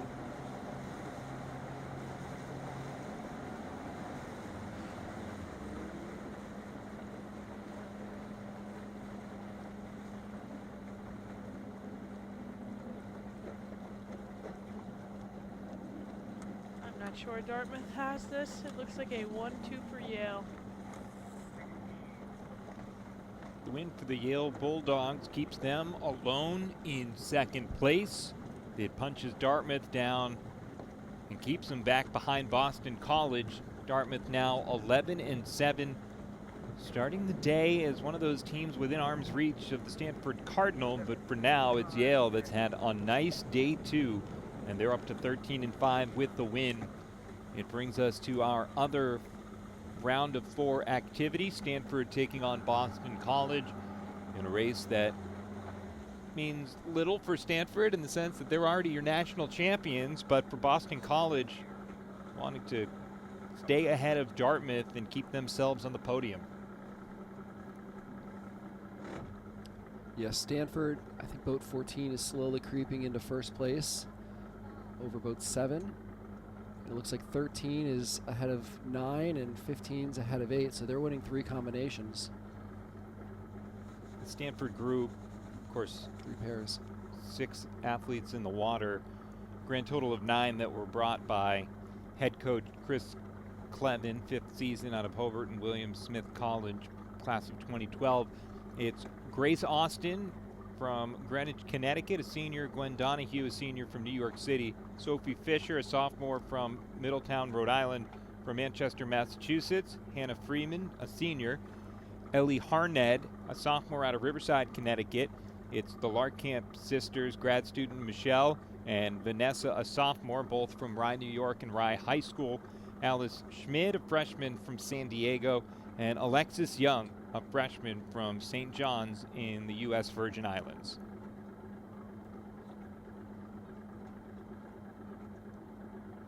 You know, I think the Stanford team has been doing an excellent job today, really capitalizing on minimizing error and avoiding big protest situations. So you'll see oftentimes when it looks like they could go for quite a nice lee bow and they're in a winning play, they'll actually take that duck, trusting their teammate will have a good pin and avoid any sort of fouls. They're not really the team to try and push for a port cross on a starboard boat. They'd rather play it conservative.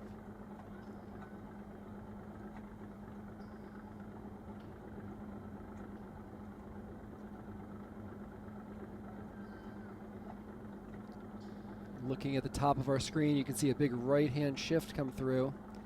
Those boats seem to be reaching in pretty quickly in first and second.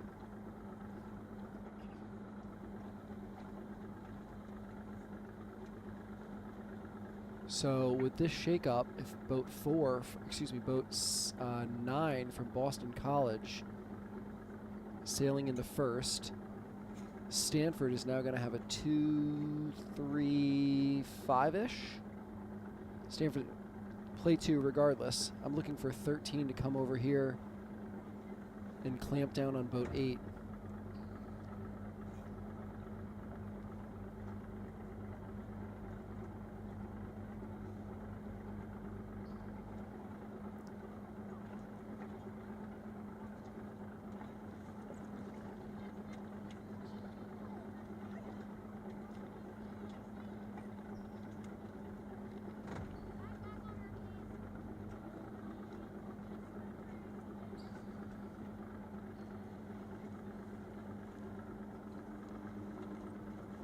Now needs to just continue to clamp on 8 and make sure that their teammates 15 and 14 can get around them to finish.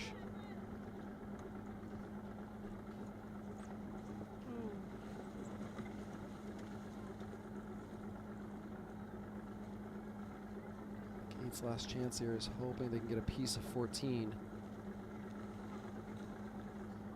And that's what I'm talking about. Stanford's quite conservative where they just take those ducks. All right, so we have 1 for Boston College. I heard a flag. Excuse me, I heard a whistle. I don't see anybody spinning, maybe a green flag. 14 has a nice pin here. Yeah, who has a better roll tack? So 2-3 for Stanford. Probably a 4, but 2-3-4, 2-3-5, either way it's a win. So Stanford improves its mark with the victory up to 17-1. Boston College drops to a tie for 3rd place with Dartmouth.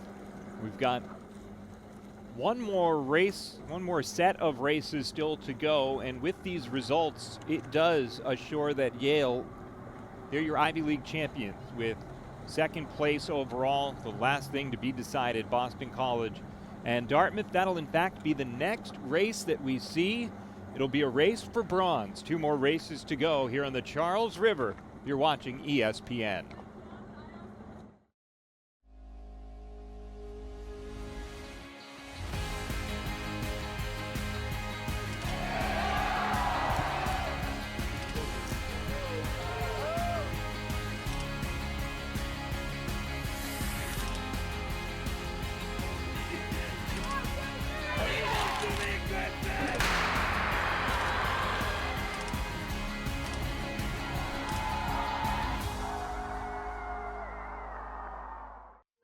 When you become a part of a sport at Dartmouth, you're becoming part of something a whole lot bigger than you ever could have imagined.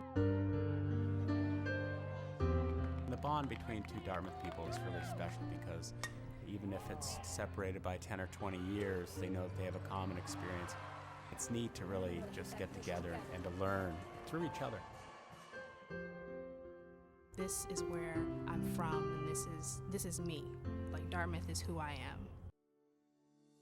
I think the shared commitment we all have is that we're here to decrease the stigma around mental health. We want to make it a more open conversation, whether it's talking about student-athlete mental health, coaches' mental health. We got one goal, we just got to work together to complete that. I think the evolution of the conversation about mental health has become prominent year after year for the last decade, if not more. But I think we're finally at the tipping point where the conversation isn't just about how are we reactive to prevent worst case scenarios, but how are we managing everyday stressors and activities? I have really loved today. I mean, just the conversations. I love talking about mental health, and so being able to dive deeper. I think the keynote was incredible, seeing what mental health in athletics looks like really at the highest level. Mental health is the same thing as physical health, right? We all have it. You guys are all in the sports space. You wake up in the morning and you do a physical check. It might actually inform how you work out that day, how you approach your training. What would happen if we took the same approach to mental health? This is my first mental health summit that I've been able to attend, and just recognizing the value of sharing those best practices. We all have very unique institutions, and so, I think it's very valuable to sit here and think, hey, that's really cool, jot that down. How can I adapt that for our institution? And it's also a really incredible moment to be able to just have a lot of school pride, a lot of league pride. I've always thought mental health is very important. The stress and anxiety that student athletes have to go through to play their sport, to compete in their sport, like there's so much going on outside of that. And I think this mental health summit is like a really good step forward to decrease that stigma and to continue to give access and to continue to give thoughts.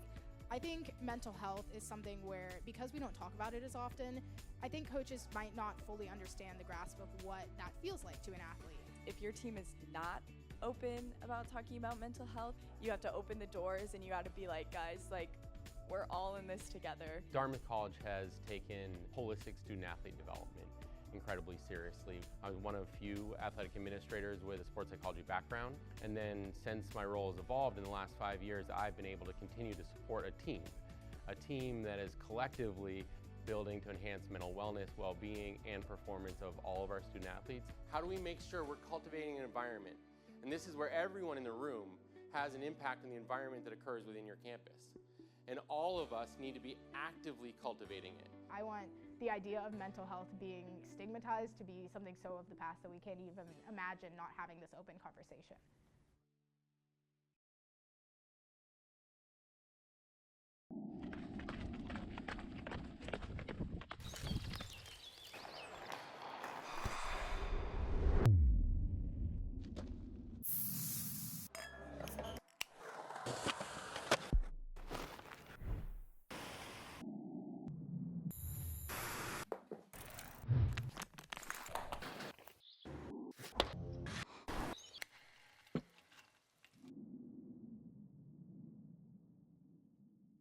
To me, belonging is not just being accepted in a space, but being wanted there. You feel needed, you feel like your contribution is irreplaceable. When I think of where I belong or how I feel included, it's feeling comfortable in the space that I'm in, feeling like I can be myself, and it's knowing that there's an opportunity for me to make changes or speak out. Inclusion and belonging stems from not only like being invited to the party, but being asked to dance. I think that a big thing that a lot of us deal with is imposter syndrome and feeling like we don't belong in a lot of the spaces that we're in. And so I think a big part of my own becoming a better person was realizing I do belong in these spaces. And then once I got to that point, I think that passing that along is one of the most important things that I can do. One of the biggest things that you get from sport is friendship, it's community, it's self-confidence. So when it comes to inclusion, I want to make sure that even if you're not having a great day on the court, you didn't have a great match, or frankly you're not playing right now, do you still feel part of the team? Do you still feel part of the athletic community? It's easy to feel a little bit left out in high school, easy to feel like the odd one out, and I guess Brown made me feel like I was surrounded by people who got me in a way.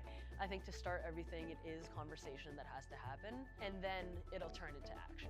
Once you bring it in more people's minds that it is an issue or it is something that wants to be celebrated, it gets a lot easier to kind of continue. There's a lot of people coming after me, and I want them to have a better experience than even I had, and keep passing that down to the generations to come.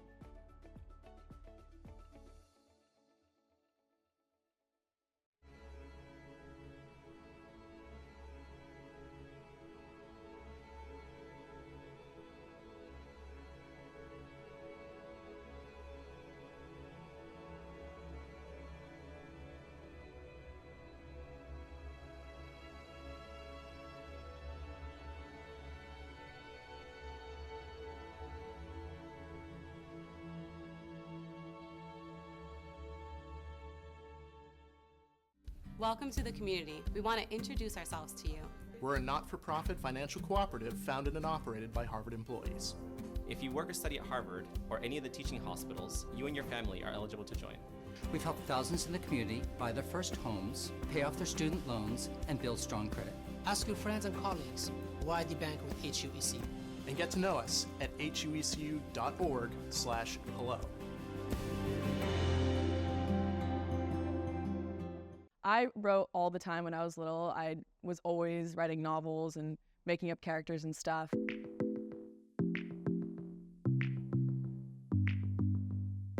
I started sailing when I was little. I did all the summer camps in elementary school.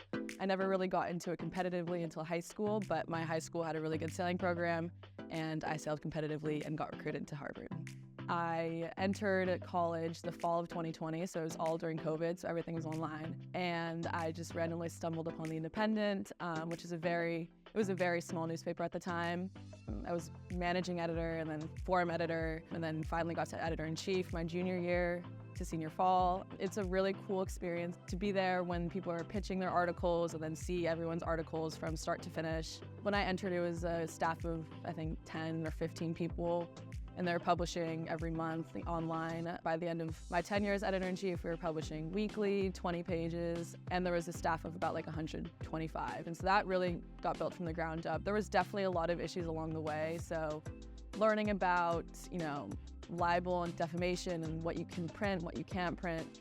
I'm actually writing my senior thesis on, the history of defamation and sensationalism in newspapers. I think my favorite one was that I just published 2 weeks ago. It was called For the Love of Doing Nothing. It really was a reflective, introspective piece about often lose sight of the ability to just sit and relax and enjoy where we are and where our feet are. What I am grateful that I did freshman year was that I tried so many different things. And I would really give that advice to other freshmen. I think there's so many opportunities at Harvard to take those leaps freshman year and discover what you actually really enjoy, so that by the end of your 4 years, you can be proud of the work that you've done and be proud of the families and communities that you've built around that.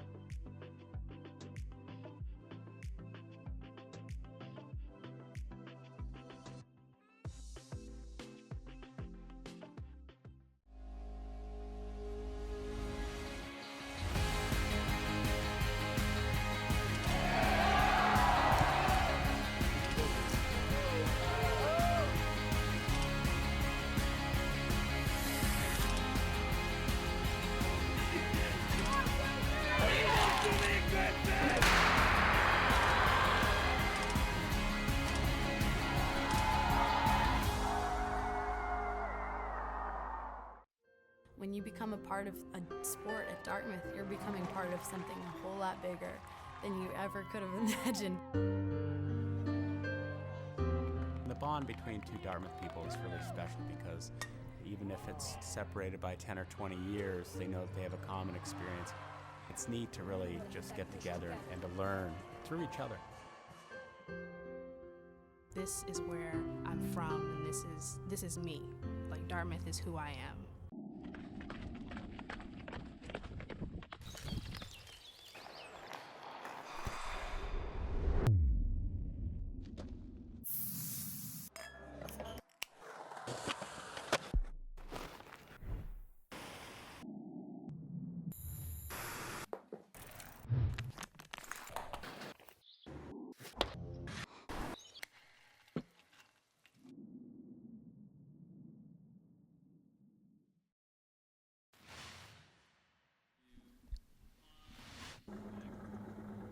Can you believe it? We're down to our final two races here on the Charles River in Boston. Stanford, your national champions, with 2 races still to go. And it's Boston College and Dartmouth that's the next race coming up. So the winner of that race will find itself in 3rd place on the podium and earning nice bronze medals for their efforts here this weekend. It's Dartmouth in the 4-5-6, Boston College in the blue. Yeah, so going into the final 2 races of the regatta, Stanford has already clinched first, Yale has already clinched second, and these 2 teams, Dartmouth and Boston College, are tied for 3rd. And the winner of this race will finish in 3rd overall. Pretty exciting way to conclude the event.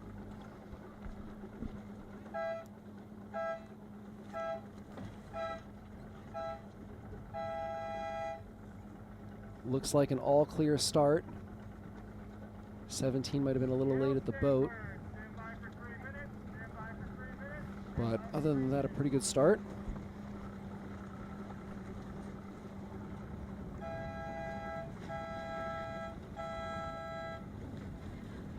Dartmouth has definitely had quite a few OCSs in this Final 4, so I think the fact that nobody was over in this race is a pretty good telltale sign for them, and they've done a good job of catching up when they are behind, so I'm curious to see how they're going to play out in this race with all their players being on at go.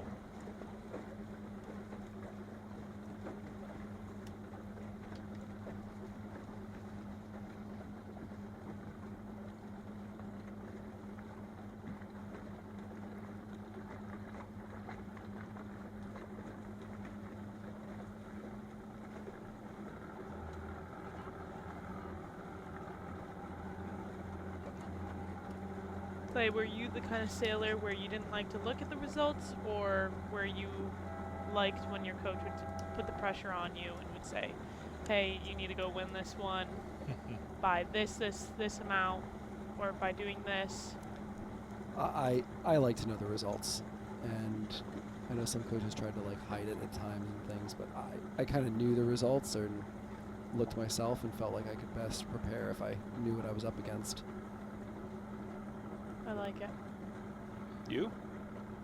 I like to know the results. Yeah, I feel like you're kidding yourself if you're trying to stay locked in and not. There are some sailors out there that, for whatever it is, they just don't want to know the results. They're like, I'll look at the end of the event. I don't know how they do it, because I don't know how they prepare themselves for what they're, who they're going against and who they need to beat and things like that. But I do know a handful of sailors like that.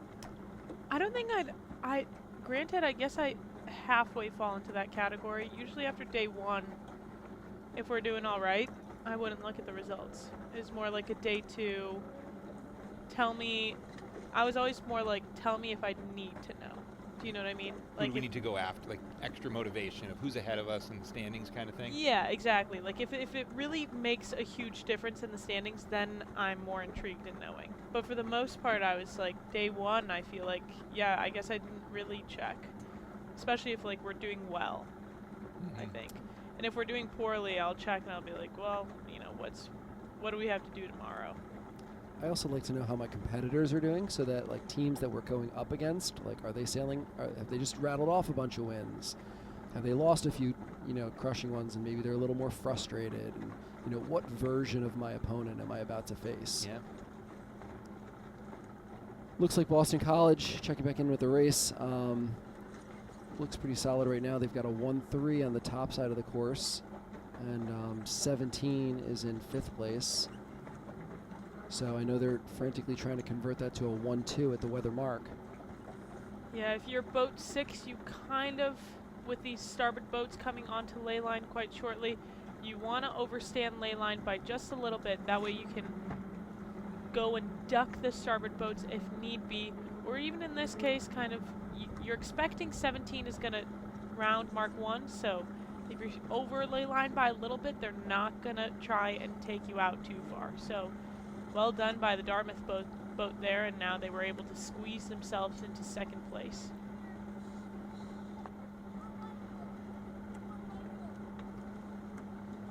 Look for 17 to kind of drop low. That was a great job by that lead Dartmouth boat of not getting taken out by 17. I thought that Boston College boat was going to drop low and try and take them up and let their teammate go through, but Dartmouth did a really nice job of preventing that. And 4 is doing a really nice job of holding up 16 and just letting their teammate who's in last catch up. Wow, what a great job by 6. Dartmouth just squeezed right through that mark. Wow. That was really, really great boat handling. There's a moment where it looked like they were going to try and get inside when they didn't have the room, but their great boat handling was able to maneuver them from inside to down, back up, and back down, and squeeze through the mark with just a little bit more boat speed. Yeah, and 18 didn't end up making the mark and had to tack again, which puts Dartmouth into a 2-3-4 as we round Mark 2. So great conversion between Mark 1 and Mark 2 for the Dartmouth team.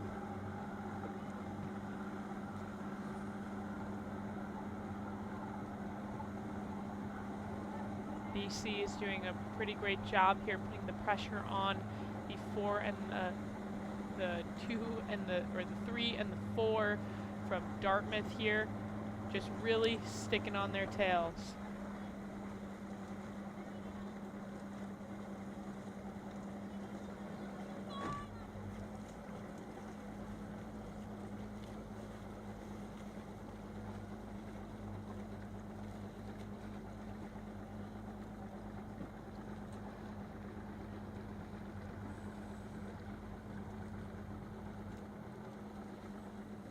Well done by Dartmouth here, kind of coming back in and check in on their teammate. Saw they were kind of losing a little bit of leverage on boat 18. Put in a little bit of a touch there. Ooh, tough drive there from Dartmouth.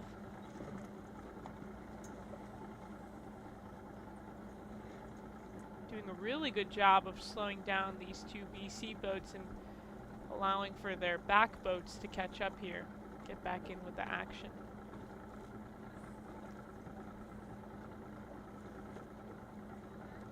What I'm looking for is a little bit of a bump on boat 18, just to kind of see if they can slow down the race just even a little bit more so their teammate can catch up. I was just thinking, what would I be doing if I was BC right now? And I think they have 2 options. The first is if BC, this boat 18, is able to get kind of around on the outside, and this boat can slow down these 2 guys, you might be able to convert to a play 1. And if not, this boat needs to drop in here and pick up this boat and go play 4. And I think Dartmouth just kind of recognized that might have been an option, and boat 6 came up to prevent that from happening. Oh, it's another tough jibe by Dartmouth boat 6, kind of dead in the water.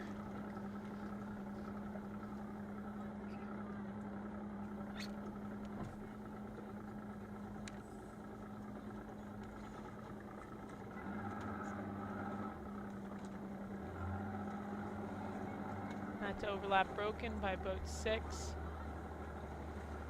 Dartmouth is going to have to put in the work here. BC is not making this easy on them.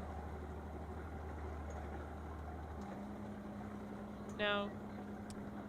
Here's Mark 3. Ooh, and a nice cross there from Dartmouth. Only concern is, will BC be able to round here in a 1-3? Maybe even a 1-2.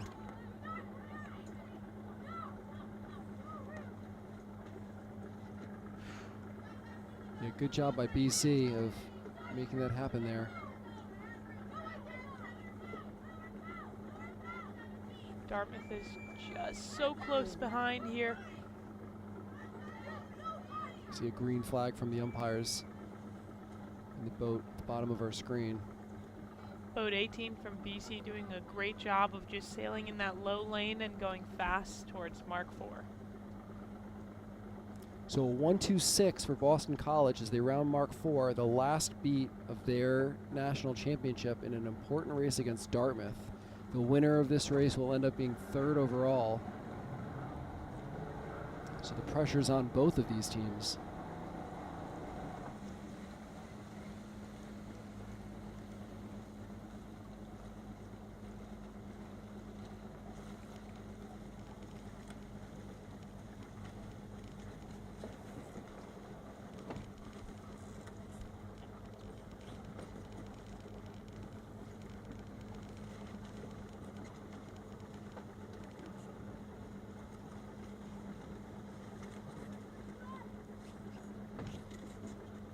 Strong roll tacks there from Dartmouth.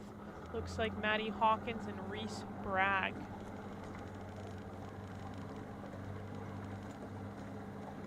Looks like Dartmouth has kind of lost touch with boat 17 on the right-hand side.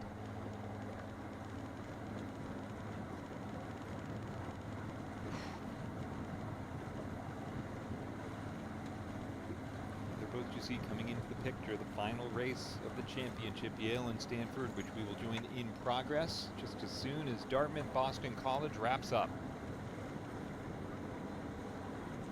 Last bit of hope here is that boat 4 may or may not have a piece of 18, and or the Dartmouth boat on the bottom right-hand corner gets a little blessing from the Charles River of a shift that carries them back into this race.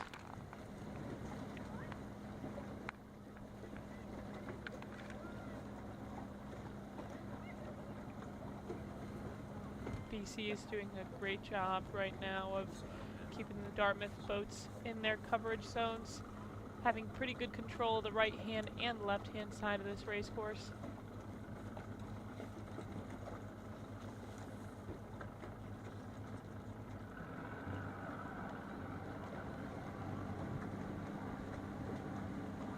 Yep, BC's looking pretty strong right now.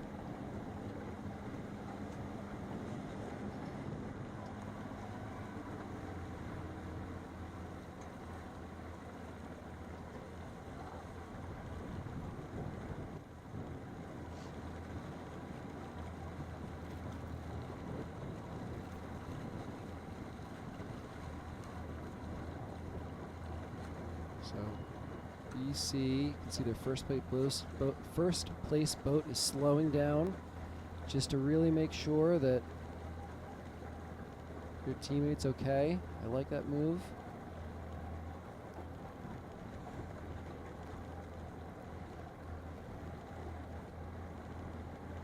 I think if I'm this boat, I'll extend just a little bit more just to try and get some speed up and stay away from that lead Dartmouth boat. Let my teammate come back and help me out a little bit.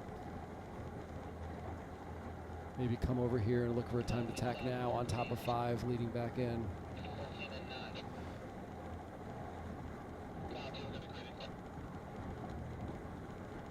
Looks like they're going to safely cross. That's a really great job by BC here.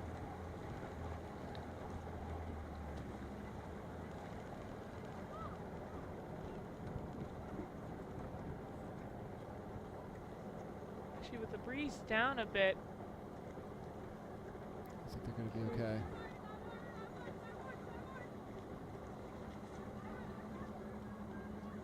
One-two finish for Boston College, locking up 3rd place in the national championships for the Eagles.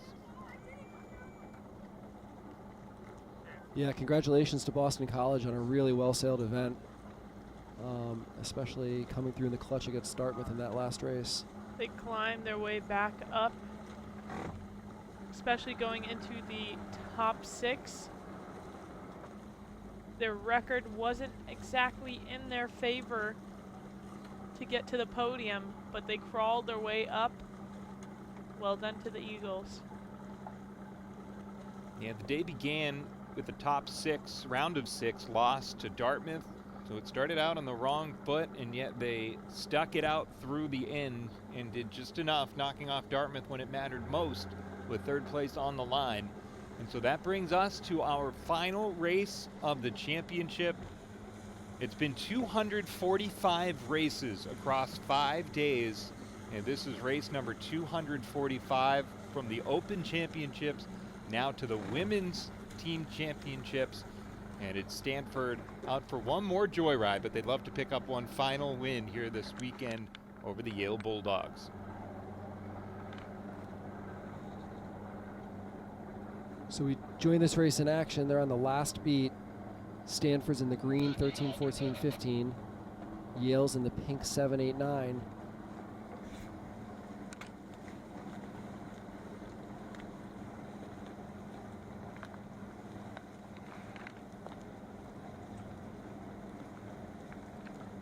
Looks like Stanford is going to be going into a play 2 here with boat 8 from Yale in first place.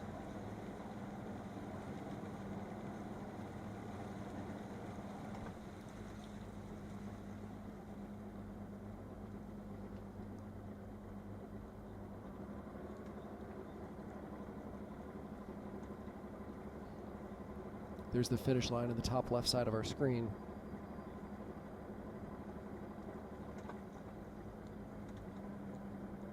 Stanford's doing a pretty good job right now. They still have 2 pairs controlling the right-hand side, or the left-hand side, and the middle.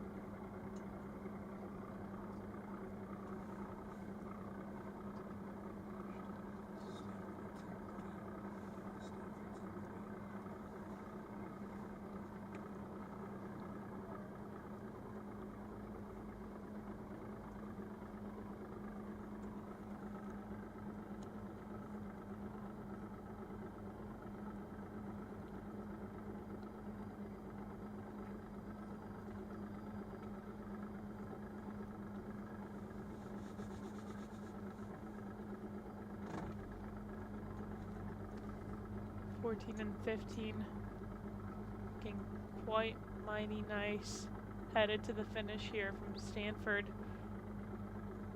14 crossing boat 8, 15 also crossing, leading Stanford to the finish in a 1-2. They didn't need it, but it's nice icing on the cake from a successful weekend from the Stanford Cardinal.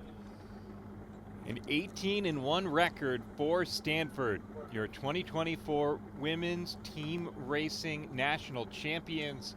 An incredible performance over the last 48 hours for the Cardinal. They're going to travel 3,000 miles east. You might as well get to smile at the end of it all, and they do, as they have won it all, knocking off a Yale team that finishes in 2nd place. Yale capturing the Ivy League title here this weekend.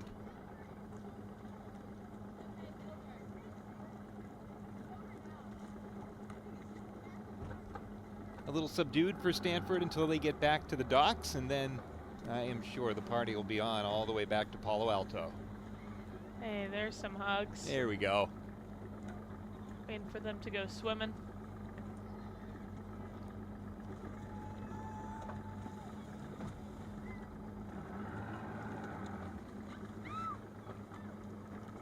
Well, it's never really in doubt all weekend long. Stanford was fast, disciplined, team raced really well. Only had 1 loss. I think this is well deserved, and congratulations to the Stanford team. Really well sailed. Woke up today 11-0, hit 1 small road bump along the way, and it was against Boston College in the round of 6, but by then they had already wrapped up a national title. And those 6 athletes getting ready to cap off their season with the one thing that every team wants to be able to do. Go swimming.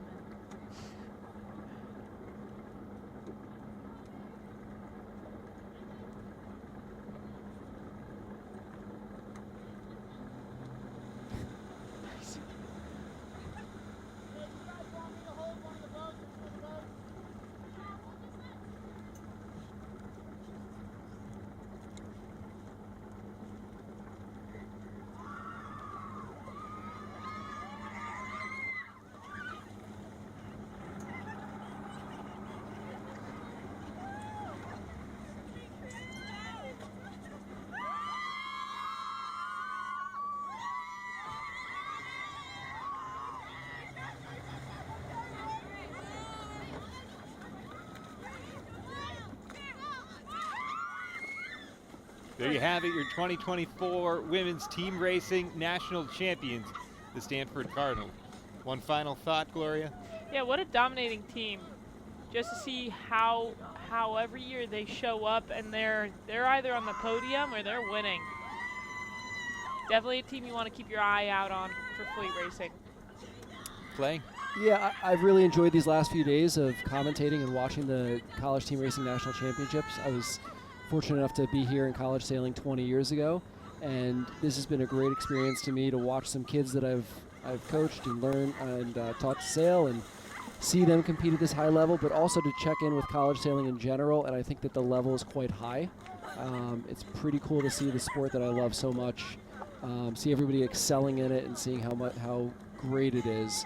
So kudos to the athletes and the sailors, and the coaches, and everybody involved. College sailing's in a really good spot, and it was really fun to watch these last few days.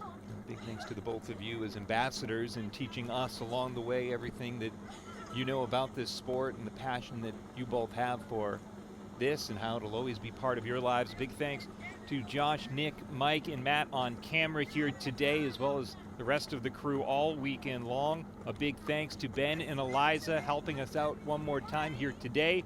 For Jamie, for Olivia, for Dylan, and our fearless leader, Imri, I'm Adam Giardino signing off with MIT and Harvard as incredibly gracious hosts. We have just seen the Stanford Cardinal be crowned Women's Team Racing National Championships. And my broadcast partners, Clay Johnson and Gloria Kevlicuite, I'm Adam Giardino signing off from the Charles River in Boston.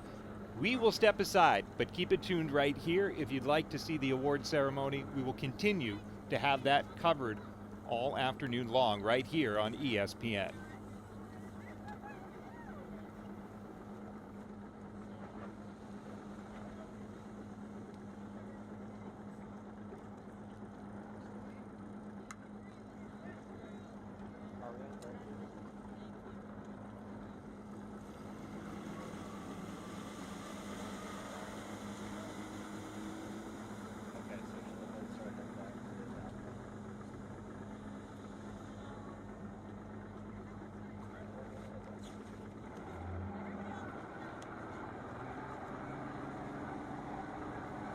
Congratulations, ladies.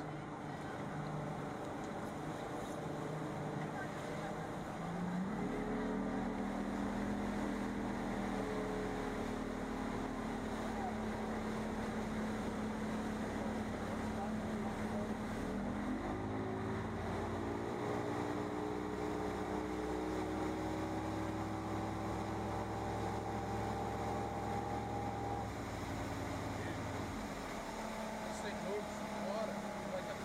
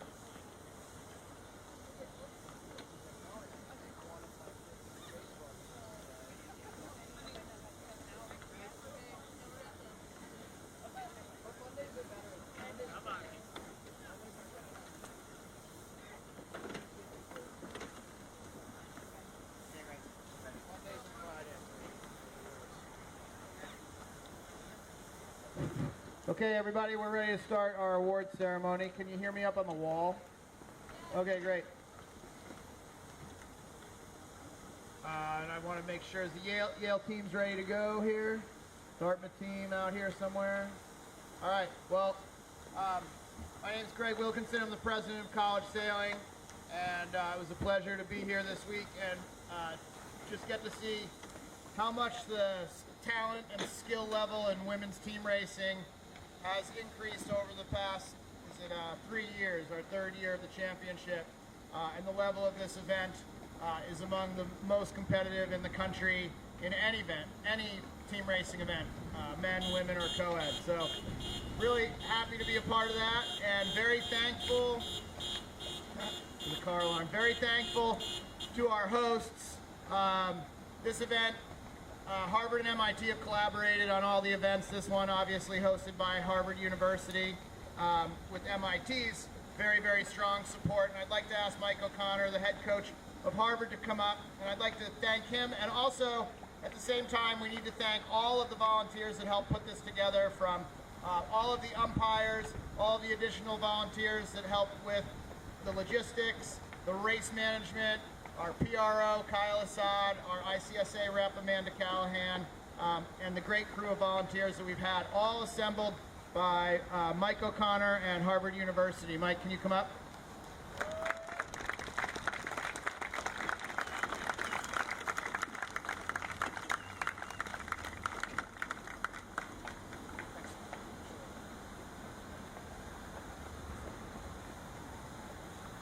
Did all the work. All right, and moving on to our top 3 teams. In third place, the Boston College Eagles.